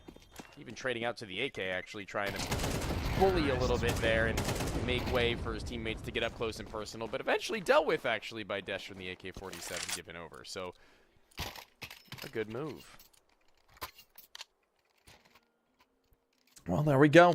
Another round gone by, as we do see things sitting at 6-8. B and C now leading by 2. The question is, will they be able to go ahead and look to make this persist? Because we are getting into the rifles once again. Triple Taco seeing themselves on the A1Ss along with the big AWP. Well, we'll see what they ultimately decide to do here.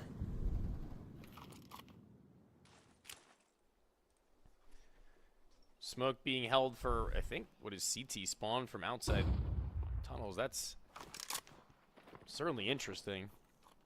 I'm not sure if that is what it was. I've never seen a lineup like that before, or at least I've never thrown it. And they're still grouped up in the outer direction to where it looks like they want to go for this, but a split more likely than not. You can see Short is calling it from the bottom sides of mid, actually smoking both the left and right sides of the CT cross to B, and one looking to phase through. It's Taco, who may have called for a piece of utility in support. He's just playing on the other end with Farias, the sniper, holding the only piece of utility the CTs have left in general. With BSM on the other side, it'll be dancing around as Taco. He'll get through the other end to spot no one, but it won't matter because his teammates have handled it easily. In stride, this B site is closed for business in the first minute of the round. 0 stake in that side. Well, I mean, just like that, that does the trick here for the side of Triple Taco. Now, I guess it's time for Desh just to kick around a bit of a soccer ball. Or football, depending on where you are. Brazil, I guess it would be football. Yeah, it would be. It would be. But we're both American, so I suppose it's soccer, since we're the casters. No. No? No, I'll call it soccer. I'll call it football. You call it football? Okay. We're in South America right now. Are we? Yeah. Yeah, we flew down for the event. Metaphysically speaking. Metaphysically speaking. I was having a conversation with what's his name the other day with Trav, and he was talking about how he's British and he says Z and it's Z not Z, but he calls 9Z 9Z because that's what they call themselves. And NQZ is NQZ, not NQZ. So he's respectful of that. He's got some respect. I get you. I get you. Yes. So it's wherever you are and what they want to be called, you call them that, and you put your own biases and pronunciations aside. I respect Trav for that, and I decided that I follow in that same pattern. If there was a British player with a Z in his name, I would call him Zed, but there aren't very many British players at this level in general, so. God. There really aren't. Sorry, any British chatters. You're still loved. Are they? Yeah. Oh, that's good. I hope. Jeez.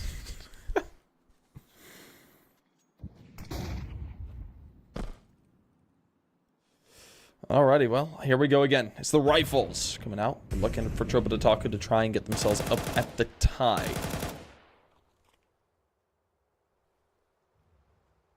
Shouldn't be crazy to do. Mm-hmm. But leaving out mid like this for this long and leaving one isolated to the top side shelf is going to mean that somebody is going to need to bail him out sooner rather than later for his sake, because he is going to be at least given room by virtue of the T's peeling their eyes off for only a moment. It's an awkward angle, actually, for an AK to deal with from the op. It's not one that you very often see, and it works out in strides for Farias as he finds his, falls off and away, and forces them through the doors on desperation play. Nope. There we go. Yar's going to be able to go ahead and continue up and over, finding himself a second. Just like that, Desh Ziti, last two men standing. And in a 2v5, I think it might be time to look for the save. Carry over those rifles into the next. You don't have the greatest economy in the world. It's got to be a save regardless into the next round. So having rifles to use will pay out in dividends. But this Taco is just looking to go ahead and try and finish them off as they advance forward, looking to make a last desperate attempt here at the safe site. They're going to be able to get the plants onto the ground, and that's going to actually work out for them quite nicely. Not too shabby. Still going to be going in somewhat blind as to where the T's could have gone individually. They are separated, though, and they're both taking their own fights, looking to gain space for the other as they will do so successfully. Ooh. It's only the one for each as of now, but it's trying to get this clutch. But on the top of the box, the catwalk, he's going to have to be most worried about that, and there's just too many to worry about. Too many sides to flick and lean between. Well done.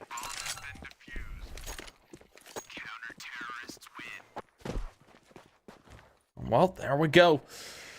An absolutely enormous round going away Trouble to Taco. For a second there, it felt like it all could have been all for naught as BNC had themselves a really good chance into it. But ultimately, it did just fall apart. And now, as we look at things sitting at 8-8, Trouble to Taco have the chance to go ahead and push things farther forward.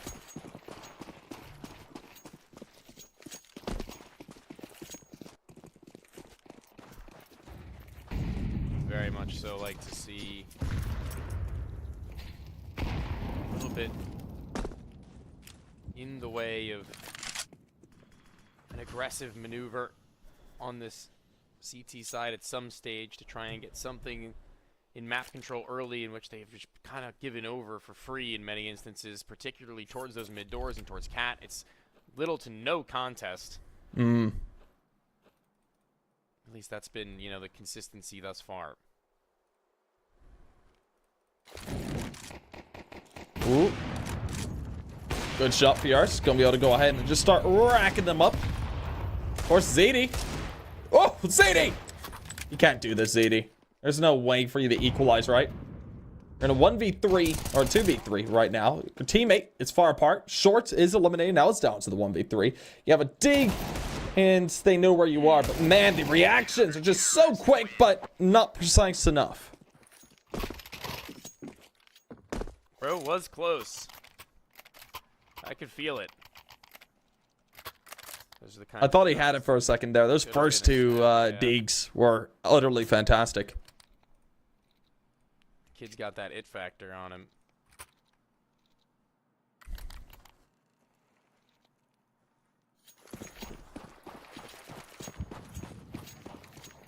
I mean, he has been solid enough in this game alongside your Leo, Dash, and Short, where Freck hasn't really been all there to where he needs to be, while an evening Tropo de Taco seem to be elevating themselves once more to the level that we know and have frankly come to expect.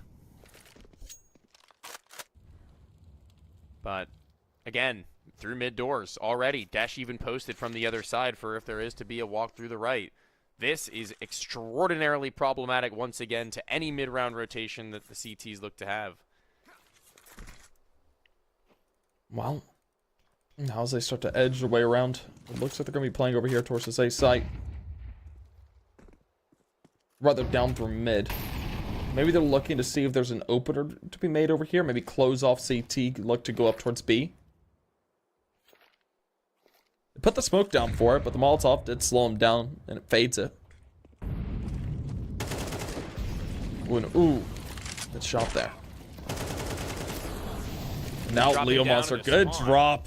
Gotta love that. Holy moly, what a monster. I mean, I said that, and I realized that his name is Leo Monster as I was saying it, but unironically, that is just something that you don't see every day. He's gotten taken over by something, some spirit, and ooh, that flick almost looked like he was on the money. It's very rarely a miss, but a flick just that little bit off.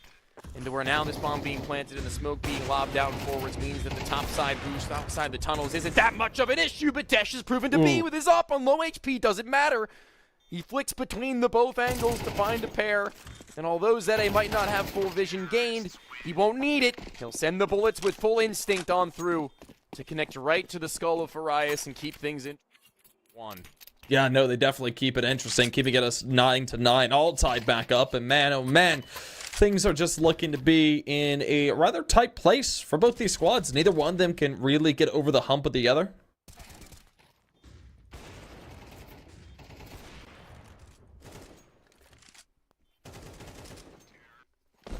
Man, now as we look at things saying at 9-9, bit of a pistol round, and maybe we could see BNC look to go ahead and look to turn the tide and gain the momentum they need to push it over the edge.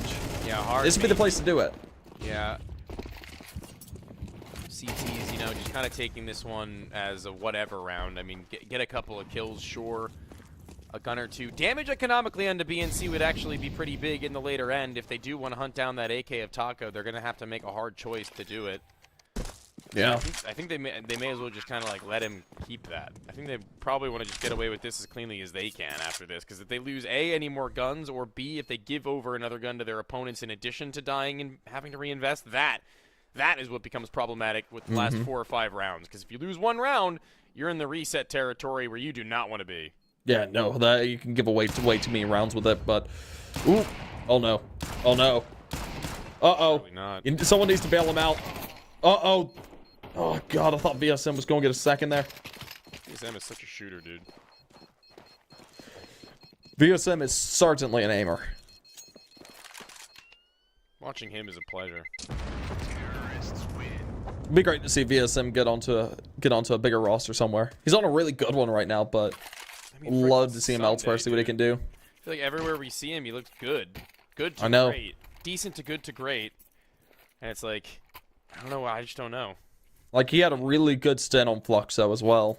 Yeah, and he looks like he's always having fun. He's bringing up the vibes. He's smiling, laughing, high-fiving. Yeah. Hype when they win. Like, I don't know. I don't know what the deal is. I don't know what his thing is, but okay. Well, Dash Red. Who's seen? That's really unfortunate for Dash. Man, that spam was oh so close. There's just a wall in the way. Oh, VSM flash through. Oh, what a no! Miraculous maneuver through the smoke. Look at them go. And they continue onwards and outwards, and this is where things get a little bit dicey as they get up towards long side, that off post into the corner.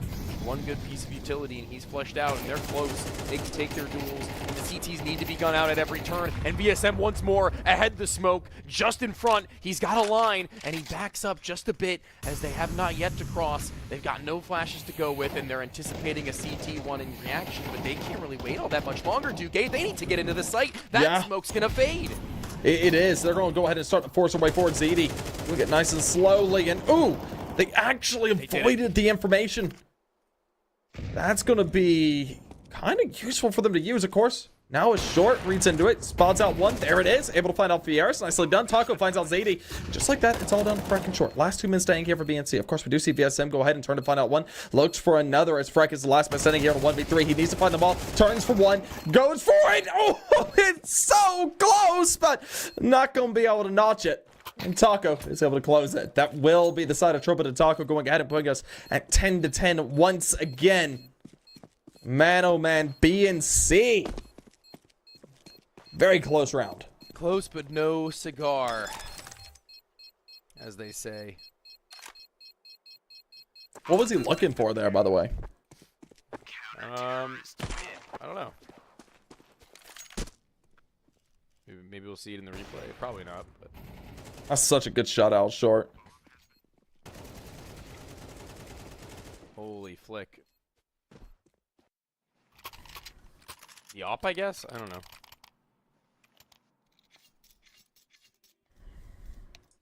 Either way, 10-10. Timeout, I hear. Yep. There it goes. Probably for the best. Yeah. Now, better now than ever with the ones that you got remaining, so cook something up. Got to see if they have anything to cook at this point. Because, I mean, you're in a scary, scary position. I mean, if BNC lose this one, they're broke. Their chance of getting back into this is nearly over. And that is a very rough place to be.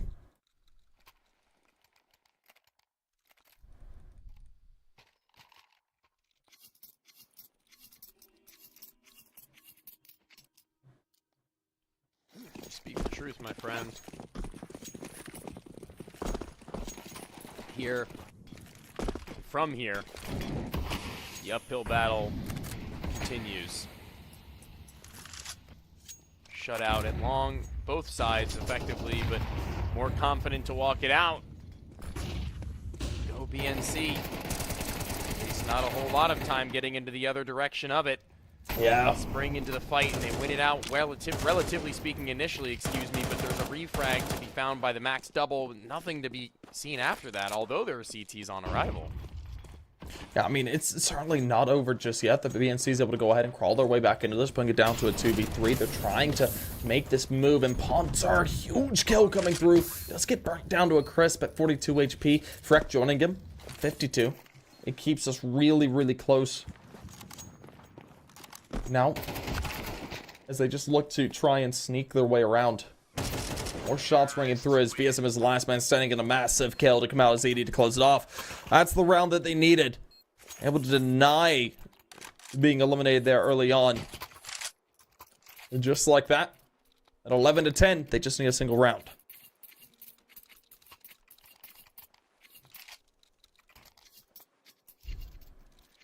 Well, I mean, a buyback from Tropa in the next round is still going to be potent at 12-10.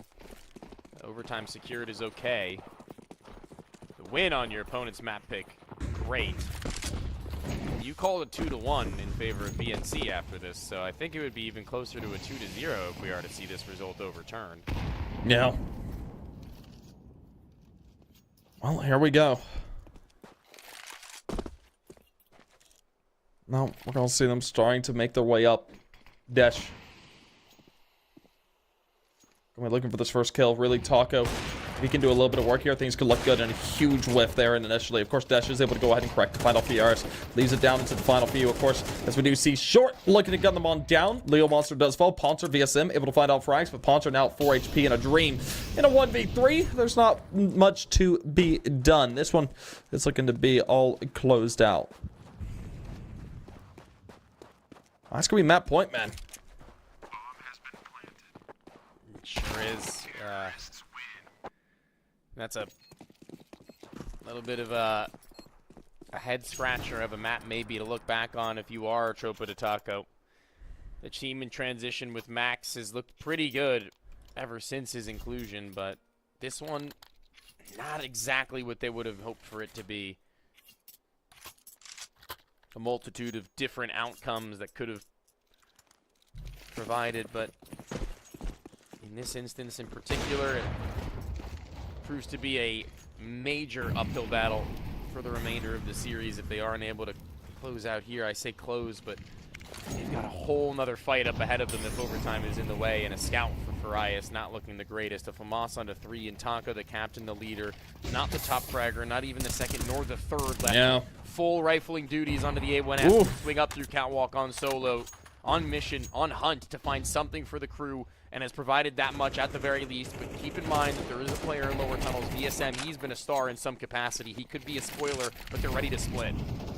Yeah, I mean, this is a battle of survival here at this point. They've got to do their best to keep themselves into this.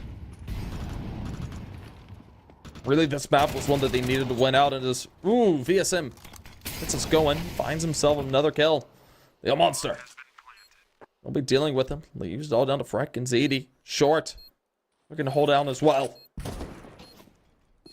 Bit of damage being done. ZD catches at the worst of it. Tank down to 69. Not over just yet, though.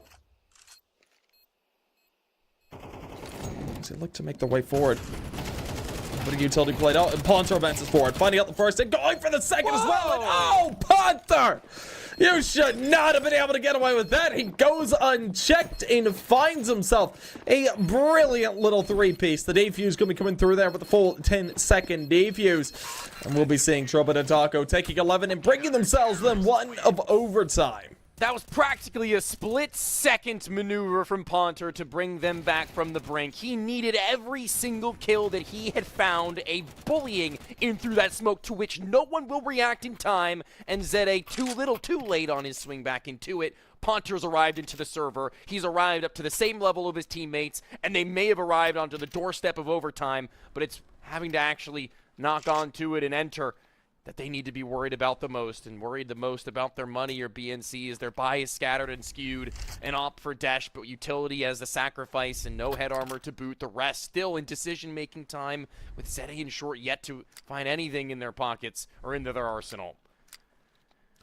I ain't right about that, and well, now as we see them looking to make their way around, this is going to be a bit of a tight one, to say the least. You've got to look for Tropa Taco to send us into overtime, and it's looking fairly possible right now.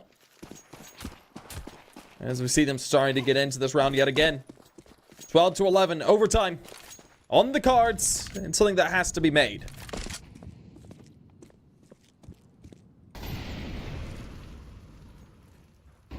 Not getting too silly into this next CT round. Our Tropa de Taco, pretty standard procedure, just playing out and spread.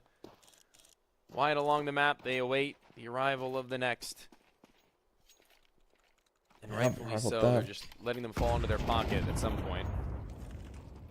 Trying to find that early damage. So far, it's not netting anything. The HE, just a little bit early.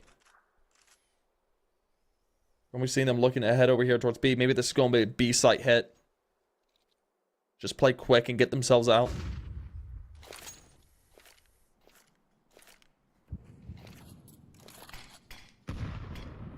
That could work nicely.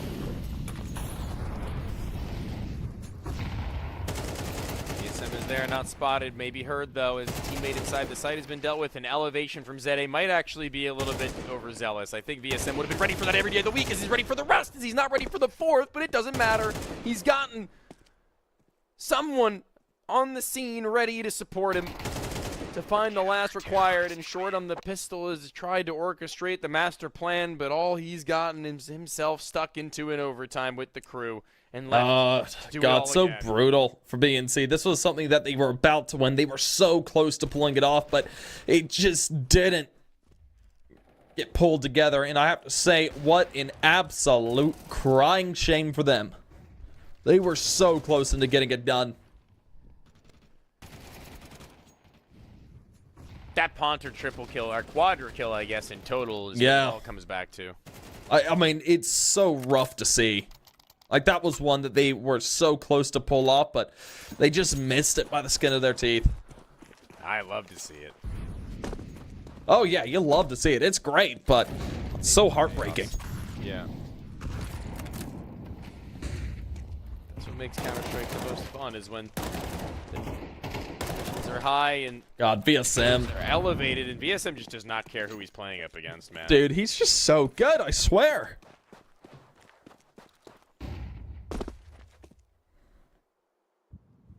Something silly, as he's gotten all of that lower control, and they need to clear it, really not knowing where he'd gone, if he'd stuck around at all. They will eventually pincer. That'll waste a little bit of their time, to which Long has been taken control of. Mid has been forfeited, but a jump spot to C, and there it goes. A nade perfectly placed onto Short. Does he continue his way forwards to the B site with the rest calling upon them? No, not quite. Instead, scatters them towards tunnels, and I guess another attempt at a split, but a man down. If it worked once, maybe with two down, I don't really believe in it, but we'll see if they can make me one. Yeah, no, God save you're a believer here in the 3v5. Of course, we do see a bit of a duel going on over towards mid so far. Neither one of them really being able to take it. It's just tags, and unfortunately, Short caught the worst of it, leaving it down to ZD and Desh to try and pull this off. They're looking to make this execute known via Sim. Playing cheekily. He's going to get the info, sees the Molotov. It's not going to pull him out of position. Poncer, though, holding by car. He's waiting for them to play for this engagement. His time wears thin, 20 seconds on the clock, and now below ZD. Good headshot. Gonna be able to start us off. Of course, VSM just looking oh so good. God. Beautiful double. Not gonna be able to pull off the triple, and now it's all down to Dash, who's got the up in a 1v3, and unfortunately, his rear is cut off. What would have been an ace, as a matter of fact. Yeah. Yeah. Yeah, he's reaching a level unattainable by most, if not all, in the server right now, and I would watch out if I were everyone else. Stay out of his way, friend or foe. Let him cook. Let him have every duel that he'd like. Dancing around the site with no time to waste. He takes his. He even wanted that final, and it might have been a little bit overzealous, a little bit impatient, but he knows what he's capable of, and he knows what he's been doing to them in this game so far. He knows he's got full control. Oh well, now as we look to get things rolling once again, Poncer gonna be able to find himself out a couple of kills so far. It's down to a 3-3, keep it traded nice and even. You've got to look for BNC to at least get one here in the half. Things have been rough for them here on this T side. They've had some decent success, but it's just been a little bit more tough than they wanted it. That was Leo Monster. Looks to make his way up, checks the corner, doesn't spy anybody. Be careful. Back this side is VSM, and he's been an absolute terror today. Continues to be so, finding himself out yet another. Edge gets way closer and closer to 30 kills, as he does collect that. Dude, he's a three-piece in the books, and dear God, multi-frag after multi-frag after multi-frag. At some point, you just gotta say, maybe we shouldn't go B. Somebody's got to look at this guy, man. There's just no way he's capable of what he is. This is outrageous. He's an outrageous man. Yeah, from a guy who has really just flown under the radar of so many of these actual organizations in recent times. He's absolutely crushing the regional other unemployed and unsalaried competition. Undoubtedly. Oh, God. Well, here we go again.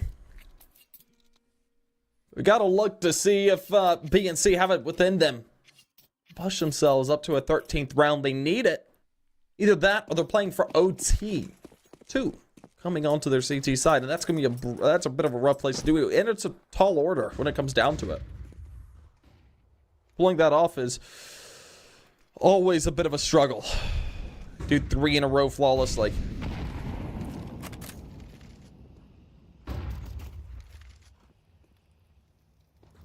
It's quiet, too quiet. Yeah, a little bit quiet, a little bit quiet.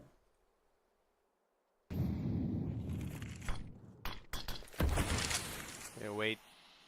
Utility to be sent. And once it is, they then wait the next move, the next order from the chain of command from above. Mm-hmm. Good idea. Catwalk is eventually taken. It's a minute down. The CTs with a little less guesswork than they would have had to have done otherwise.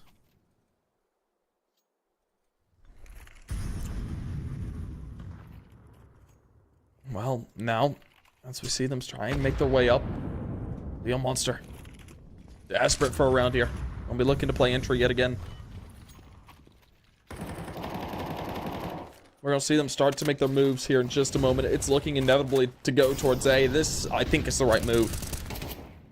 So much of a struggle here on the opposite side, and it continues to be so here on the A side as well. MIBR is able to find out kills. Of course, ZD does get out one. Taco looking to make his way up via Sim, playing in the wings. Of course, Taco tagged down low, finds another. And as we see Poncer find out Freck, that's going to be all she wrote for the half. 15 about to be on the board unless ZD does something just absolutely insane. Yeah, I mean, dude doesn't have time to do anything other than just stay alive if he wants to save the KD, maybe find a kill, and you know, he'll be able to do at least that much. I guess I don't blame him. It's kind of a damned if you do, damned if you don't scenario regardless. So. Yeah. Well, there we go. 15-12. This was a very good map out of BNC so far. They looked really good in regulation. It just into overtime. After that little 4-piece we saw coming out of, who was it? Poncer. That was kind of the tipping point where we saw Tropa de Taco just start to absolutely roll through it. If that didn't happen, we should have seen BNC take this map, but it did, and it's cost them greatly. Yeah, it certainly has. And it might cost them, in my mind, I mean, I didn't make a prediction, but in my mind, what could have been their opening into the series win, I think their map choice is definitely going to be, at least on paper, a little bit easier for them in the initial, but, you know, favored on the side of Ancient, our Tropa de Taco, they can at least breathe easy for a little while before BNC get down to the nitty-gritty. And then the third map is where pretty much everything is out the window and up into the air. But if this were the win for BNC and then going into their next map pick, I really didn't see them losing this series if that were to be the case. But we're not there anymore. No, we're not. Not the discussion. Well, now as we see them starting to edge their way around. A little bit of util being played out. Keeps them nice and slow. BNC know everything hangs in the balance with this map. They have to do this flawlessly, and they have to show up and really rack it up.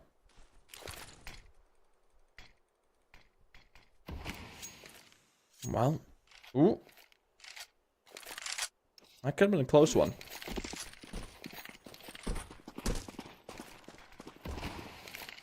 Coulda, shoulda, Still. woulda. Yeah.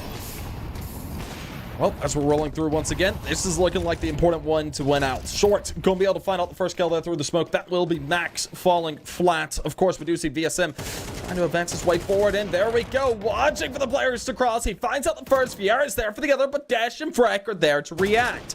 Leaves it all down to the final two, but man, VSM is just too good today, but unfortunately, not good enough. He will lose his life ultimately, as it's left all down to Fieras, and Fieras, last man standing. The map not over just yet. We'll see it be rolled through. You're back for a minute. It's not over. We're not done just yet. No. They've gotten two more just like it that they need to put together and make it look good. They got to make it look clean and easy, as it's not been anything close to a breeze.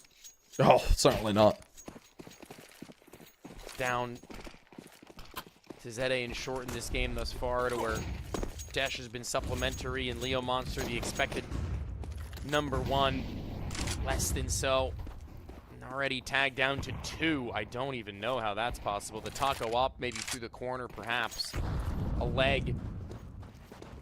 As he's tossed the sniper back to Farias.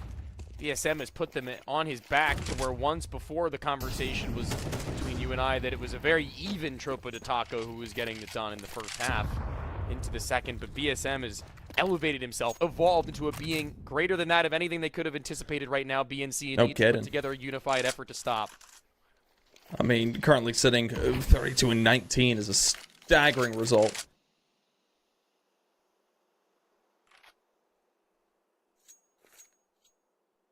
They need bro. Yeah. Well, alrighty. I think we're going to see the move start to be made. VSM going to be looking to play entry. That makes sense, but he's got to look good on it. If he falls too early, that could be a critical kill to come through. He's advancing a little bit too far forward. No, okay. Alright. I thought he was going to get caught out there. I was very worried. No need to fear. That's where it to be. The smoke at the tunnels from the CT side actually hurts him more than it helps him for a moment, allowing the plant without vision, but also gives him room to lurk. But gunfire from all different directions. It's the red mark that betrays him.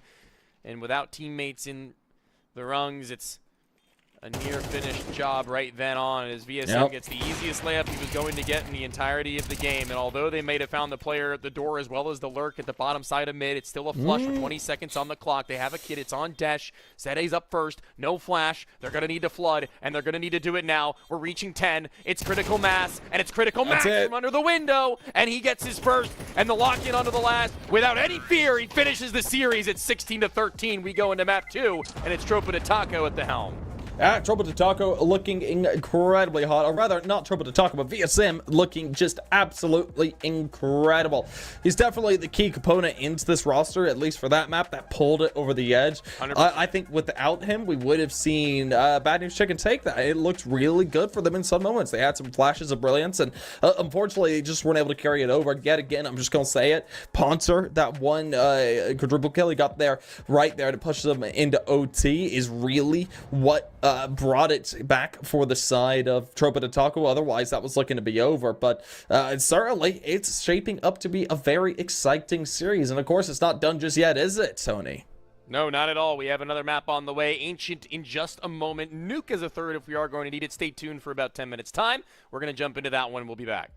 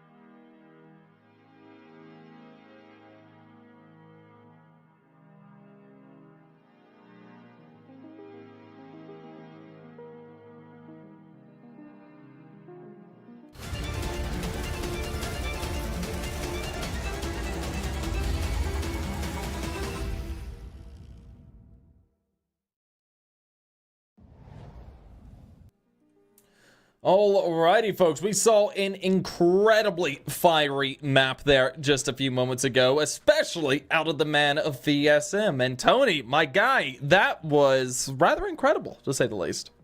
Yeah, it was definitely something. I mean, when you look back at it and you look at the individuals and you look what they put up in terms of sheer numbers, you talk about VSM, and that guy is just something else, a different animal. Oh my God. He's been raised, I don't know what they're feeding him, but he's been raised in absolute stardom in this team so far. At 33-20 to finish out, 113.8 ADR. That guy, in just sheer statistics, is somebody you can look at and say, yeah, he is probably matching the numbers. That's something you can look back on the results for HLTV and get a pretty good picture of how Dust 2 went, especially considering the end scoreline was really not all that far out and it was an overtime affair, though. That's a little worrying going towards the next map. Yeah, no, it definitely is. I mean, if you are Bad News Chickens, you're looking at that map and saying, we got really unlucky there right at the end. There was a play by Poncer that was just out of left field, and he was able to get himself a nice little triple kill there to retake the site, coming through a smoke, and, that's an uncommon entity, to say the least. So, certainly, Bad News Chickens, you can look at that last one and say, okay, guys, it was close. We should probably close that one out, but we just weren't able to. Overtime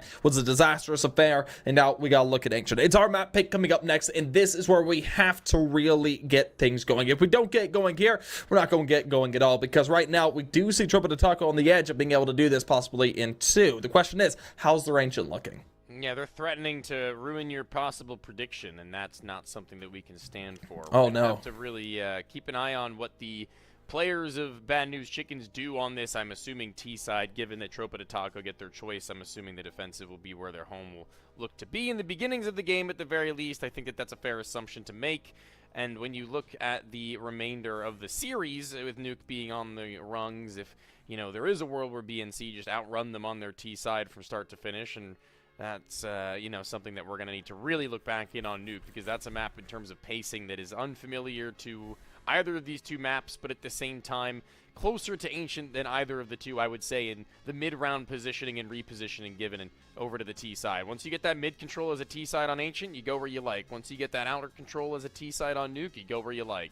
Yeah, you're right about that. And one thing I will say, this is the kind of the point that I am going to be looking at for this upcoming map for the side of Tropa de Taco, is it wasn't a great map for a majority of the players. I mean, they were very middle of the road. Poncer, along with Fieras, Max, Taco, just sitting at 1.03 and below when it comes to their rating. Really, what it's going to come down to is if VSM comes online again, and if VSM is shut down by the side of Bad News Chickens. Because, I mean, overall, we saw Zadie, Short, and Co. doing staggering work. We gotta look to see if maybe they can go ahead and find a way to really put him down and take him off the server. Yeah, I guess, standing in his way is going to be priority number 1, and I guess figuring out where he's playing is going to be priority number 2. Knowing where that is going to be a pretty different way of looking about things on both CT and T sides. I think that this map, if he is going to be playing in a more isolated position, is going to be worrisome. If numbers is Tropa de Taco's game, I don't know where we're going to see him spot, but I would wager we'd probably see him in either cave or mid. That's my. I'll stick with cave. I think he'd be the cave player if I. You think it's a cave player? In my mind. I see it. We'll see if he is though. But certainly, looks like we're wrong about that. But Taco able to go ahead and find out one through the smoke. It leaves it all down to a 4v5 that advantage going the way of Tropa de Taco. But BNC, they're going thunder their way here through the back lane. Maybe. No, actually, where are they headed? What's the plan here? It looks like a B-split. I mean, VSM is solo over on that other end. Exactly as noted, he'd be the player to leave alone, so they in fact do. They leave him to his own devices to find the fights, and over along, he's exposed. VSM back turn, short up close, finishes the job, but not before one of his teammates had been dispatched of a moment before from Taco, a 4v4 retake with a smoke. They have a kit? No, they don't. VSM might have, but I'm not entirely sure, but they're going to need to find fights before they can even worry about a bomb plant. Or defusal, rather. I mean, just like that, it's all down to this 2v3. Of course, more shots ready through. Dash! Gonna be able to finish him off, though, and very well done by him. Poncer and Taco taken out there. And just like that, we'll see another round to go the way of the squad of BNC. A very much needed round. I was a little bit worried coming into this pistol round, as we saw that first pick come out from Taco there through the smoke, but not going to be too terribly bad. No, not really at all. Gonna wait a moment or two before they go for their next buy. They're not really forcing their hand or issue into this round, and rightfully so. I like that. But with one flashbang, you could always get something done. It's an investment that you may as well make. It will not deepen your pockets all that further beyond what is the danger zone, as one would say. They're still very comfortable in what they can afford to offer up into that next round, regardless of what happens here, flashbang successful or not, but cut down to size and then some. See you later. ESM not long. Oh, there you go. That's not much longer either. That's a finisher that never even really got a chance to get started. And oh, there it is. Nicely done. BNC going to be able to go ahead and finish things off. Take another round their way. And, well, 2-0. This is a better start than what we saw there on the previous map. When we saw them win out the pistol there previously, it was very quickly taken back the way of Trumpet and Taco there with an upset.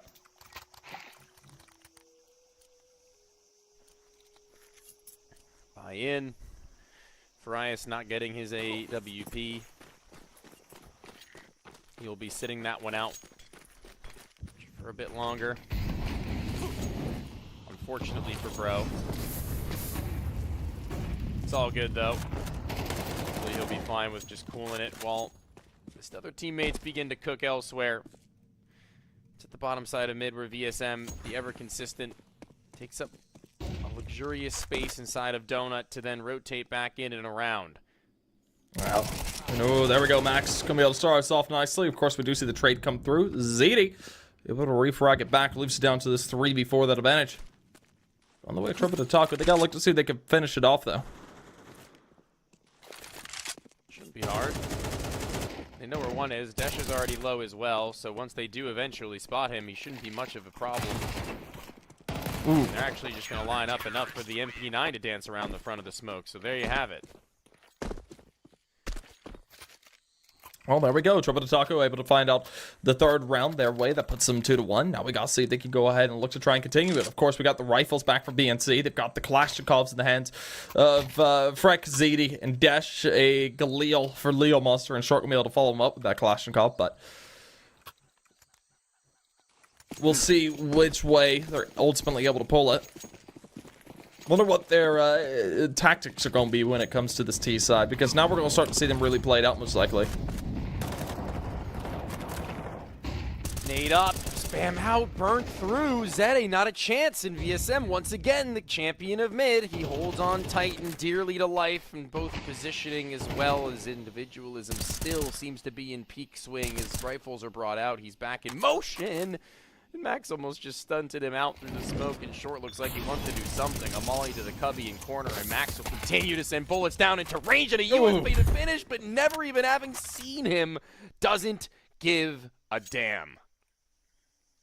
No, I mean, this is just absolute chaos here for BNC. They're down to, by a man now as Freck is able to trade it back. They keep it together. It's not over just yet. Well, now they gotta look for this equalizer. If they can find another, they're certainly back into this, man. Nowhere near over. No, not at all. This is a CT side start not featuring Farias' ult, might I mention once again. No. This is them off the rip where he isn't given everything that he would have wanted to have. He's relying on his teammates, but then also, if needed, can be called upon, as he is at the end of the round to find the second to final piece to this puzzle being hammered in. As only Desh remains, as he's been softened up from previous. He'll retrieve that bomb, but not time enough to do anything other than knife out to A, in which there is a player already ready and waiting. Even if he taps the bomb, he won't have time to pull the stick. He's going to kill the next. There we go. Nicely done. Poncer just going to be able to swing to close things out. Up it's Trumpet to Taco. Up at a tie. Now they're going to be looking to see how much farther they're able to push it.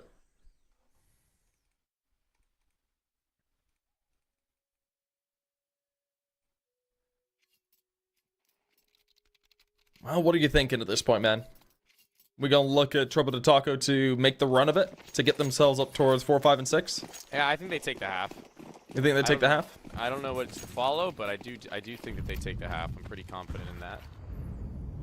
I think that just as VSM had started to heat up on the CT side of Dust 2, it's not somebody you're going to want to run into, and even when you do, you guarantee is one. Everyone else is probably going to be hard struck on the T side to deal with him, let alone the rest who are spread thin, but not thin enough to where somebody can't arrive on the seam in supplement. And right now, just blocking out with utility, they're bound to take that lead up against only Glocks. The gun round to follow, Farias is op, more than readily available if they'd like. That's assuming that anyone even dies. Well. Now, as we just see, this Glock round will be looking to be coming to a close most likely here in the next little bit. This is just being played simply. I mean, they're not overdoing it. No one's wanting to overshow their momentum, and there we go. Love the swing there. VSM able to get out one, but Freck there to try it back. Of course, we do see them get cleaned up rather quickly.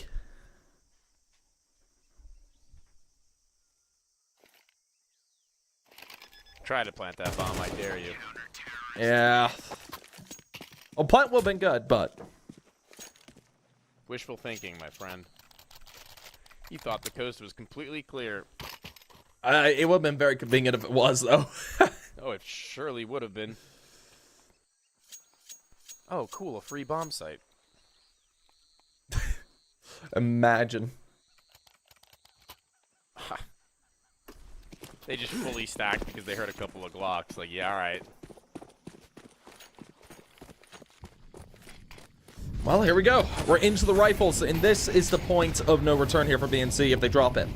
We're going to be seeing Triple Tataka most likely go ahead and look to clean up the half here if they play their cards right. And uh-oh. That's super unfortunate for short. Of course, VSM does get traded. Still playing well, but not the performance of previous map. But, oh, Taco! That's a classic spray. Even then onwards, they're not really afraid of what's on the other end, but they're still firing off shots, maybe a little too long. Fear doesn't really have to play into it. Wow, that's actually a really fast shot from Farias on the walk-in peek into the line of sights of the AK. Doesn't really matter. He'll take his nevertheless. Well, I mean, ZD, not alone. Could isolate the fight with Taco, gets the info. Whew. See you later, dude. That was quick. You gotta love that. Flash to the floor. Grabs what he wanted in the first place and gets out of dodge. Problem is, look at VRS. Yeah, that's Full it. rotation, dude. There's no way he would have expected the op of all weapons to be in that spot. I know. It's just a bit unlucky, but that's the way the cookie crumbles, you know? Oh, yeah. And it's crumbling, all right. It is crumbling. Really proactive from Farias to get from point A to point B as need be. Spitting bars since 2020. So I do have a question for you. This is very random. Favorite type of cookie? I like white chocolate macadamia a lot. Really? Okay. Yeah. I gotcha. You know, I'm just a good fan of the chocolate chip classic, you know. Yeah, it's, I mean, a staple. Can't go wrong with it.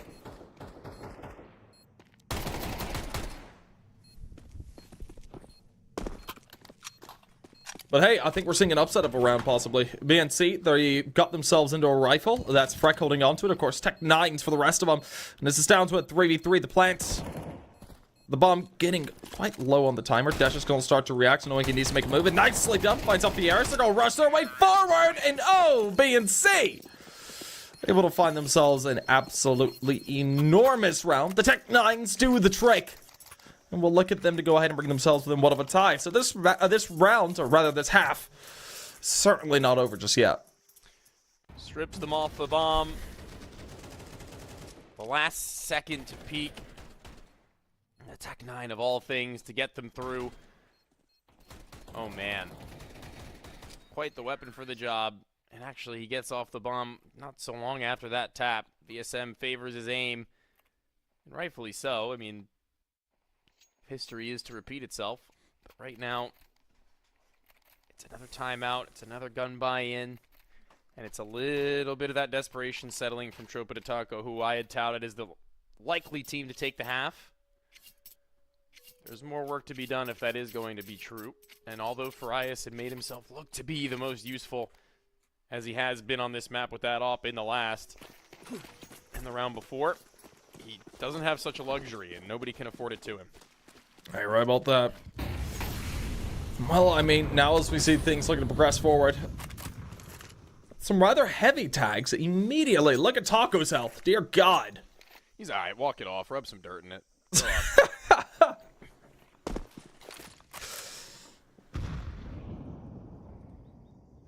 You know, I think it's rather hard to walk off that much damage, you know. I don't think you've got a passive regen here in this game.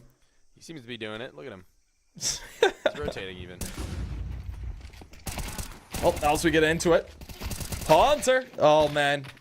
Not going to be able to do it again. No three-piece, but certainly able to get himself a double. Of course, Taco sees the writing on the wall and gets himself into a position where he's not going to die immediately. But BNC, they've already called it off. They're backing up. Not dying immediately is always nice. Yes, it is. Happy to live another day, but not much longer than that. Out in mid, as it's going to be the full reroute, the full loop-de-loop to where Farias presides, lies in wait. Short and Desh will eventually space, but tight enough to finish off this first kill without losing one of the 2 lives. Yes, indeed. Short not able to get out of dodge, though, and the bomb not let loose far enough as Dash will sprint towards the site. Good and light on his feet. He's going to need to have a little bit more impact than he had onto the first snap at short, followed up at long. Maybe. As Taco's deep. Holds for it. His HP does not favor him. He was the one softened up earlier on in the round, and VSM on the back lines to lock him in. Molly or flash to the cave, but Desh is up close, and one bullet will do. There we go. The clutch is on, and VSM, he's got the tap, but does he have the kill? Oh, no! It's spotted around the pillar. It's Desh who doesn't give a damn. He doesn't need his captain. He doesn't need an op. All he needs is an AK, a bomb, and a dream. It's 4-4. Well, I have to say, that is incredibly unfortunate for VSM. I suppose he just was waiting for information to try and hear something to make that move, but ultimately was not able to.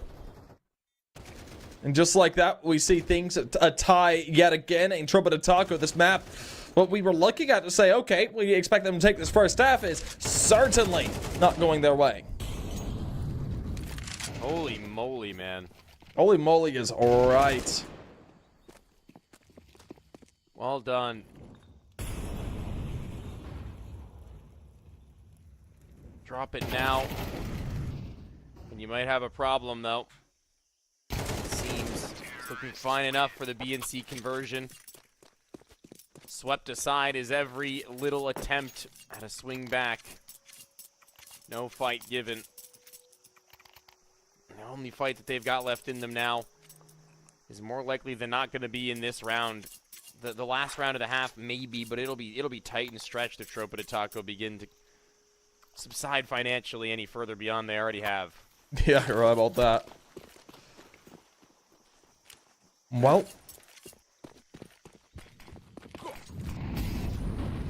Now, we're going to be looking to get this thing back underway.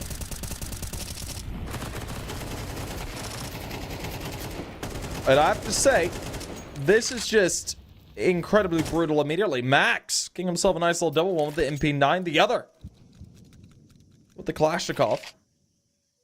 And I mean, now you're looking at the side of Dash and Freck to be in a rather risky position. They want to take some space right up in the face of their opponents in the opening stages of that one, and it doesn't quite pan out the way that they would have wanted. As you say, that Max double does come back to bite them rather viciously. And even then, there's more work with Dash and Freck, excuse me, who gets close and made a mockery of this ace I hold in 2 rounds ago. Might do so again. No snap this time, only the first, and Freck has tailed back. He's heading himself off with the bomb for only moments, but Farias does not waver. I have to say, Trumpet and Taco keeping this incredibly close. Neither one of these sides relenting in any of these rounds. And now we're seeing things sitting at 5-5 yet again. We're all tied up, and we've got to look to see who's going to be able to take that advantage. Who's going to be able to hit 7, or we're going to be seeing the tie come out here next. I think I'm smelling a bit of a tied half, I'll be honest with you. Very, very potentially. But that was a little bit of a momentum change from what we had seen at BNC. Slower towards the mid and late round finishes to where they'd win out on gun rounds. That one a lot quicker of a loss. I want to see what altercations that come through in this round. At what speed? It looks a little slower once more as they take their land little by little with utility they've gotten in bulk. I won't be able to say so for the next, neither will. This is an all but telling. I don't think I expect to tie at half, actually, given what money they'll have. Unless a massive save is to come through at one end or the other, and it's looking like Tropa de Taco might be forced to it. No, it definitely does. And I mean, right now we're going to be looking at this round to possibly come to a close in the favor of Tropa de Taco. Still got a bit of a ways to go. Nothing decided, nothing done just yet. We're going to see them trying to make their way up into this. Fieras going to be trying to make his move to close the player out. He got the information on it at least.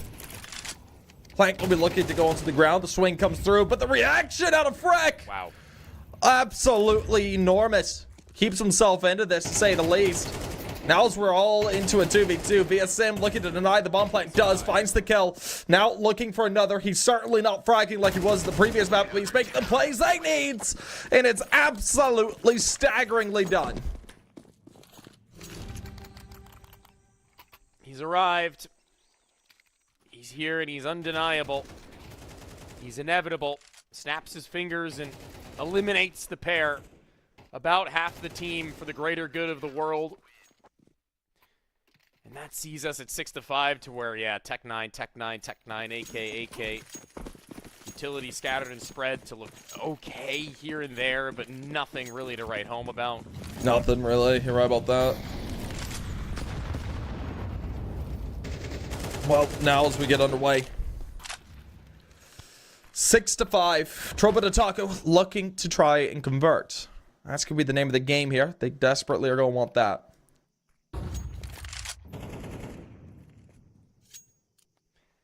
They're just trying to get by, man.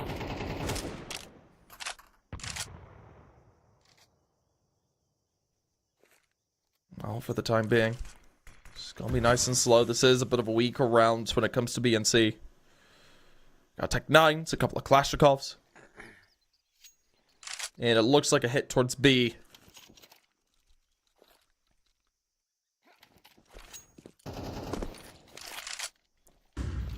Looks sometimes deceiving, but not this time. It is very much so as you described. Ooh, that molly. It's going to keep him nice and slow, man. VSM going to be able to find out a kill there. Of course, we do see Fieras followed up. VSM doubling. In shorts, it's the last man standing. Of course, he does get a kill, but not another. VSM, there we go. Nice little triple there to close things off. And that will be Tropa de Taco, putting themselves in a very comfy position. My premonition has, in fact, come true. They have walked out on the half with a win. A big one at that. Yeah, you're right about that. They want to keep pushing and trudging forwards on their opponent's pick, and going at a time might not have been enough. At least a sliver of a buffer to say that they've gotten even an inch over their opponent's head.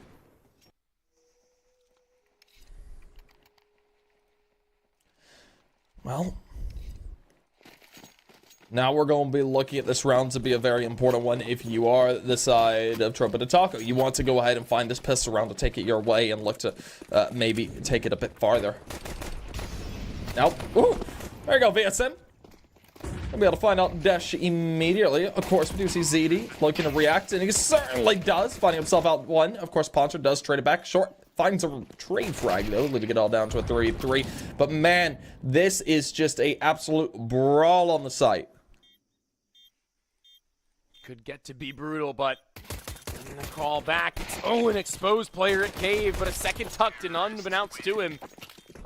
It's Max who slips right under the radar. And that point forward, it's easy pickings. That first from VSM is just as easy as you'd like, honestly.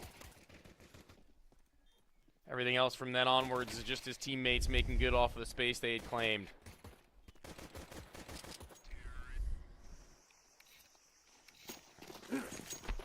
Well, now we're going to be looking at the Tropa de Taco to possibly go ahead and really start to surge ahead forward. They're going to be looking for double digits from here on out.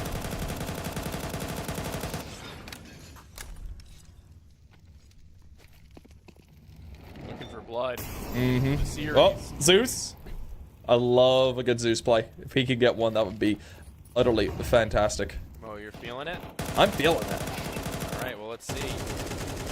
Doesn't look like yet they'll be able to, but running it up and closer, trying with his USP because he knows that he's too far a distant. Unfortunate. That could have been funny. It would have been. I mean, you can shoot multiple times with the Zeus now, you know. You just gotta go back and let it recharge, you know. Maybe he could have got one, ran back to CG spawn, waited, got let recharge, and go back up and try and find another. Probably. Haven't seen that yet.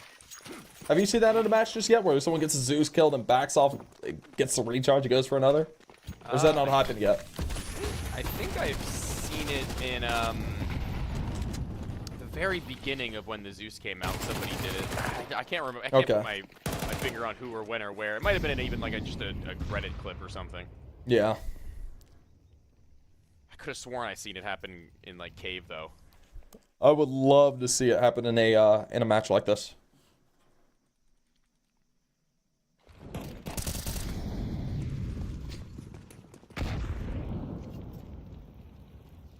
A match like this is where dreams are made. So maybe you'll get your wish. You're right about that.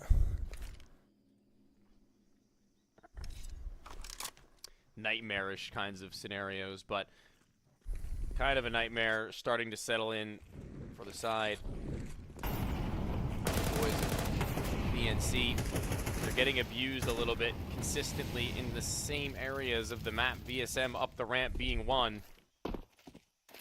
Certainly a nuisance. It's a little bit of one, certainly, and as we do see it put down into a 4v4 here, retake doesn't look like it's going to come through. It seems like they're just going to be opting to say, all right, we just need to go ahead, save on over into the next. Double digits, it's right around the corner. We got to play this carefully from here on out. Yeah. Low and slow, slow and steady. The race, yada yada, tortoise in the hare, you get it? Yes, certainly. It's the final stretch right now for Tropa de Taco for this series. Like, they're not really feeling all that much pressure on. I think that they can kind of take some of these rounds with some slower strides and smoother sailings to where they can spread their offense a little more thin than otherwise, expecting a more up-in-your-face reaction without many other options left in their arsenal on the side of BNC, to be frank. Yeah.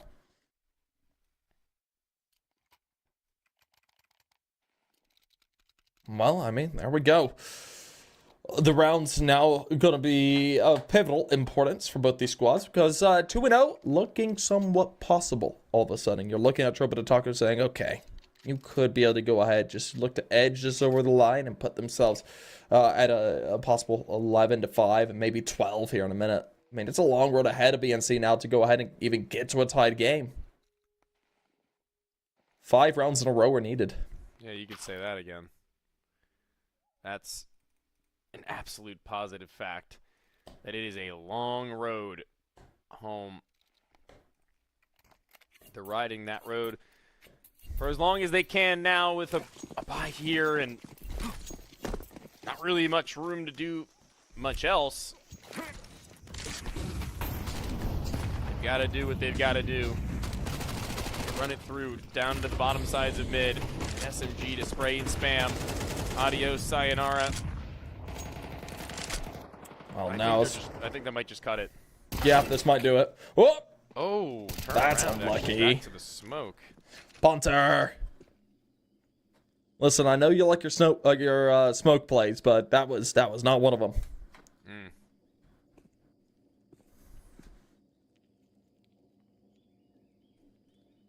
Got to be better than that. Yeah.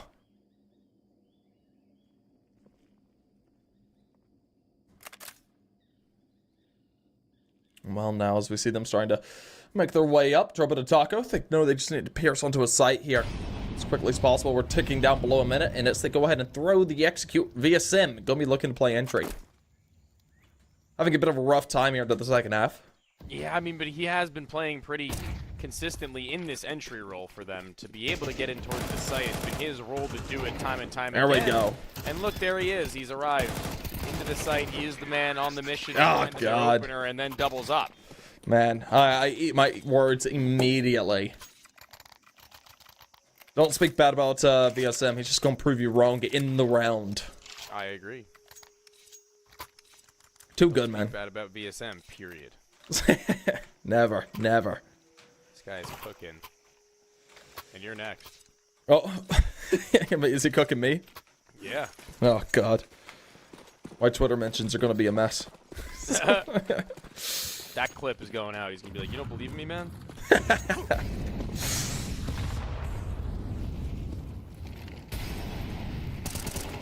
Well, there we go. Leo Monster. There we go. Good low kill there. He's been struggling to get active into this map, but definitely comes up into this one.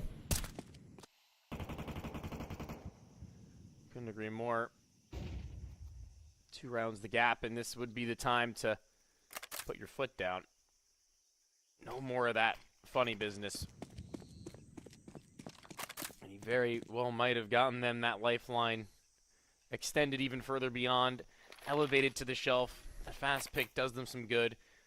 His dash has been doing the work on the op. He needs his riflers to really pick up the pace and cut no more players on his team any slack.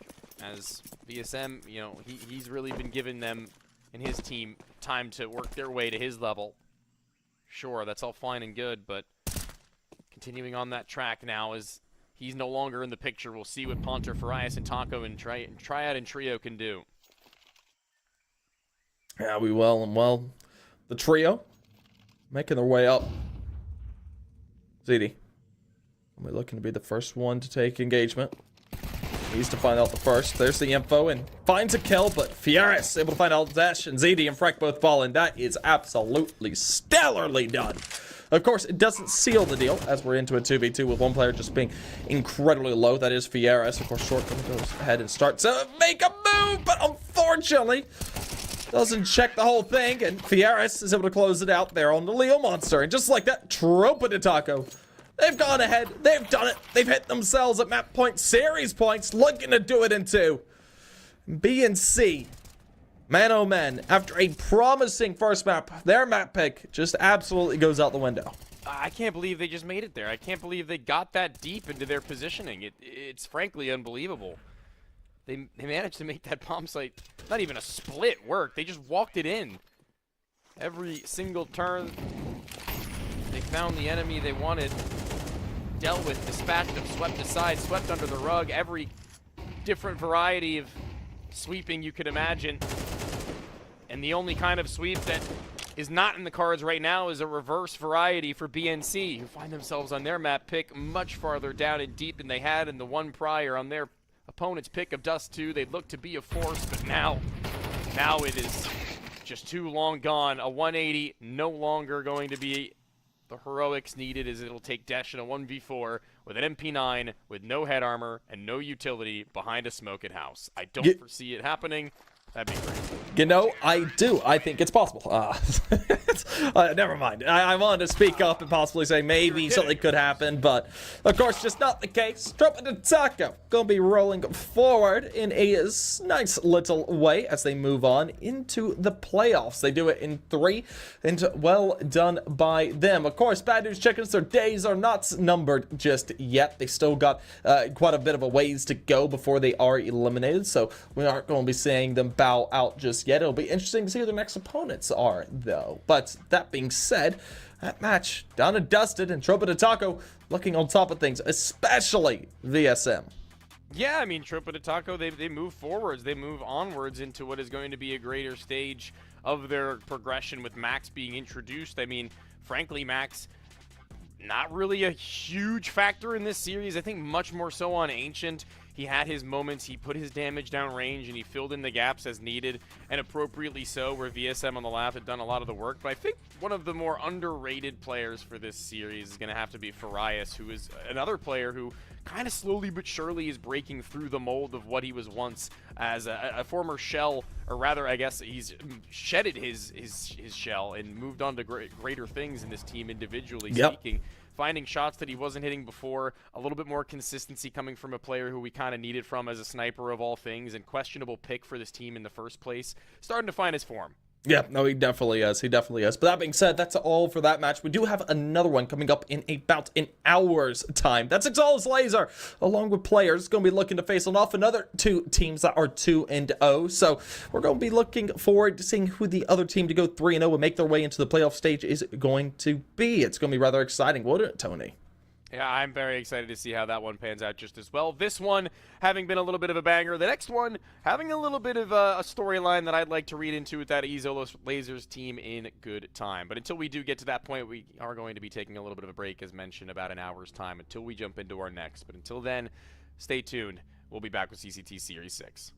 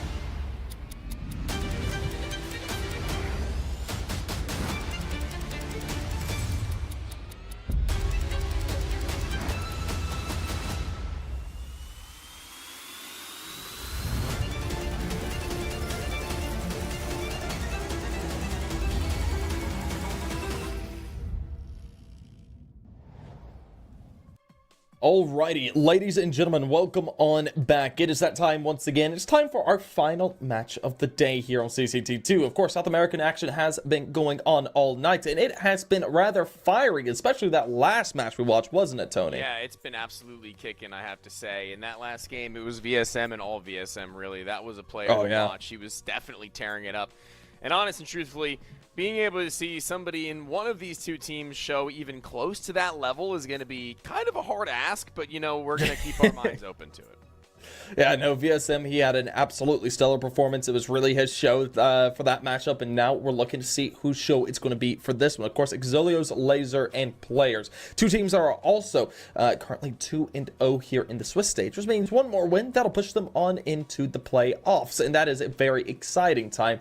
But before we get into all that action today, let's go ahead and start to break down what these two rosters are looking like, because they've both been around for a little bit of time at this point. Yeah, they definitely have. Exilios, Laser, though, they've lost their rifler, they've lost an opper, they've lost a coach, and in a blood sacrifice of 3, they've probably got the 2 strongest players that they could have from this shuffle season that I could have not been more impressed with them getting in Detroit J and Barton. What a wild pair to have picked up from. Landon being the most experienced player that they had in tandem with Tadazin as their sniper. You pick up somebody with a little bit more of like a young flair to him that he brings to the table, a shakeup that might be able to push them towards that next level. Yeah, you're right about that. I'm looking forward to seeing what they're going to be able to do. Of course, Detroit J is definitely the player to be talking about and the player to be watching on this roster. He's done absolutely great work as of late on this roster. Had himself a couple, or rather coming into this roster. And now I'm looking forward to seeing what he's going to be able to do. I mean, currently he's sitting at a 3-month rating of 1.24, which is staggeringly high.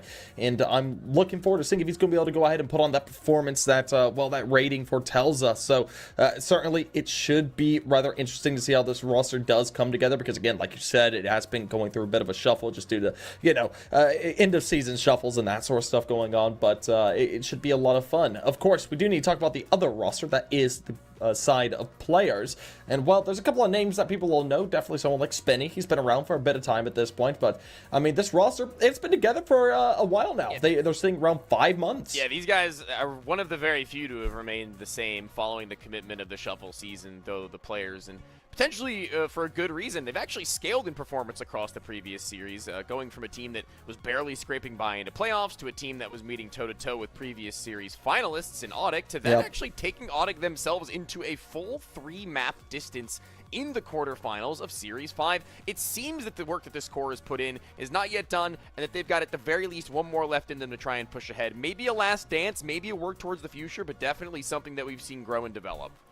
Yeah, no, they've been developing quite nicely. I mean, all of them, they're all sitting about the same rating as well. There's no one that's absolutely standout, that no one been playing with that X factor, but all of them are just insanely consistent. You're looking at Doxing at a 1.09, DZT at the same. You're looking at Mythpuddin at 1.06, XNS at 1.05, and of course, Spenny saying at 1.03. So, I mean, when it comes down to it, these players, they play consistently together. And I think that can be very important. I think that's going to be one of their strengths coming up into this matchup. No, absolutely. These guys are definitely going to be a unit to look at as a across the board kind of team. As you say, like, not really one. There's not a VSM to point at and be like, that guy is going to take us the distance guaranteed. There's not a guy that you're going to point at to put up a 1.2, et cetera, yada yada. But when it does come to the Exilios Lasers team, while there is maybe a little bit of I'll say inconsistency in what we can expect from them in terms of who will be the one that they point their finger towards, the one thing that we can maybe look towards as a consistency is that they want to get Detroit into the action, for one. Yes. And for two is that Barton hasn't really been himself in the last couple of months, whether it be in that legacy team or even here in his beginning stints with Exilios Laser, and that he needs to be able to put himself into the conversation as that player that, okay,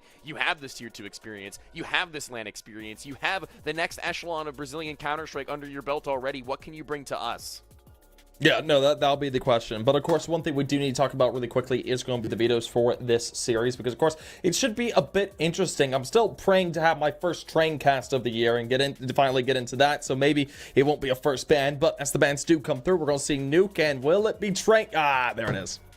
Yeah, it's gone. It's gone. Oh well. Of course, that does mean Mirage is going to be that first pickup coming out from the Exilios Laser side. So a very puggy map to get us going. And it's going to stay puggy as we do see Dust 2 coming through. So very aim intense when it comes down to it. Of course, Ancient Band on outs along with Anubis, leaving over Inferno. Yeah, you and I get a little bit of old, a little bit of new. We've already seen some Dust 2. It's Mirage that's going to be a difference for us in Inferno Decider as well. We'd only gone the distance for 2 maps, so the third not really going to be needed. It was Nuke if we required it, but now we go into this one with Mirage as our beginner, a little bit of freshness, and we breathe a little bit of life into the night as we have a kickoff to absolutely show the absolute peak aim that these two teams have. We're going to see who they're going to be shuffling forwards in their entries. We're going to see who they're going to have to really rely on as these anchor role players in this new system that they've got going on. Whether or not Barton is going to be falling back into that sort of a role again, or if we're going to be seeing a little bit of a shift with him now being a little bit more of a focal point perhaps in Stardom, not really yet, I guess, publicized. And, it's only been a couple of series so far, so this one would be certainly the best time of any for them to put on full display what they have to offer.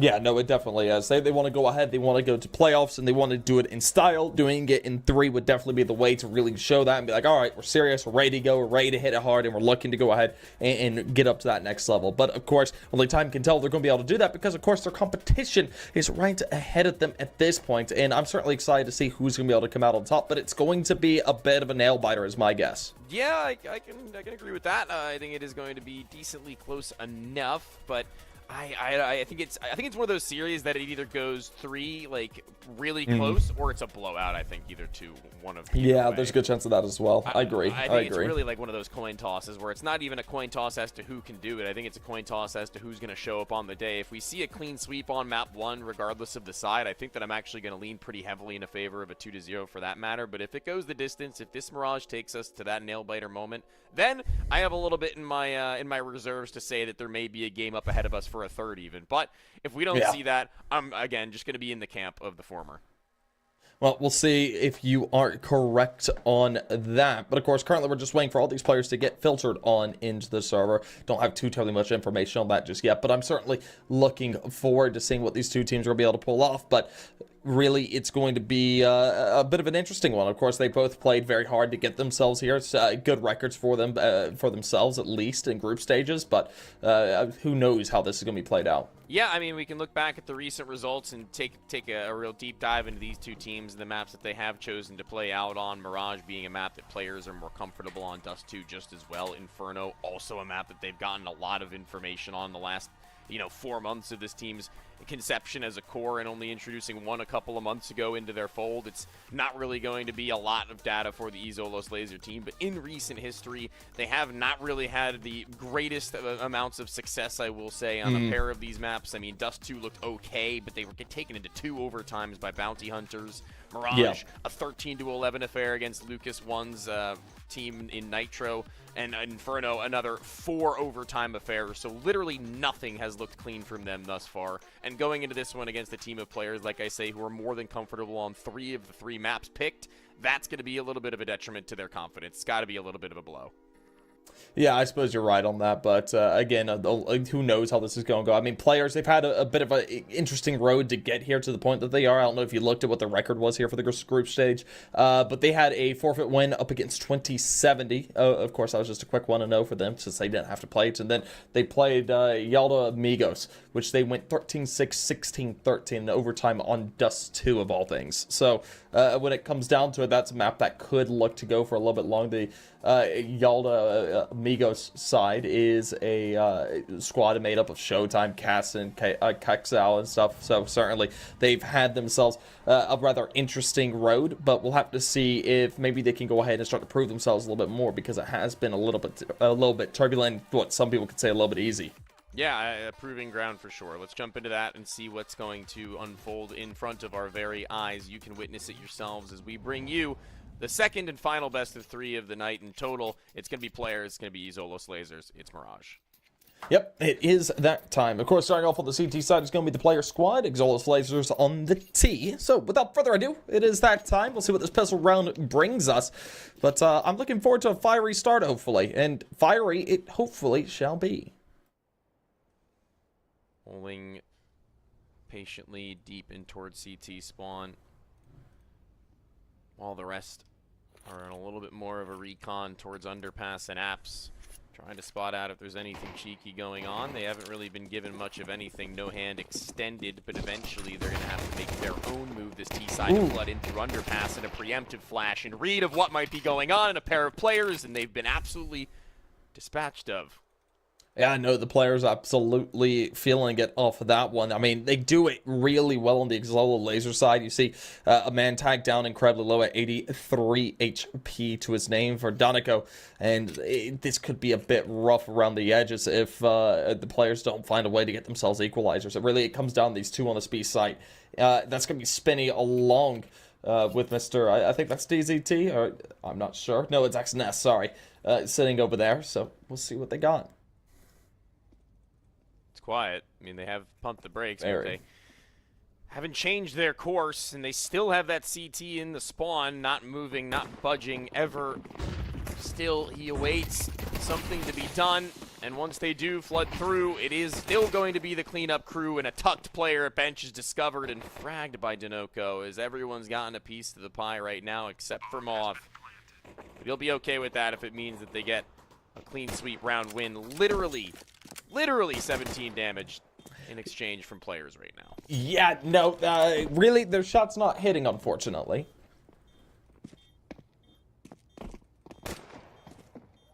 It is a bit unfortunate. I mean, DZT, he's just making a bit of a runner. Can't blame him on that. Just going ahead and getting himself out of dodge for this next round or so, because maybe he could carry over the armor. It's something. It's not that much, but it's something. No, I agree. I definitely agree. Armor is more than something in this instance where, I mean, you can maybe get a needle in your hands and be potent, but a kill maybe might get a little bit more of that money. Shot on the side of the head, perhaps. They continue to run it through. They're not too far, but the lockout has been left, and he's instead gone towards the ramp. He will be able to get away with his life, and luckily for his sake, so.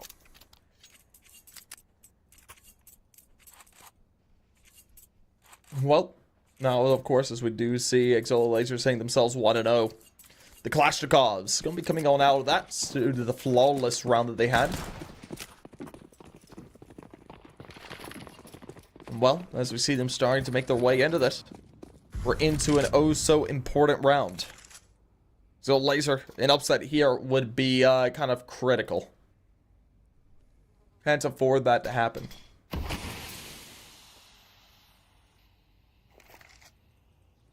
Might just come upon them anyway. Uncertainty shrouds the server. With that one player in apps being seen, they still have the scout Famas, but being in ladder room is, frankly, I guess, the best position it could be right now. They want that then and there, and very well might have everything handed to them in a moment's notice. As there's the Deagle shot out, but no, everything else from there goes spiraling out of control. The Famas can't get into place as it wanted to be. It's a sad day, but unfortunate. Well, yeah, a bit unfortunate. I mean, DCT at least able to grab himself a bit of an extra there, but no more than that. Tadison closes it out, and nice little round here for Exola Laser. They go ahead and start a status quo of themselves, and unfortunately, we see a bit of a DC from the man of Doc. Try as they may with that investment, it doesn't get them near to where they wanted. Cleared from that point forward after the Deeg shot. DZT once again locked in, this time dealt with, though. They don't afford him the luxury of escape as they had in the last. Not more than once. Doc taking a brief hiatus from the server, and Exola Laser are on a little bit of a tear to kick off. It's somewhat frightening if you are a fan of the player's team, but, you know, I guess more than enough time to recover, but that more than enough time very quickly becomes no time at all when this round is them forfeiting over. The next round is their first and only gun buy so far, and if they are to lose out, that's just another pair, and that's when things get to be a little bit head-scratchy. You're right about that. Hopefully, we'll see this come back underway. But, I mean, things could get head-scratchy very quickly. I mean, Exola Laser, they're looking really hot right now. The players, of course, don't have anything they can work with coming up into this next one, just due to the fact that, you know, they couldn't get anything done in that previous one. They bought up into it, so we're going to be looking really around 4 to push this up. But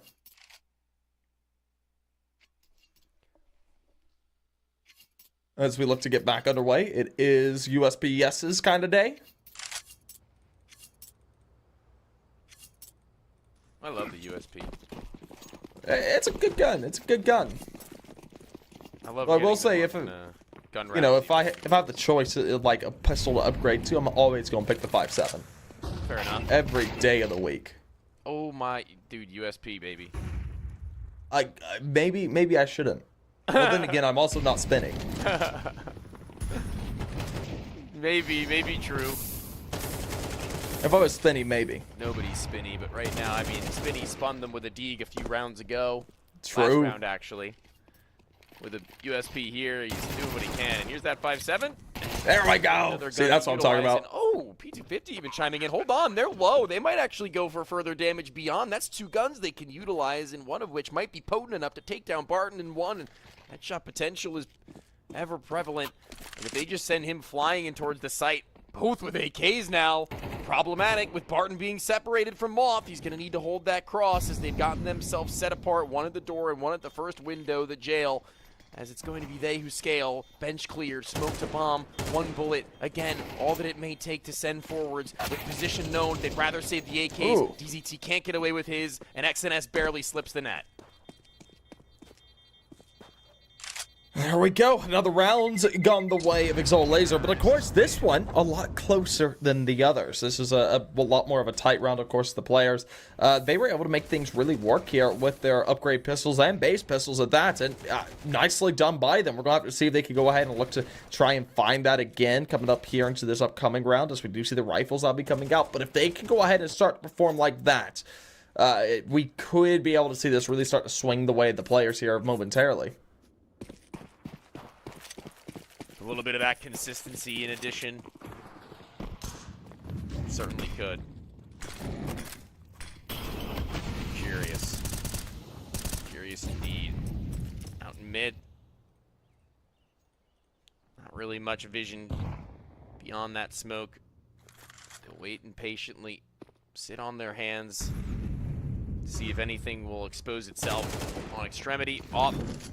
Too slow to the shot, but a fast swing, hard to hit. Molly for sandwich, great read, and Moth might have just flushed out the player of contention, and that's smoke to the Molly at the top of the belt. Everything being red right now from Izolos Laser. It seems that they've got a little bit of a groove going for them. New team, no problem. Top stairs, that's gone. No longer a position they'll need to worry about, but Detroit J late to the reactionary flick, but eventually there and on top of it, a man advantage for the retake, with the bomb yet planted. Yeah, bomb still has yet to go down. Of course, the players are still holding on to the site by the skin of their teeth. Really, they're smoked off here for the time being, but no one willing to make a move just due to it fading. Well, as they look to get their way into this, they've got to make a move here, but for the time being, they're just kind of stuck. They have a little bit of utility to use still. Smoke in the hands of Detroit J is going to be incredibly important, as well as the flash, but we'll see if he makes use of it. And yep, there we go. Smoke going out. They're going to go ahead and smoke it onto Colin. That's the wrong position, unfortunately. It might cost them. Put down the utility to try and force their way up, but I think they're realizing their blunder. That smoke actually could help them quite a bit. Good. They're lying. And it does. Oof. That was a big kill. Of course, the trade did come through. Martin needs to show it. Is able to. Of course, XNS there for the trade. Leaves it down to him in Tadizin. A 2v1. XNS makes his way up. He's got 2 kills to his name already, but Tadizin, a great position. Of course, bomb not planted for him. Of course, XNS taking his time. Waiting for the clear. Double checking positions. Getting himself into Tetris, which I think is a bit of a odd move. I think save call's made. Yeah, he's checking out after he clears Yeah, this. he is. Okay. Rightfully so. Makes sense. From there on out, it's a walk away for an AK that they kind of all but need.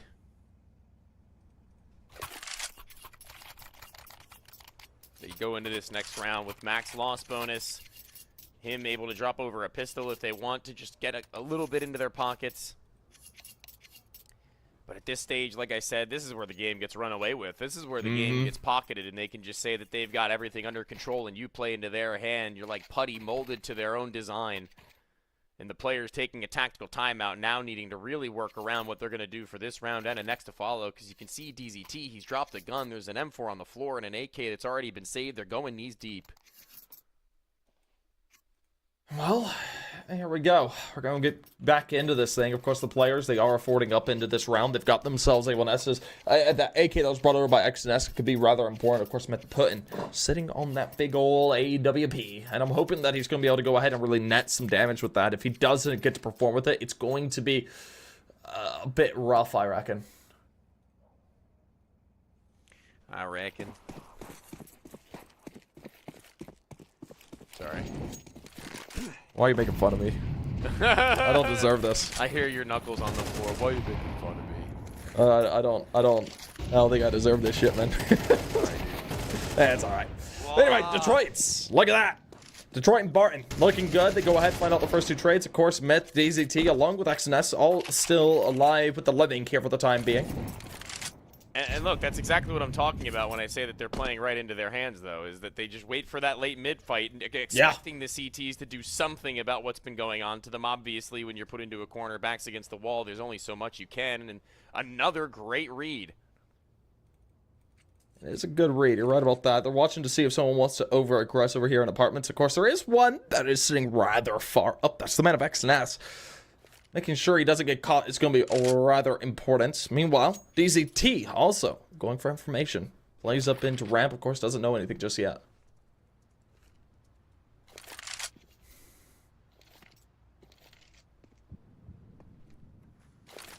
Doesn't know, but still has to be ever present in mind.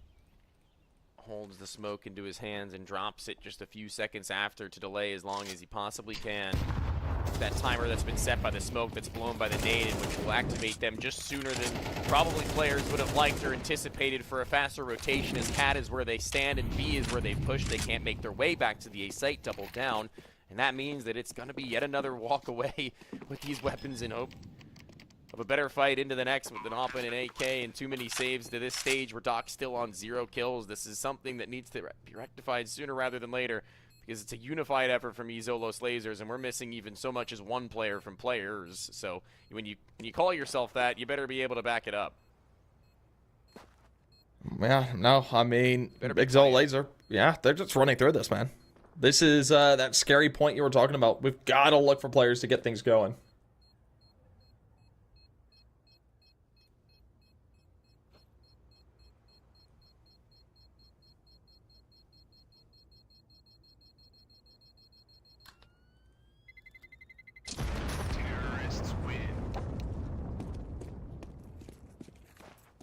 Bomb goes up and off.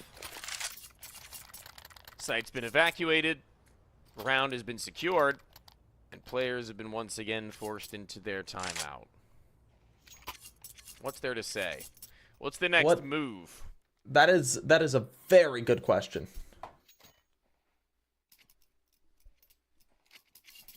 We got to look to see what they need to do to shore up their defense. The one thing I will say is at least Myth still has the op. The problem is he just hasn't done anything with it. He's got to look to get active on that thing, man. If he doesn't, this thing's going to be over before it started.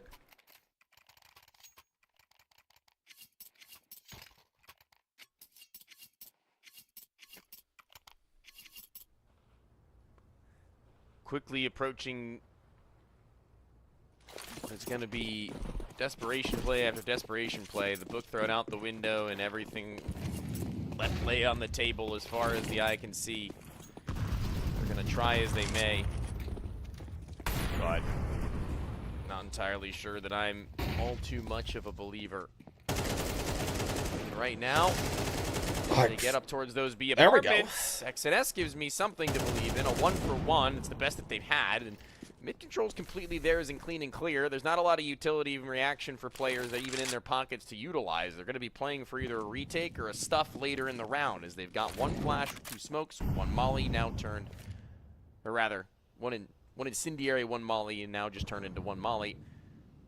And they're still expending their smokes with 1:10 left onto the clock. Again, playing into the hands of Zolos Laser with bits and pieces of information to put together a greater picture. Yeah, well, now as we see them starting to edge their way around, I mean, this is where we could see players really get things under wraps.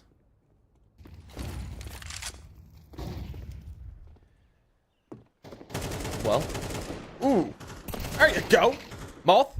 Oof, I thought he had a second there for a second. That the drop was really good. Of course, Danico there to trade it back, leaves it down to a 2v3. Still, players are into this. They're not done just yet. Now Spinny finds a kill as well. It's going to leave this in a bit of a rough place for the side of Exol Laser. Detroit tasked with plant. XNS tasked with the walkout as the CT teammate has been left without vision. Vision not required though. Sends damage down range. Audio cues all that it'll take. In the meantime, 1-for-1 swings off the bomb and not tucked to jungle. Instead, elevated to the stairs. No, instead the bench and read by Spinny. Another moment of impact from him, and a round finally given over to them, as it'll take a pair of frags for him to do so. He's going to retrieve the op even then. He's got all the bits and pieces and scraps left around and a kit with more than enough time to do so. Yeah, hey, that was a round that was very much needed if you're the side of players, and finally getting that one, even though it is by the skin of your teeth, is at least something. And you're able to carry over the op at that. Did Myth finally get active into that round, or did he just have a bit of a miss? I think he kind of just hasn't really been given many good opportunity outside of early duels that he just loses out by everyone else in the same moment losing out. I really haven't seen him in many late round scenarios given a chance to either post or make a move. He's usually dead by that point, so I kind of want to see what happens in this round in particular with them not having an op for one. Zolos Lasers with Detroit still on that AK, and now nothing really going crazy in the first 15 seconds of it. It's just going to be that typical mid control in which Zolos Lasers actually don't push any farther beyond. So now Myth Poutini's got lay of the land. He rotates to A or B, post up from window late, and he's going to choose the former actually to stick from the B window on his post for crawl. Ooh, gotta go.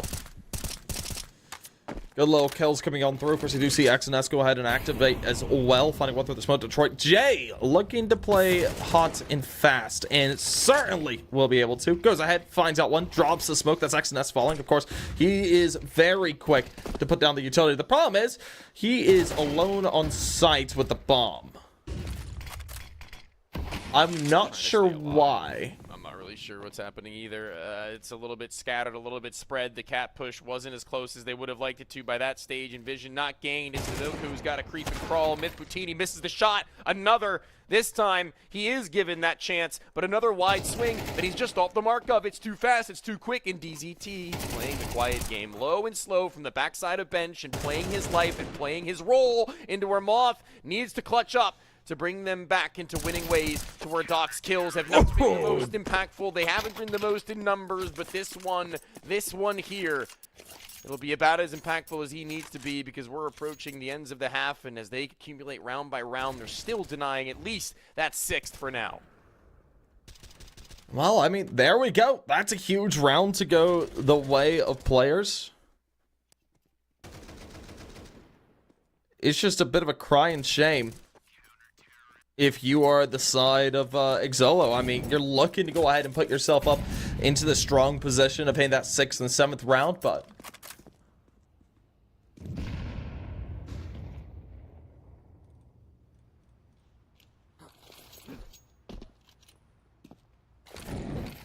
look at this. Classic AXQ. No Classico indeed. Falcon's clear. Jungle smoke is blown. Barton catches out, and unbeknownst Doc, and blinded up, a flash in and deep, the off not, first of all, hit a shot that he kind of needed to after missing quite a couple of sitters, and a moment where the retake now 4v4 becomes all the more doable. The flash over top and a smoke for connector in tandem. These players make their move, but so too will Spinny with a player in between. Oh, Either Spinny! dealt with. Oh, man. Spinny acting like a hero today, and certainly is. Oh, no. And Detroit gonna be finished off as well. Dude, Spinny looking absolutely fantastic. We're back, if not momentarily. Fleeting chance for players to keep it up round after round. They're going to need to. There's no time to wait any longer. We've seen these moments of weakness. We've seen these fleeting opportunities quite consistently escape different rosters. Well, Maybe that day. Yeah, could be. Well, let's see it. So, Laser now on the back foot firmly as they are finally on to the Pistols. Bit of a save call having to be made as they're now going to be looking at this upcoming round to be the one that they maybe look to try and bring things over the edge with. Of course, they want to hit that 6th as quickly as they can, but we'll see what they ultimately do. Still, maybe the Deegs have something to show us.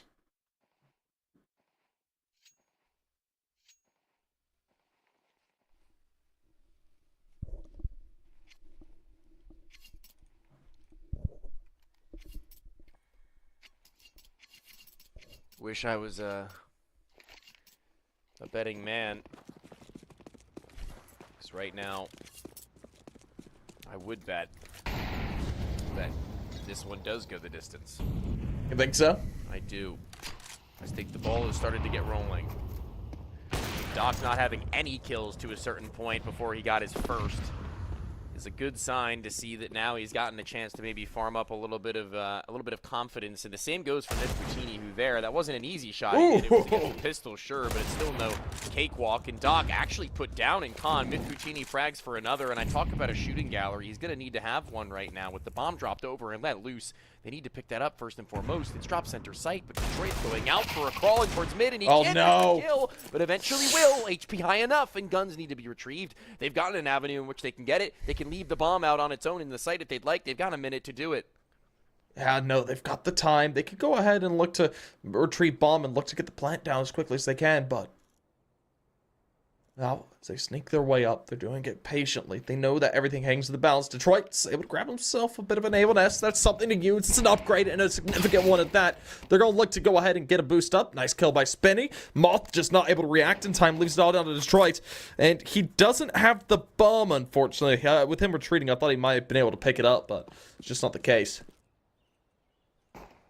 Kind of what I was saying. He could have moved over to grab that gun. I wish his teammate had stayed alive for a little while longer while he'd done it. It would have made for a much better way forwards into this round. But even then, he still has a shot. He's got the ammo into the gun, but he switches to the Deagle for the potency of it. Could he knife out to B through market? That would be a easy move, but no, too late. No, there's no way. He's just got to go for it. They know he's going for it. He wants that plan above all else, and he'll get it. Hey, that's something. That is a very costly round for players, to say the least. I mean, when it comes down to it, they lose 3 rifles, they carry over the AWP, they carry over an AK, and they let the bomb get planted. And so now we're going to be looking at the side of Exolio Laser to have themselves the money to use going forward. It's all about the money.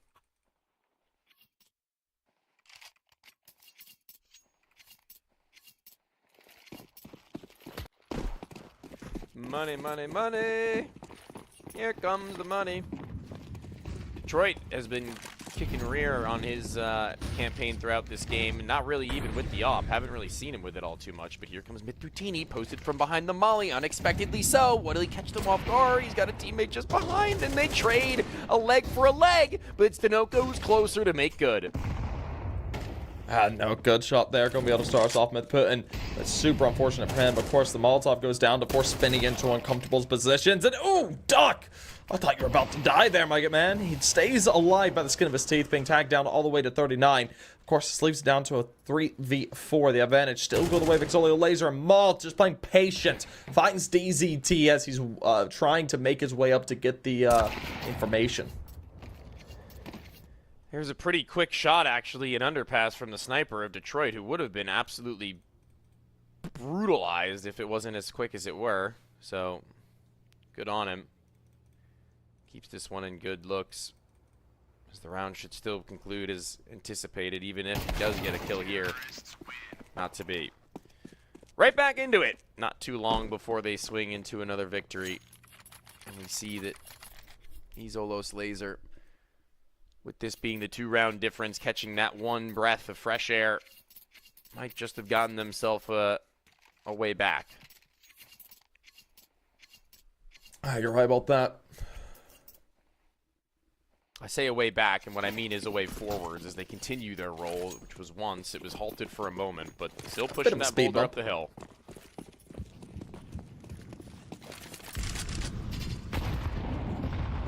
Well, let's see it. Doc. Oh, dude, Doc does something crazy here. Yeah, saw that coming. Yeah, there it is, Doc. Dude, the 5-7, never underestimate it. An absolute clinical weapon. Of course, this does paint a path for players to possibly look for 5 and deny a 7th round, which would be absolutely enormous.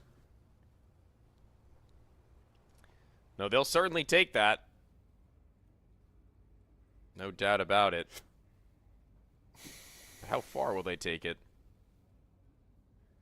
It's going to have to be considerate of what's going on around the other edges of this map.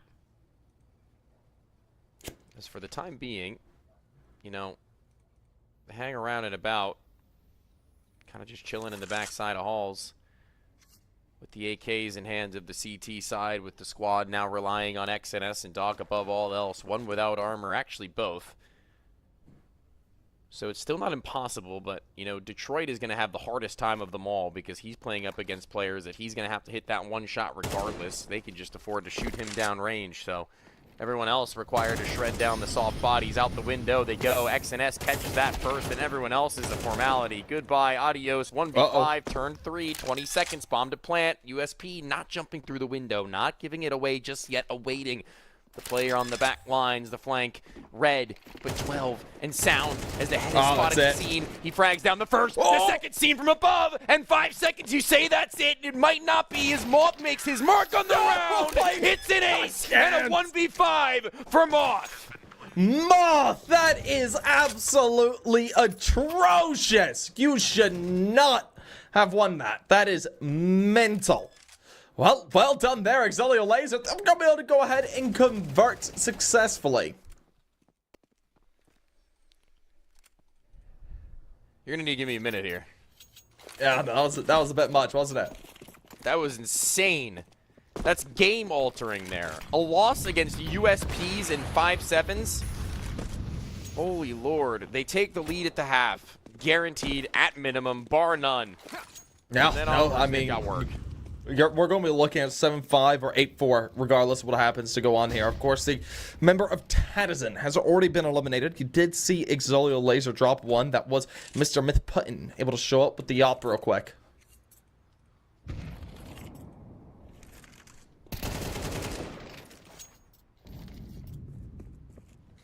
Up through ramp side. A curious DZT and a man advantage has been punished for his transgressions. Goes poking his nose where it doesn't belong. Ooh, and Mythbutini maybe just a little bit too much there after having found his 2. He'd done his work. He'd gotten himself across the line with what he required. And after that, everyone else seemingly feeling the ramifications. Yeah, and a lot of ramifications coming up through his barns. The last man standing, 1v2. Now, let's go ahead and get the plan to the ground. Martin is going to go ahead, gives away a bit of information as the plank goes down. He gets away from the HE, finds the first kill and the second one. Nice little double spray down to close it on out. And just like that, Exilio Laser, they put themselves 8-4. Get this one finished with nothing short of heroics. Moth first. The last round there and a little bit of a speedy finish. Everything else just feels like they were in control time and time again. You see as everything now finds itself at double the round count of their opponents. The Izolos Lasers team on their pick look to be a little bit more comfortable than they very well could have been, and maybe a couple of moments that should not have been, rather, excuse me. They managed to get it done. Yeah, they do, and well,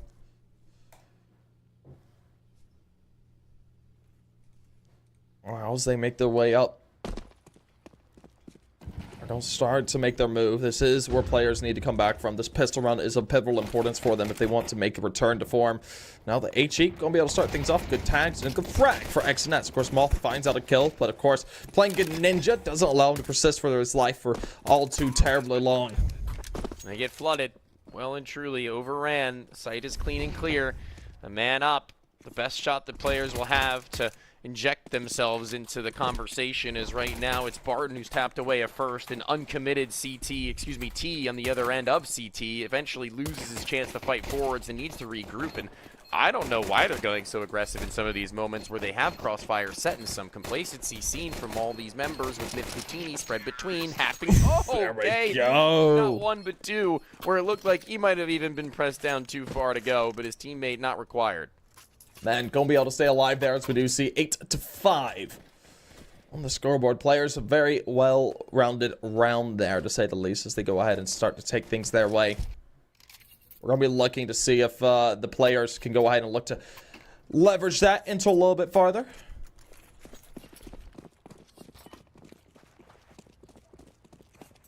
Well, here we go. Bit of a rush towards A, looking to come out, maybe, with Patini making his way up. Of course.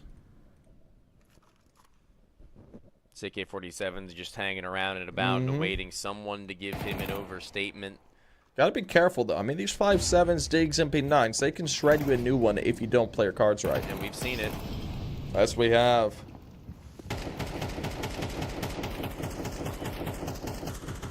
They're just bursting away amidst that smoke, hoping somebody walks into the line, which not is Tadison's plan. The rest actually over very heavily in the B direction in a gamble attempt, and not really one you can roll back after you've committed to. And I mean, unfortunate, but not really much you can do in terms of blaming them. That's, oh my God, all they've really got in their back pockets, but that is just stunning. Tapping away with that Galil and ensuring that no one is getting up in their face. Right about that. Well, as we start to see them looking to try and close things out here on the player side, they kind of want to go hunting, is what it feels.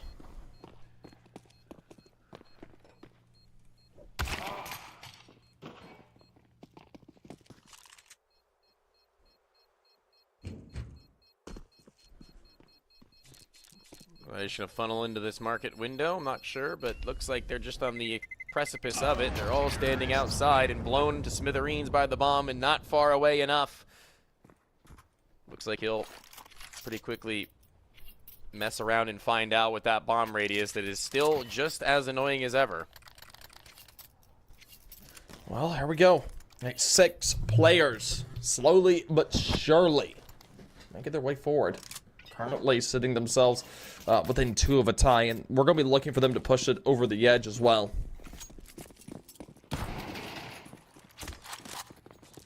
Now, as we see things gain roll. Good kill there. Detroit's able to find out one. DZT hits the dart. It's a headshot. Closes him out.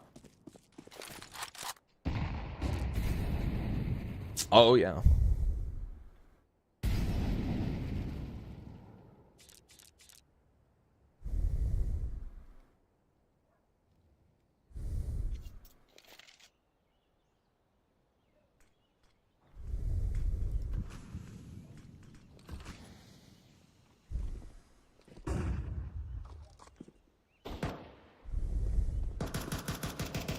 Well, now, of course, we see them starting to make their way forward, looking for this engagement. Of course, as we do see Spinny find out one. Tadison grabs a kill. Of course, it leaves it down to a 44. So, looking for more Spinny. There you are.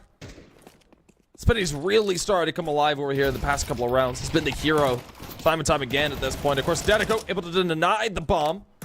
Does ultimately fall along with Detroit. And as we do see Barton fall as well, that will be all she wrote. Players put themselves up and grab another round, bring themselves within 1 of that tie.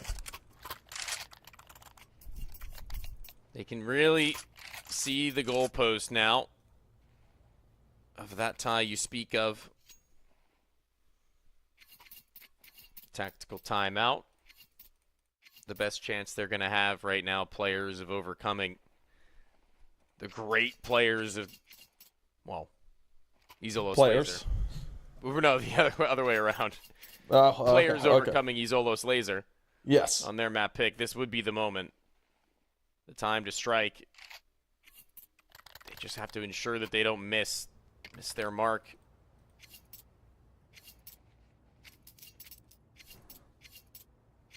Well, already. Now.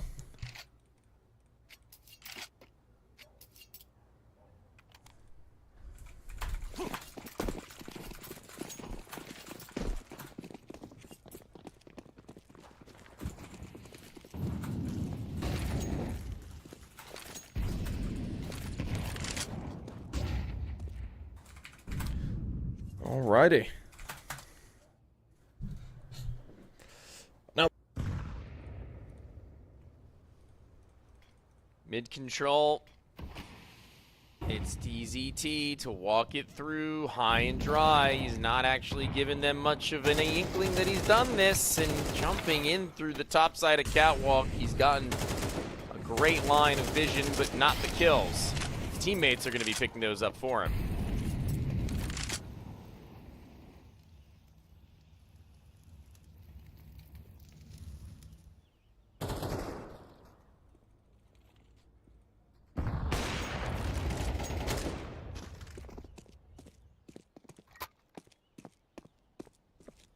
No time to waste as they scatter in through the A site. It's Barton's M4 that holds at a distance for them to cross towards that CT spawn if they haven't already. And a nice spam into the corner, realizing he's got to get it angular.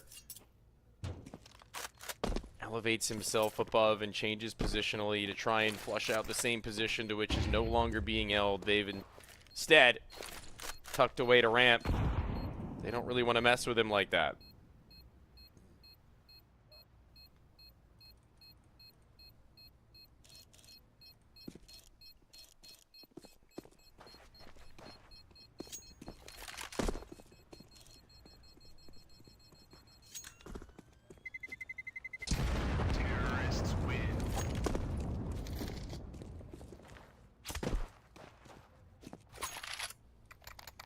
Just trying to keep on their good track record. They've already gotten themselves up to the point of no return. This is where they need to put everything into this to pump out every round that they can squeeze. Of the money not really being there for the Laser squad, it's an AK for Barton. There's going to need to be the saving grace because they're saving up enough money with their max loss bonus to buy up into the next. But pistols and a scout to supplement, it's not undoable. We've spoken about the potency of the pistols before. They're going to need to show it now, and Barton's fast, Barton's quick, Barton's swift, and into Apps, or Palace rather. It's XNS to catch him. yeah, no, I mean, that'll do the trick. Only to get down into a 4v5. That advantage starting to get the way of the players yet again. I mean, they've started to really come alive here over these past couple of rounds. Well, we gotta look if they can keep to continue this. The CT side has been just oh so rough for them.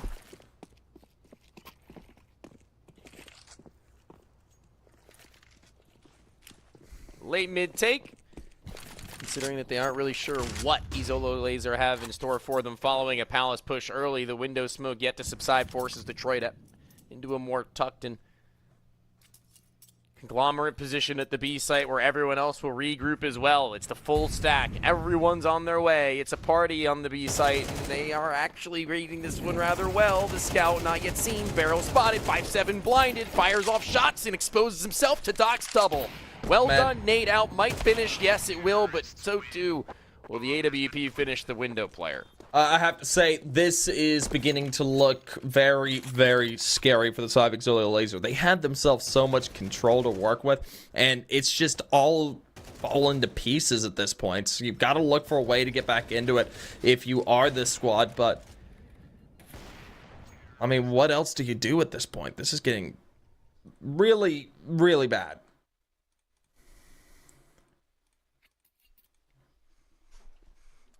Tactical time to discuss what this really, really bad situation that they find themselves staring down the barrel of can be accredited to. Beats me a little bit. Yeah. It's kind of just been some relatively standard CS, I will say. It feels blowing up in their faces. Really starting it's 2 at this point. I mean, which way do you need to go if you're the side of Exolio Laser? I mean, I don't know what they need to change here on their defense at this point, but something has got to make a move. Do they need to play a little bit more aggressive? Do they need to play a lot more passive? Like, what's the plan here at this point for them? Only time can tell, and right now it's very telling at their forward position at the ramp being completely dismantled that there may not be much steam left in the engine. What is that? Okay, Detroit through the smoke. He might have just shut me up, made me eat my words, as everybody's catching their kills with audio cues to find them. And Spinny now left to find 4 kills in the round in total if he wants to win out with 1:10. He's got utility to boot. He's got just enough HP and time to work with it. And if he can isolate this first duel with Barton, that might be something, but a jump spot is what he's giving him, and tapped out in a way. The op's got to be careful. It's Barton who's tucked and grand and gotten out of dodge, but will he escape the line of sight? Ooh, in a moment's notice, he might! And he just would rather take the fight by the ends of it all, and I guess I can't really blame him, but he didn't scare me.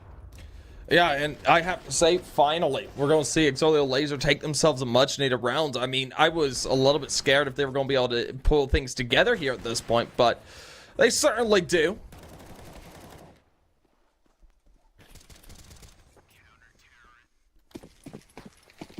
Well, now as we get back underway with it, we're going to be looking for Exolio Laser to see if they can go ahead and find themselves a bit more.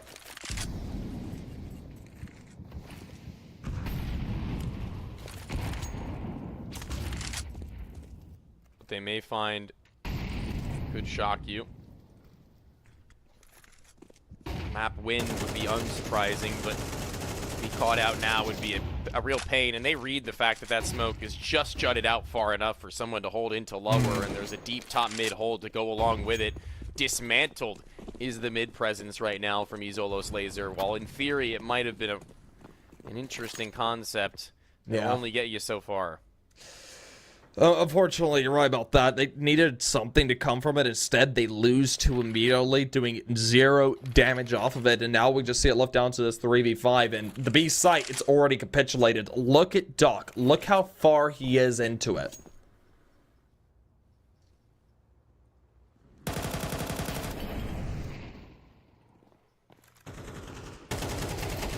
there's nothing to speak of from that point forward. Players just walking through them at every turn. It's exactly what they need in order to stretch this one into their favor. The lead is theirs. They've finally done it. They've gotten there. It took a while, but they eventually met that mark regardless. Right about that. Well, Danico gonna be caught on outs, and man, I suppose that's a way to find someone. Now, that brings players up to double digits, saying themselves 10-9. They now need to get themselves a little bit farther forward. If they can get up towards 11 and 12, things are going to be sitting really comfy.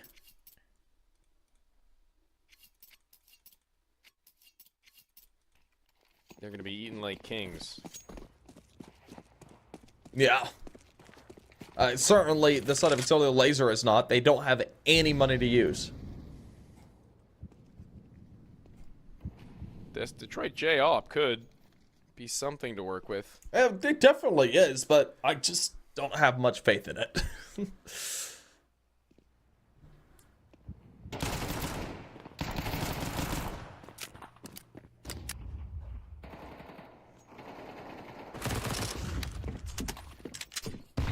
Well, now as Danico goes ahead, finds out a quick kill on Spinny, we're seeing them starting to get things rolling. We saw Tadazin get one with the pistol. We see Danico get one with the MP9. And hey, they've got themselves somewhat of an advantage.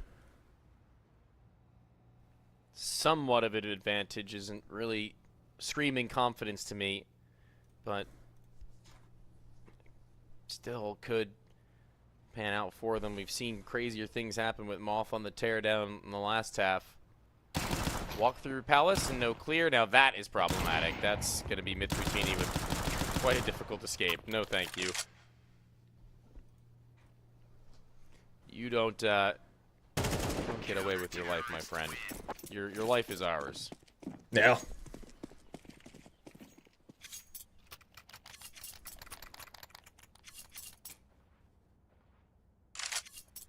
Well, there we go. 10 to 10. It keeps us all tied up. It's a very, very close map here on Mirage. It was feeling like we might see players roll through all the way to 12, but that's just going to be denied outright, at least for the time being.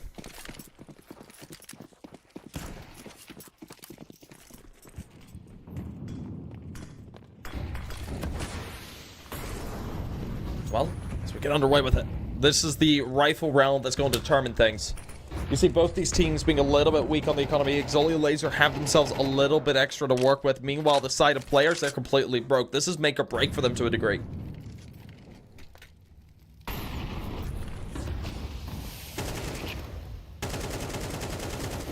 This is just spraying down range and attempts to finish the job onto one more.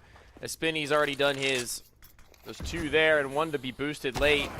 Maybe to catch that kill. Nice back. Good heads-up maneuver.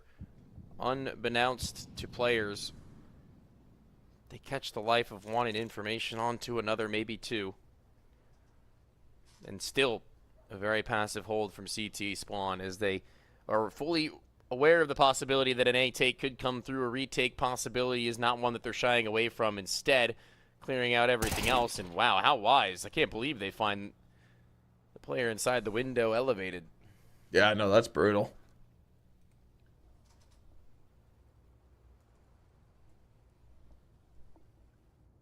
Well, now as we see them trying to make their way up. It looks like Myth is going to be playing over here towards A. This was team looking to join a bit of a split, of course. We'll see Spinny get tagged down. Myth goes ahead and checks for it. Of course, that player's already rotated off. They're gaining the information. Tad is in. Ooh, big whiffs. Gonna be able to find out a kill there on the X and S. Of course, swinging. Detroit finds a kill as well. The Myth Patini leaves it down to Spinny to try and bring it back together. Spinny, he's had himself some great moments tonight so far. He's got to look to do it again. Goes ahead. Tries to make his way back, but won't be able to do so. And that will be the side of Exolia Laser. Denying the round the way of players and putting themselves within 1 a map point.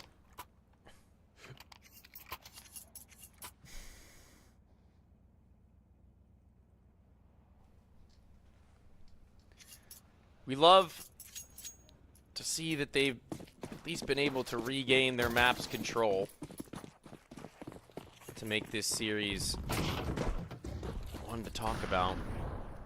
And frankly, given what Moth had done in that last half, you don't want to soon forget it. But okay, Spinny just gets an absolute fly up through the palace and into the line of sights of stairs and catches him off guard well and truly, as there's no audio cue to catch him on that direction, so.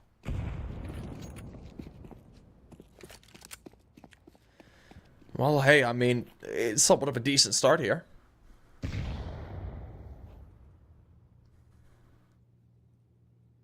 Well, so look to edge their way around. It's going to be an A-side hit. 2 players out of Palace. 3 out of ramp, but players in Palace not going to be able to make a move for a while.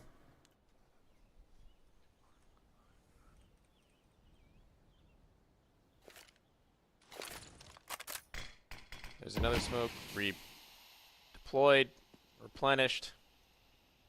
No way out and through even still. They're just sitting ducks. And this one, by all measures, should still be an Exolia Laser W.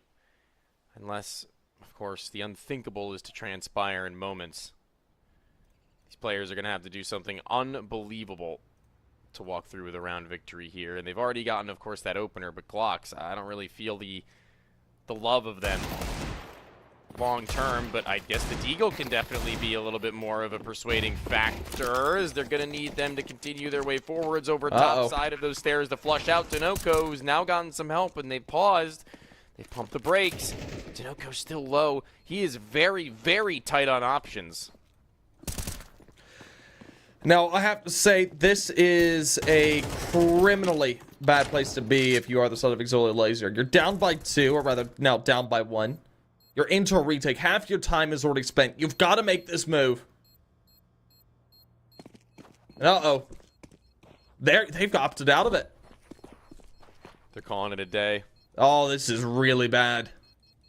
Exolia Laser, they had the chance to end it all. Had the chance to go ahead and take themselves into map 3, but instead, We see an up picked up, an M4 picked up, and plenty of money across the board.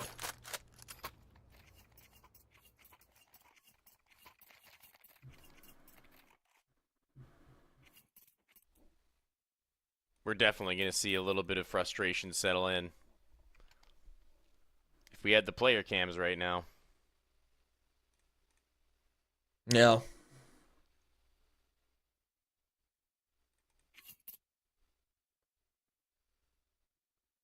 Certainly somebody wouldn't be all too happy with what's transpired now. No, you wouldn't be. I wouldn't be.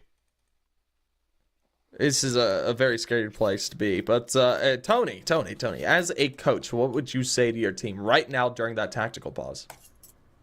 I'm not a coach anymore. Well, you were a coach, and that's the difference. That life is beyond me. Oh, okay, God. Are you just gonna scream at them, say obscenities, call it a day? I'll have a beer. Kick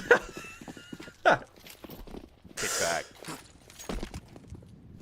Pat their back.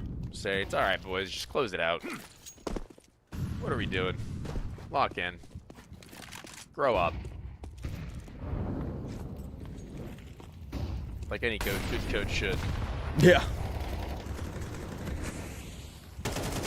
Oh, goodbye, window up.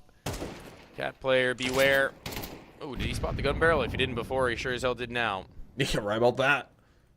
Well, now as we see them trying to edge their way around to look for these shots, I mean, players, they've got themselves a huge advantage.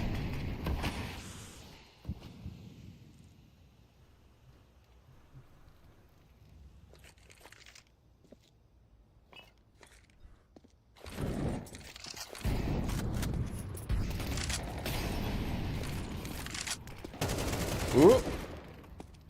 XNS able to find out Denico, maybe a little bit too aggressive there. And as we do see these players capitulating one after another, it's down to Moth and Barton. Barton waiting in the wings still as he finds out one. Moth finds the other. And XNS is now all that remains. Holds down the line for the site with a nade to go in towards jungle. It might do some decent damage. Nothing crazy, but at least will ward off the walk up from Moth. No audio cues given over. Doesn't matter. Eventually he'll slip in regardless. And you better believe that he's hot on your trail. It's 11 turn 12. It's map point. The series lives on with favor to Izolos Laser, but for how much longer with that bomb plant given over? Will they go back into another buy? That will be the question going forward. Of course, now Exolio Laser will try and close this out. They need to close it out. They can't afford for it not to be closed out.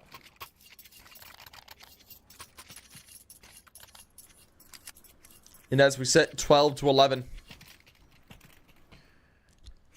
we get underway with it.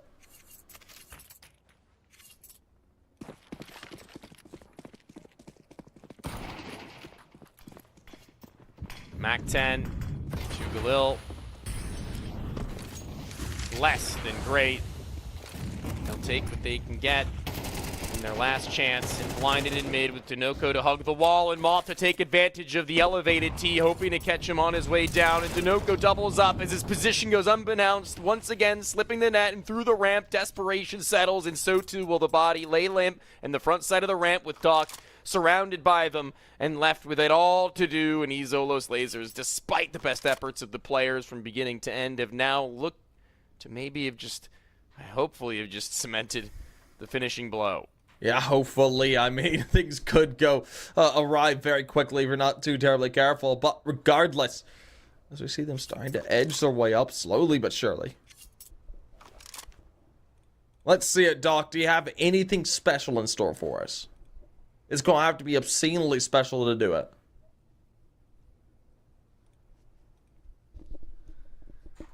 Not too much of a believer in it myself, and as time dwindles, it'll be proven to be. That will be the end of map number 1. That will be the conclusion to what was a barn burner, and I said it in the pre-show just before entering Mirage, but I think this game might have some legs to it as a 3-mapper with how that one had gone. That next map, I'm not all too sold that we're going to see anything close to what would be maybe a clean sweep. No, but To say the least, there's not going to be a clean sweep. Of course, we will be looking to see what map 2 will bring us here in the next little bit. That will be Dust 2 here, maybe to end off our night. But of course, like you said, it's probably not going to be a clean sweep. We're going to be looking at Veto after that if we do need to go to the decider. So folks, don't go anywhere. We'll be back in a flash. We have about 10 to 13 minutes in between now and then, so we'll see you guys soon.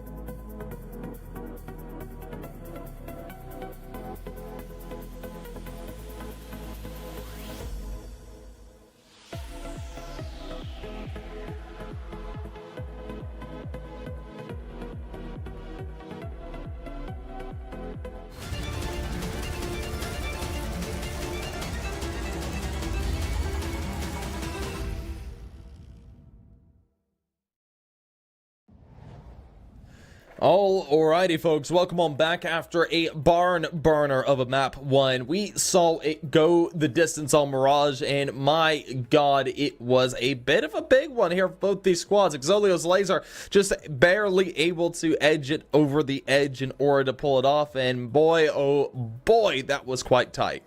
Yeah, it certainly was. It was definitely shaping up to be one that could have been maybe a little bit farther stretched into either side, either camp, but one point or another, it never really felt like a consistency, although in the beginning we were kind of swaying in the favor of the side of the Zolos laser, and then a little bit of a comeback stretched into something even further beyond even that from players, and then eventually it was a war of attrition as to who could consecutively pull rounds, and eventually that battle was won out by the Zolos laser. They win out on their map pick, they move on to Dust 2, the players get their quote-unquote comfortability zone, but that wasn't really the case in the last series in terms of what was supposed to be a tighter game, so let's see if history will repeat itself, or if we are going to see that third.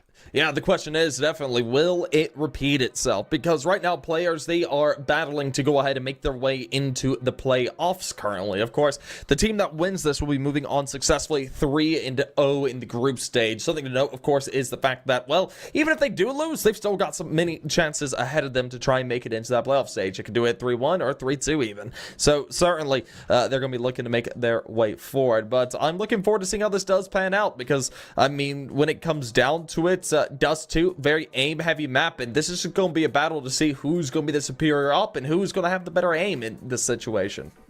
Yeah, definitely, and I think that moving into even deeper conversation beyond that is what Detroit J was coming out swinging with his AWP. It took Martini quite a while to really get started with that one, and that might have been something to come back to bite them, but now I guess warmed up and ready, or at least you would hope so, can maybe give a little bit of a fight earlier on in this series, as we had seen just some serious competition that maybe otherwise we wouldn't have gotten, but eventually it did come through. It's tomorrow that we get our next set of games to meet the winners that move on to that next stage, right? Like, we're really just ironing out who's deserving of that next spot in the playoffs, and frankly, either of these two teams are definitely deserving enough to meet who those invites are going to be, but the losing team is going to have their work cut out for them just that little bit more, because the competition is still very much so present. Yeah, you're right about that, but I'm just hoping that, well, we see something rather competitive out of both these squads players. They had some flashes of brilliance there in the previous map, and coming into this one, I just expect them to go ahead and really show that up. This is the place that I should expect them to do that. Yeah, certainly true. Talking about these players, and I was saying not literally these players, but these players, as in the team players, have certainly in this time frame where they've stuck together, given a reason to stick together, and as we were talking about, they've continued to scale forward. So if we go into this one and we see them make a clean stretch 3-0 into that playoff bracket, then certainly there's something about this formula that has been working out for them. Yeah, no, but I do think it is about that time. We're going to be looking ahead into map 2. Of course, that's Dust 2, so let's go ahead and get on into it.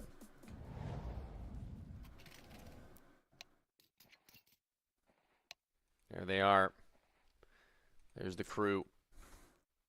The crew is here. The Zolo laser team looking to really just send themselves and thrust forwards into what would hopefully, for what they've worked for, be a berth into the next level after the changes having paid off in the loss of Landon and W1 and the introduction and implementation of Detroit, as well as Barton. They might just have gotten something working for them, but players looking to slot up in through catwalk with the Xbox smoke. It's going to be a little bit slower. It's a crawl from underpass up towards the catwalk, but the smoke having faded, they're lucky no one's there to hold.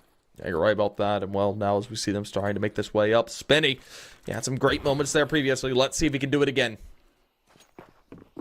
There we go. They're going to go for it. They make the drop.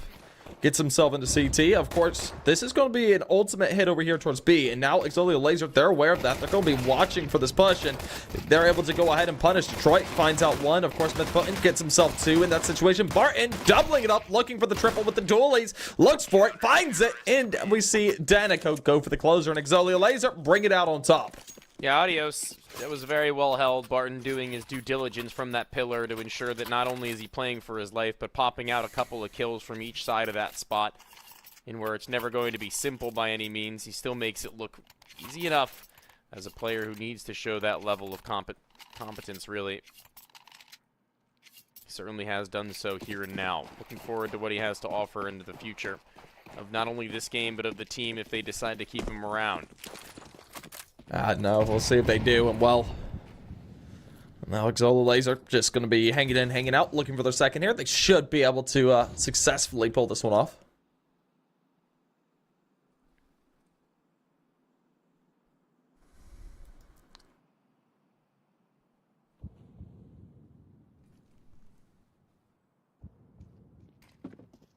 Smoke and tunnels, in which Barton is just going to be the defender of once more as he was previous, as they look to challenge him once again, this time not with a measly pair of pistols, instead with a big, bulky and beefy M4, and shots being rung out on the other side of the map do pull him back from his deep position anchoring from the back of the site, but it's not yet warded him off from the site in its entirety, and neither will it pull his teammate in mid itself away. Actually, they're going to go hunting. I don't blame him. Just go ahead, hunt it out, find out the kills where you can.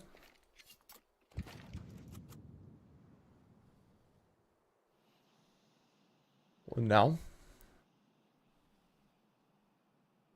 they'll try and make their way up. I mean, they want to try and find this. Myth Putin, he's got himself that scout to use. Chicken Sniper could be able to do a little bit of work here. Really just comes down to finding the timing onto the heads.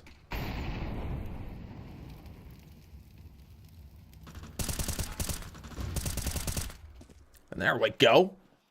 That's the dumb Barton. Easy enough. Dooley's making its reappearance, and he's going to find his third. Easy peasy there. Yet to die. Looking solid in his role, playing a difficult one, and making it look like one he's been playing forever. He very well may have been at this rate. Unsure as to what his T-side and CT side roles on Dust 2 are, but or were on Legacy and prior, if they even had played the map all that much. Didn't really do that much watching of the team in that environment, but certainly looking to be competent as of right this second. Yeah, say the least. And well, I mean, right now, Barton just making a runner. I like the crunch. It's not going to be able to pan out and all too terribly much. They get spinny, but they are able to collect the others as well. Leaves it all down to Doc and Myth Button. Of course, Doc finds himself a kill out there. The Glock able to tap away. Oh! Danico.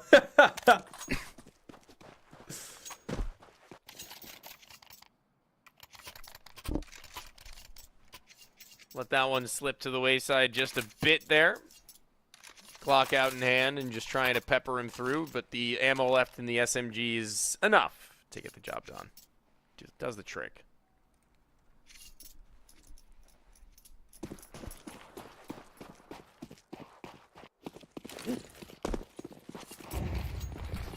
Well, there we go.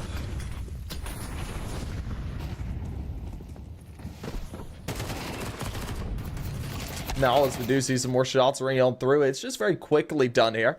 Stanek goes up to get one spin, he's there for the other. Good faith. They send themselves out through long in hopes of claiming land further beyond what they already own. Not quite, not yet. They just have to creep and crawl their way closer to the player amidst the pit. There you go. See you later. It's about as good as it'll get, as there's just so much chaos shrouded amongst them. I mean, Barton's got a chance here.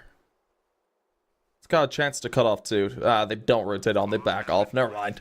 This is over. They just need to go ahead, back off, save over. Definitely adds up. All good things must come to an end, it feels. They had that little stretch of success, which has now been putting just a little bit of a dampening on, but, you know, money enough with all the SMG frags they had farmed up before. Continue to do that, and there's no telling what you might be able to accomplish later on. Right about that.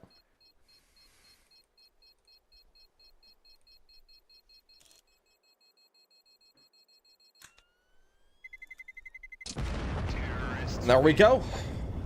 Players will be able to take another their way. And that is a big round for them to do it here on this map. I mean, that's their first for them to go ahead and start to try and pull things back their way. We're looking at Xolo Laser to be sitting themselves in a decent position. Still, with the rifles coming out, this is going to be the round that kind of sets the trend going forward.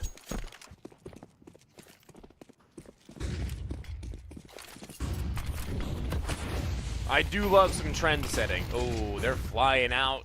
Blinded. Barton is going to get towards the pit as he regains vision. So too will be next to him. Tadazin, but evaded by the player at long. Heard the footsteps will eventually be, and the nade is up high, but the bullets are better.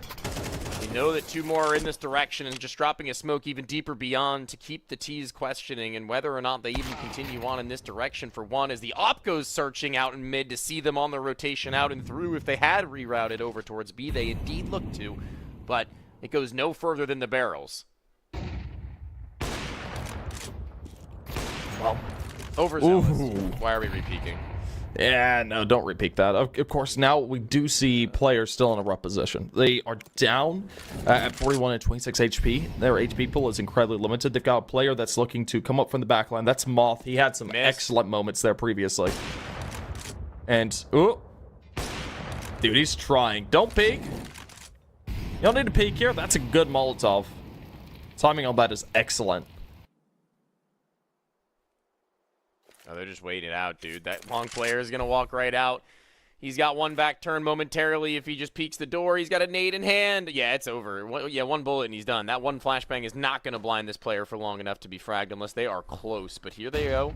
Flash is not seen initially. He is going to tuck down. He's going to actually cover his head. This is bad. Oh, what's Moth doing? The long door player relocates. He's not going to continue his flank. Uh-oh. This is bad. Myth wins this. Dude. What has happened? I don't know, but Doc actually delayed the plan. He didn't go for it on the initial one. It was a tap before the stick. Uh-oh. He needs a headshot. He needs a headshot and can't catch it. God. I have so many questions. That was just a flurry of action coming through there. I'm surprised Moth came off that position. Like, that was incredibly strong to play off of coming out of double doors.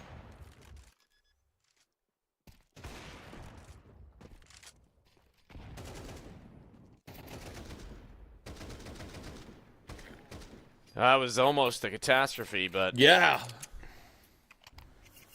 we're gonna just take a breather. Yeah, big breath, big breath.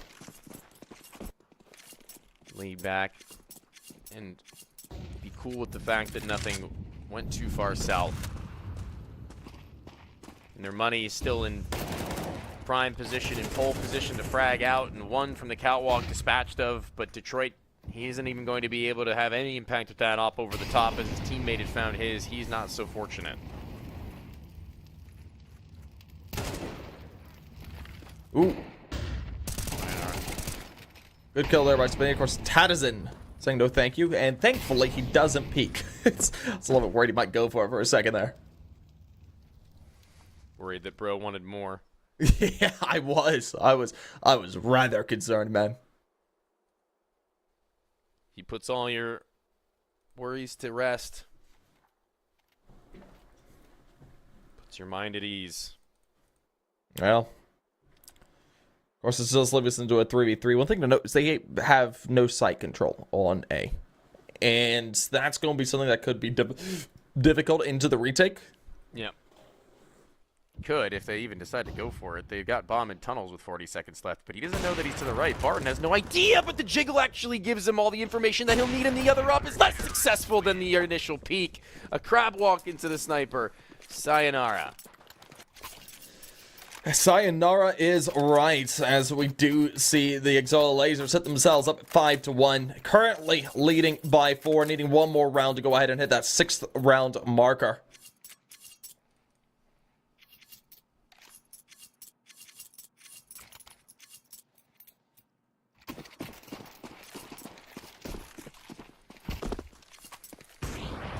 Now as they make their way up, let's see it.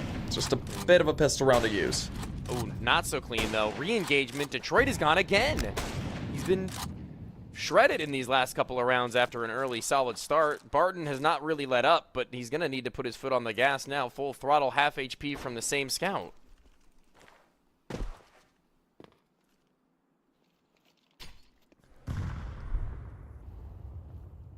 Well, I mean, hey. The Scout, it's a potent weapon if you can hit your shots.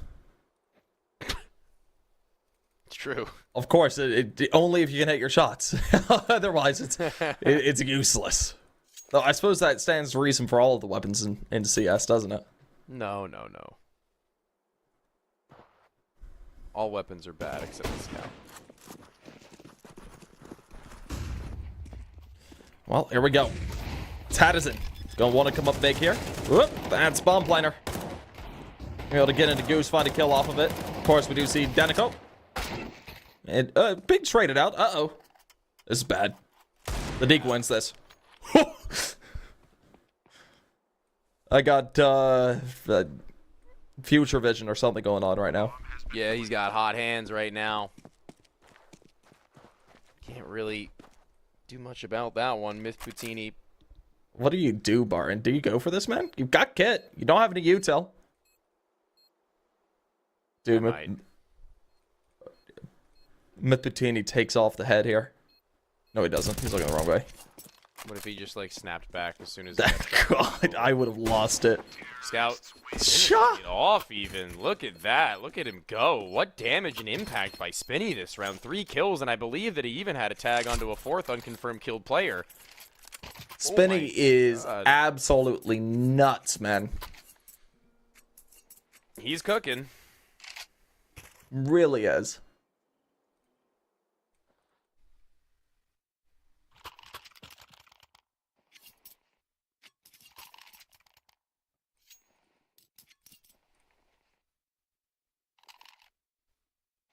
Credit goes to that man for sure. Attack timeout now forced by Izolo Laser, who were, by most measures, practically a lock-in for that round in many ways. At the beginnings of it, it felt like there was none that could do wrong. The long takes with rifles even were being challenged by players, but when they get pistols up through catwalk, that distance being closed is just too much for them to handle, so it seems.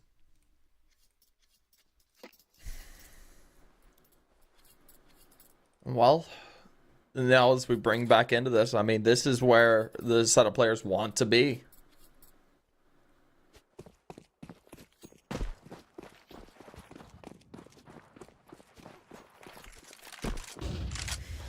Let's see it.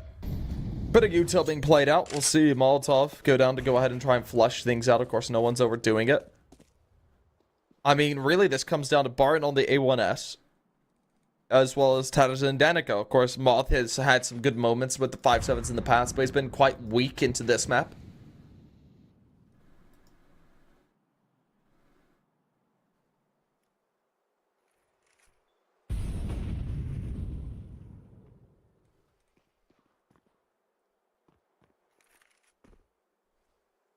I do concur.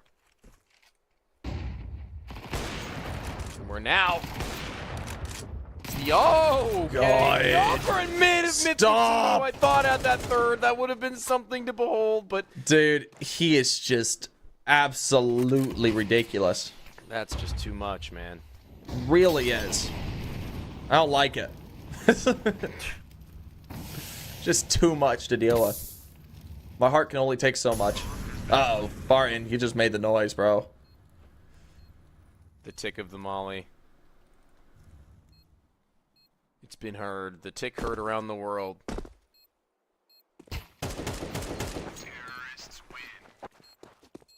Dealt with. Swept aside. Like yesterday's garbage.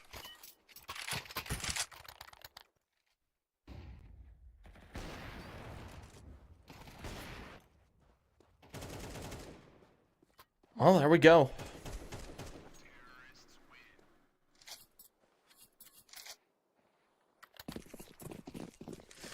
We're now looking at a bit of a USPS round. This is where players are going to be able to go ahead and really start to make the difference in rounds. Going to be looking to get themselves up towards a 5-5 tie, most likely, in the near future.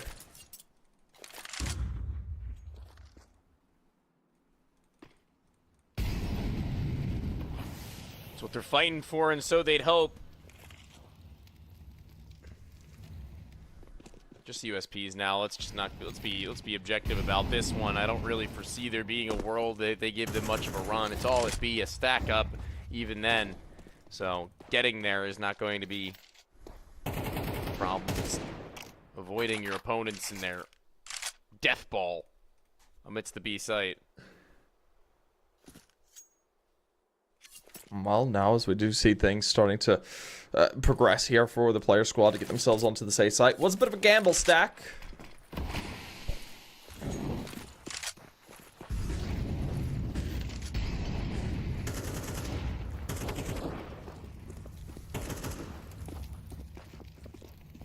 Should see the plant go down and be relatively safe here.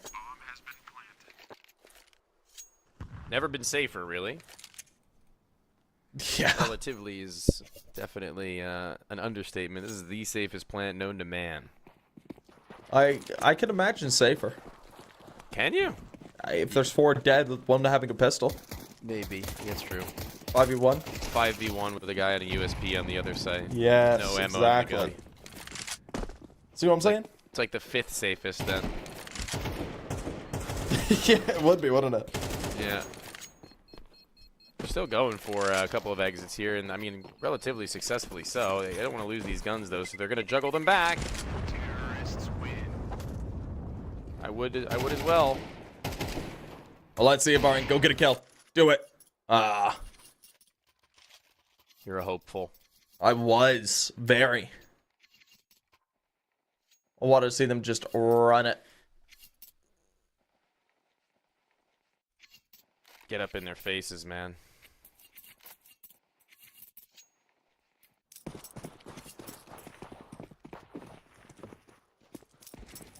Maybe someday we'll get the full USP clean sweep post save attempt. Dude, I would love it. Oh, boom! Okay, we're flying out. I thought Detroit missed it. I thought it was over for him. Doesn't seem to matter. He collects on it. It never does it?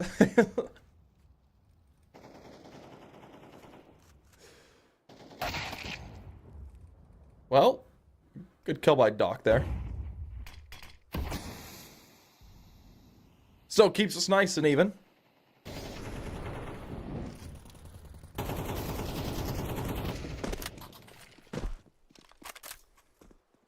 Now we're just juggling back and forth between spots around the map to where we don't really want to overcommit if we're Izolo later now on an equal scenario, an equal playing field in terms of manpower.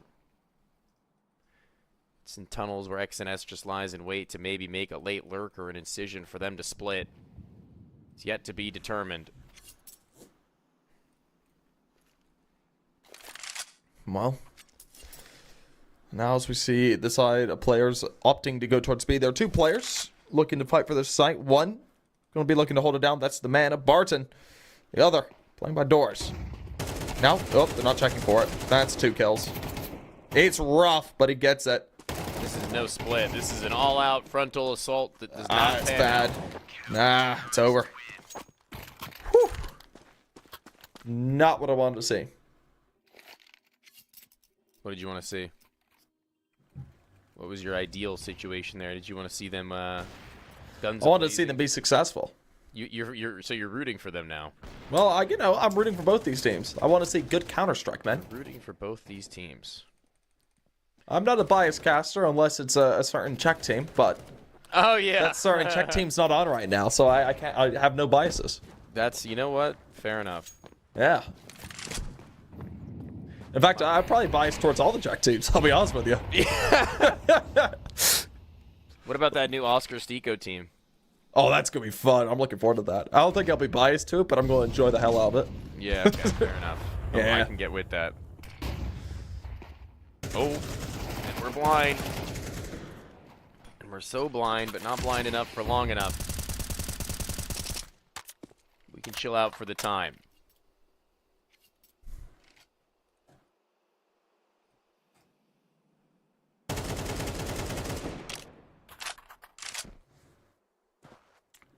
We're in an interesting situation here. You know what would make this game a little bit funny? Team kill. A little bit funny. Yeah. It's just a funny moment, right?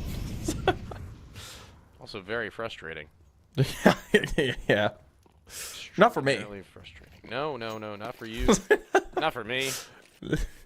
Just for whoever did it. That's a kick right there. Ooh. Kick in the butt right there is losing a player at the bottom side of mid for players, though. This CT side from Izolo Laser being able to find 8 would be something. They did it in the last map. It didn't net them all that much success to follow. They managed to pull it over the line, but only barely.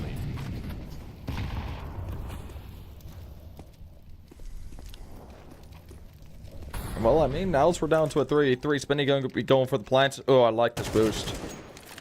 That works so beautifully.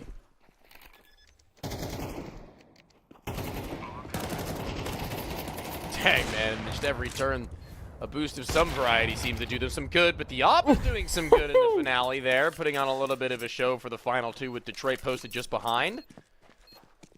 No, that works beautifully. Nicely done there. That will be the side of Xolio Laser. Taking themselves number 7.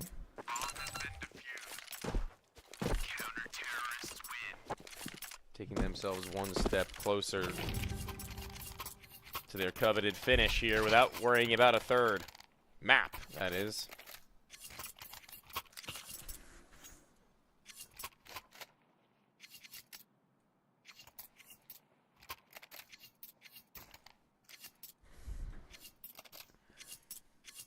Well, we're going to be taking another round up here. This is where we're either going to see 8-4 or 7-5, and I personally would like to see a bit of an upset 7-5. I knew you were rooting for players. I'm just rooting for good Counter-Strike. What are you talking about? No, that's two for 2 now. It's 2 for 2 now, but I'm looking at a pistol round. The other team. I am looking at 2 Tech 9s and a Dig, and I want to see them hit. You're neglecting the other team entirely. Okay. I'll say some fun, You're nice things about Exilio. The other team, man. I'll do that next round. Yeah, right. Yeah, I will. Believe me, I see it. This is a late Xbox smoke in which they're going to look to take advantage of by a split up through Catwalk. The Molly's really giving away that fact, but they could late B split if they'd like. Doc takes some unnecessary damage to toss the Molly. They've already fallen off and away, but not far enough, and it hasn't really done the job they wanted it to. But the op rings out. They make confirmation of where he plays, and will they walk even further beyond? Dinoco clears it. It's not long.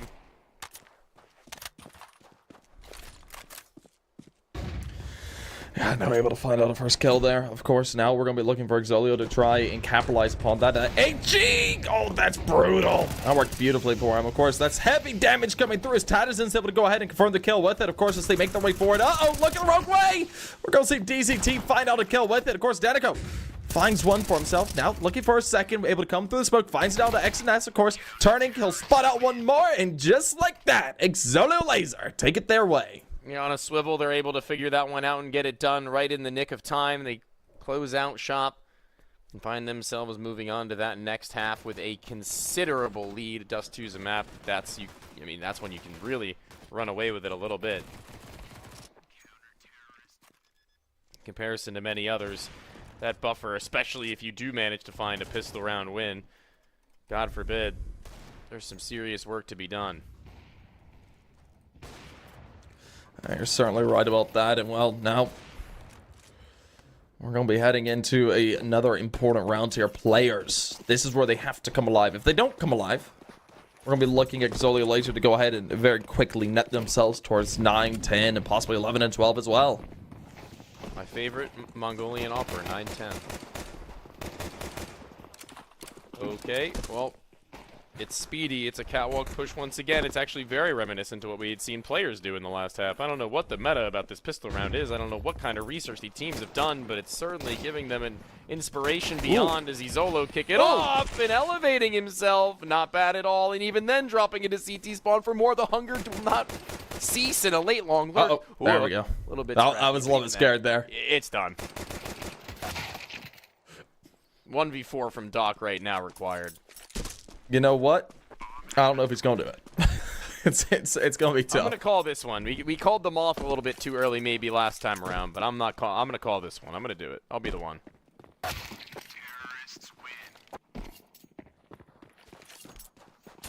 Indeed. God. Tony, we always have interesting casts for our games. Just every time we work together. I'm glad to have it that way. I'm glad to have it also maybe a little bit, you know, a little bit shorter than the typical, as these 2-0 teams typically take it the distance all the way through 3 maps. I'll take 2 barn burners back to back. I can go to sleep. It's okay. I can take that. You're gonna go to sleep? It's like 9 p.m., man. Well, it's about to be probably closer to 10 by the time we wrap up, I reckon. You're probably right. And for production score. For production. No, they're used to it by now. Are they? Probably. I hope so. I mean, bro went to a soccer game today after going to bed at like 6 a.m., I think he said, didn't he? Is that... Oh, that's fun, though. Isn't that what happened? His brother's soccer game? I'm doxing Prod entirely. Yeah, you are. They know who you are now. We didn't see where he's from. That's the problem. This is just going to be them peppering out some players by the ends and maybe finding a kill or 2 here and there that dink enough.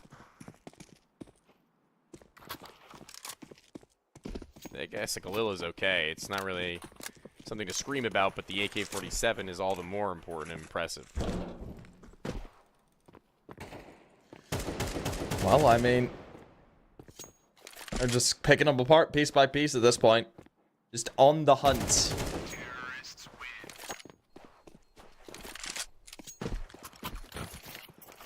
Well done. Another round gone by. 10-4. We've got ourselves players sitting in a better position finally. They've got the rifles to use. Will they turn this around?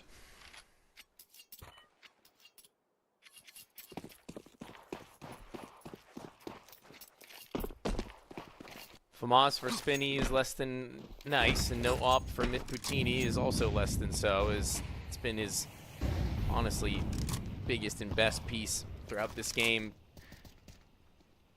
Detroit proven that he can utilize an AK-47 to some decent level of play in the last map in particular. This one he's going to have to recreate some of that same performance.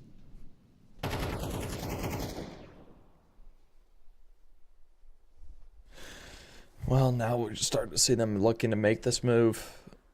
And they're not wanting to overdo it just yet. I mean, really what's going to come down to seeing if Myth-Poutini is able to find himself a nice little kill here. He's got an A1S, he's got the utility, he's going to go ahead and start to drop that.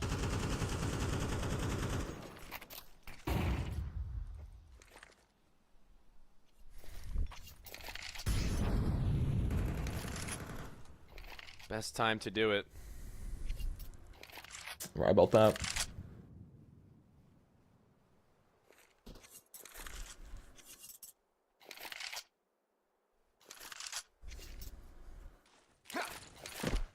Now the util starts to get tossed. They're going to be executing out. Look at Doc. They're not going to be expecting him to be here.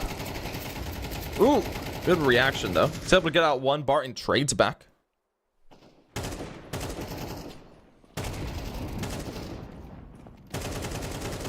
And ooh, the reload. That's unfortunate. Did you see that?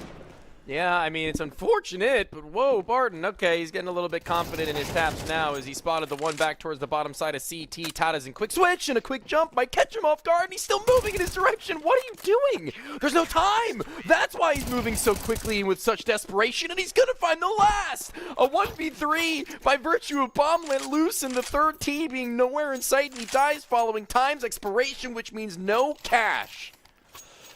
Well, that's a bit unfortunate for the side of Exolia Laser. They're going to be broke here. Tech 9's coming out, so if they can hit something hard and fast, maybe they can pull it back. But right now, players, they are sitting in prime seats.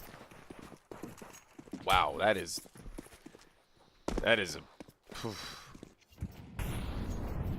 unfortunate, I guess, to say the least. I'm not very happy to have witnessed it. I've been a part of that history of this game, but hopefully they can kind of regain and regroup mentally after that. A blunder, to say the least. But out we go. B-site's looking prime for the taking. We'll get something done over in this direction, and In saying so, it seems Well, this could be very unfortunate. it's looking, yeah, to be immediately turned onto its head.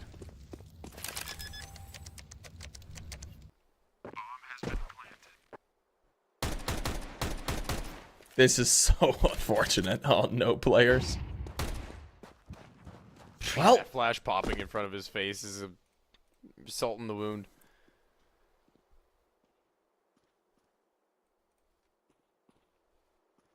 I mean, this is not the round that players wanted to see, but very well done by Exolio Laser to go ahead and pull it back their way. I mean, I didn't expect them to win this, but it's a good look for them.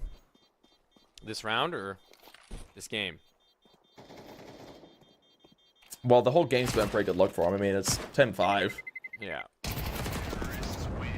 Now 11-5. Heck yeah.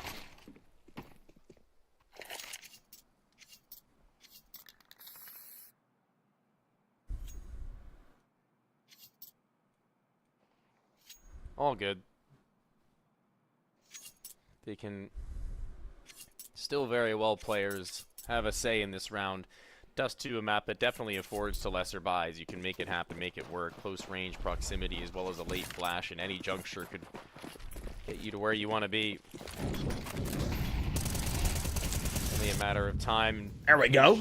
And there's one. Oh, the 5-7. There's two. Now that's terrifying for you, Exolio.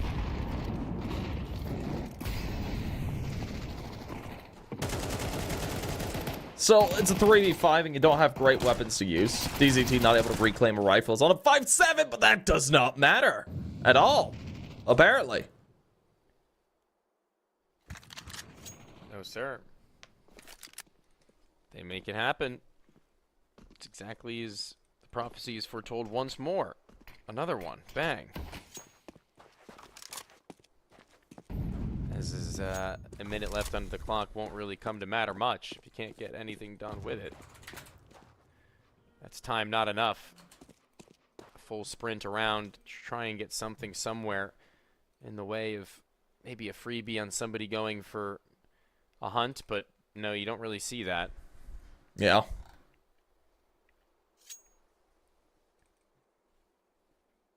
There's one player just between the doorway of Long, but he's not really giving much of his body out. Just a jiggle to spot, sees them, falls out, no worries to him. He can call upon his teammates later if he passes on, but there it goes. Well, there we go. Big round come to a close. And we'll be looking at the side of players. Now going to be trying to edge their way up. They've got a very long road ahead of them. It's somewhat doable, but it's going to be really rough around the edges. Yeah, it's going to be a real stinker. The road is long and weary. Not for the faint of heart, I'll tell you that. But not out of the realm of possibilities. Yeah. I want to see maybe the op v op take a little bit more precedent in the rounds to follow, which it undoubtedly will. Mm-hmm.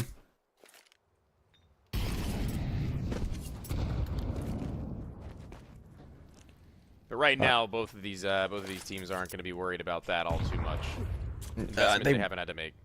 They wouldn't be, but it's still, you're going to start to sweat here if you see maybe 3 rounds go the way of players. It's going to be like, okay, it's getting a little bit too close for comfort, and it's really going to be as Doc gets a first out. Oh! He gets caught on the box. That is always fun, but okay, DZT. Good couple of kills there. Of course, it leaves it all down to Detroit J. He's got himself a nice little scouts, but I doubt he's got anything in the tank with it.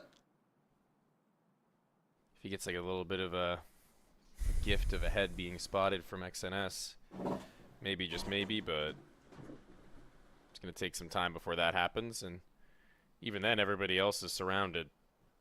We have you surrounded. Come out with your hands up. They didn't let him put his hands up, man. He was reaching. God. That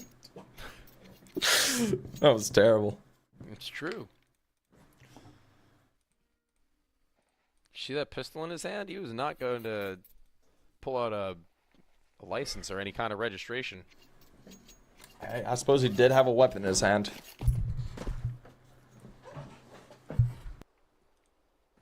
Oh, we freeze and spawn. Uh-oh. NL?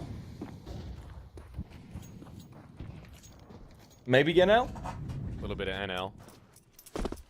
Classic NL. Maybe, I don't know. People are moving. I haven't heard any ticks of chat just yet. Maybe they're taking like a timeout, like a. Oh, a French timeout. What's it called? Is it a French timeout? Timeout. It's the existence timeout, as Yeah. I refer to it as. Just talking things through. Okay, guys, we don't want to screw this up.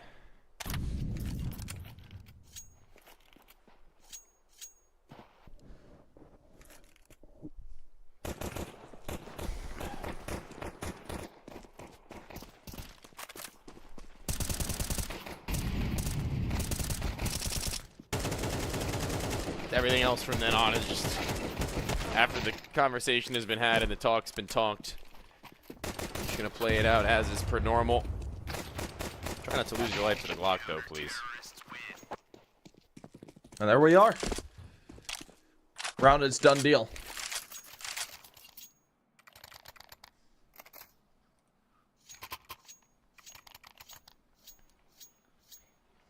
Now, as we set things up 11-8, players are getting themselves closer and closer and closer at this point. The quicker they close this gap, the more we're going to see Exilio sweating.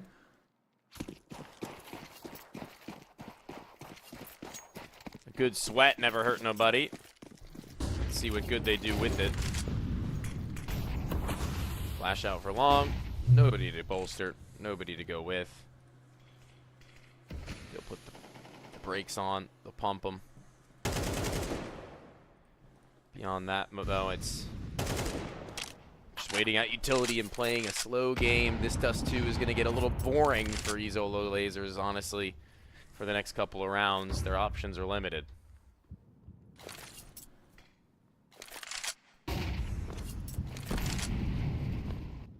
Well, now as we see them starting to edge their way around Exilio, they're playing for a little bit of mid control, getting themselves up through cats, possibly through doors.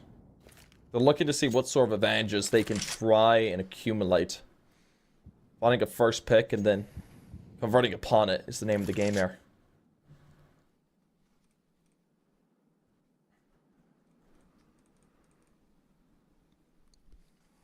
Looking to be a force. In a moment, we've seen this position from VSM in the last, and it was predicted. This time, not so much. A double! Unable to adjust there. This Detroit is eventually able to slip his way through the doorway with the bodies that lay in front. Oh, and it's just the mop-up from then on. Yeah. It's really unfortunate for Exilio. They definitely needed this round. I mean, that's the rifles done and dusted, and I'm not sure what their economy's sitting at currently. It's going to be a little bit more rough around the edges, though.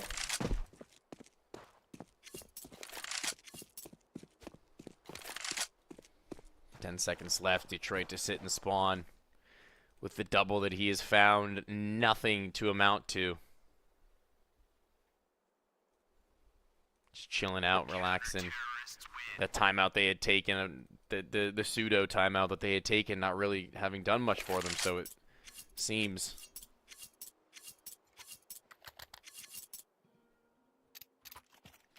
Now we see things saying 11-9. Of course. We're getting into a very scary stance if you're Exilio. You've got to pull things back from the brink at this point. You're seeing destruction possibly coming around. Everything torn down in front of you. The place you had once called home. Dust 2. But players, I mean, they called this their home. They were the ones who picked into it, so it's they who need to prove that it was worth our while as well as theirs. What have you got?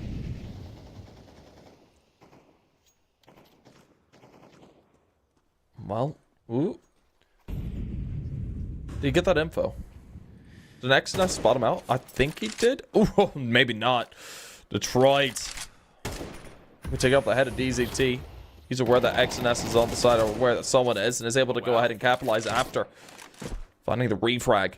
Off of Tatizen, leaving us all down to a 3v4. That advantage going the way of Exolio, but they gotta look to convert it still. I thought he was going to get caught through the wall for a second there.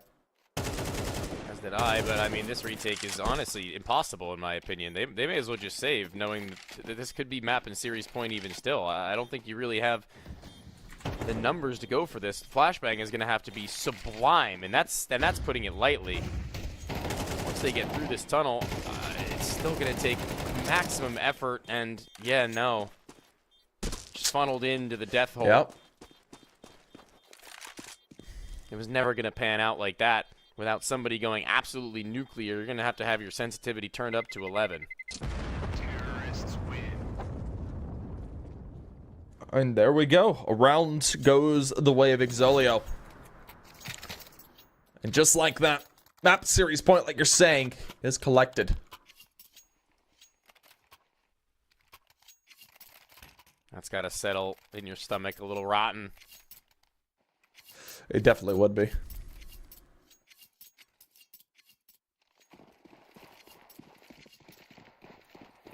They're feeling it now. The players. With it all now here to do. I don't know how. Old Denico. Oh. It's one there. His teammate's already out as well. Teammate, That's yeah. massive. Walt's in a good position to command. Of course, Spinny, he's trying to edge his way up. Uh-oh. Gotta be careful. There's a player right around that corner. Oh, no. Spinny. What happened? This is his chance. It really is. He was the only player who could have stopped them, really, at that point. Now you look for this cross if you're Myth Poutini, but you can only really spare vision over the top. And it's topside mid that Barton is still sitting, and that is a tilter just as well. I mean, now it's just left all down into a 2v4. The man advantage. Starting to head that way of Exolio Laser to close it out. This is where we could see everything come to a drastic close. A crash. They brought the gap so close, but still so far to go at this point. And as Util forces one out, Myth-Putin forced off as well. That Molotov was just absolutely enormous. Or the two Molotovs. It does the trick and it does the work, and it leaves us all down into a 1v4. Myth Poutini, he's got the up, he's got his dream. He wants to head to the playoffs. But call it a day. That might be it. Ooh! Good tag. No frag. Collateral was nearly there. He just wasn't able to get the trigger off in time. Pulls the trigger onto Detroit J. Half the time remains. He has a kit. He has to reload. Oh, God. Okay. Okay. Yeah. I was a believer for a second there. I was a believer. We can breathe easy. We can breathe easy knowing that this is going to be the close after all. Izolo have managed to walk it over the line. Their victory secured, their title in the playoffs now earned well and truly. It's a 2-0. Not only is it going to be the 13-11 on their map pick, but the 13-9 on Dust 2. A better look on their opponent's pick, just the same. We run it back both series with a little bit of similarities to be drawn in comparison between both. Yeah, no, both of them were absolute slaughters on the first map, seeing them go almost the distance on both of them. And then the second map was a little bit more lopsided. Dust 2 seems to be where you can really tell which squad has the better aim. And honestly, we just saw Exolio Laser put up some really good numbers. Really, Barton was the key piece into this, going 22-12 for himself. He looked utterly fantastic. A far cry from what he was looking like a couple of months ago. So I'm glad to see him starting to get back into shape with things, getting match ready, and certainly he displayed that in today's matchup. Yeah, very good. Something to look forward to. Something that this Izolo Laser team has to look forward to as well, as they pushed themselves into this roster change and very quickly found themselves in a playoff berth. Very nice. A top seed 3-0 for them as we do look to close out on our night. That will be the finisher as well, Dugade. Yep, no, that will be all she wrote. Of course, we will be back tomorrow with even more matches for EU, NA, and South American CS. So please be sure to check back here on all the channels. We've got a lot of great action going on. Of course, before we go, we will take a quick look at the standings. Yeah, gotta take a look at this because, I mean, we got two teams heading into the playoffs already. Tropa de Taco, Exolio Laser heading their way. Of course, our team's going to be looking to try and fight in that 2-1 and 1-2 position from here on out. It'll be interesting to see where each one of them goes. I think those 2-1s are going to go pretty hard, personally. I think that's going to be a very interesting feat to watch through, so definitely tune in for those. I'm particularly proud of what the Adalia Amigos team has done in many instances, and Solid definitely working their way towards bigger and better things little by little, so definitely tune in tomorrow, as that'll do us for today. Myself, Dugate, in production, having brought you this one. I hope that you guys did enjoy, but that is going to be us on our send-off. Tomorrow, again, is going to be a big one, as there are more teams to be determined, as not only the ones who move on, but a good number to be knocked out. We'll see you then.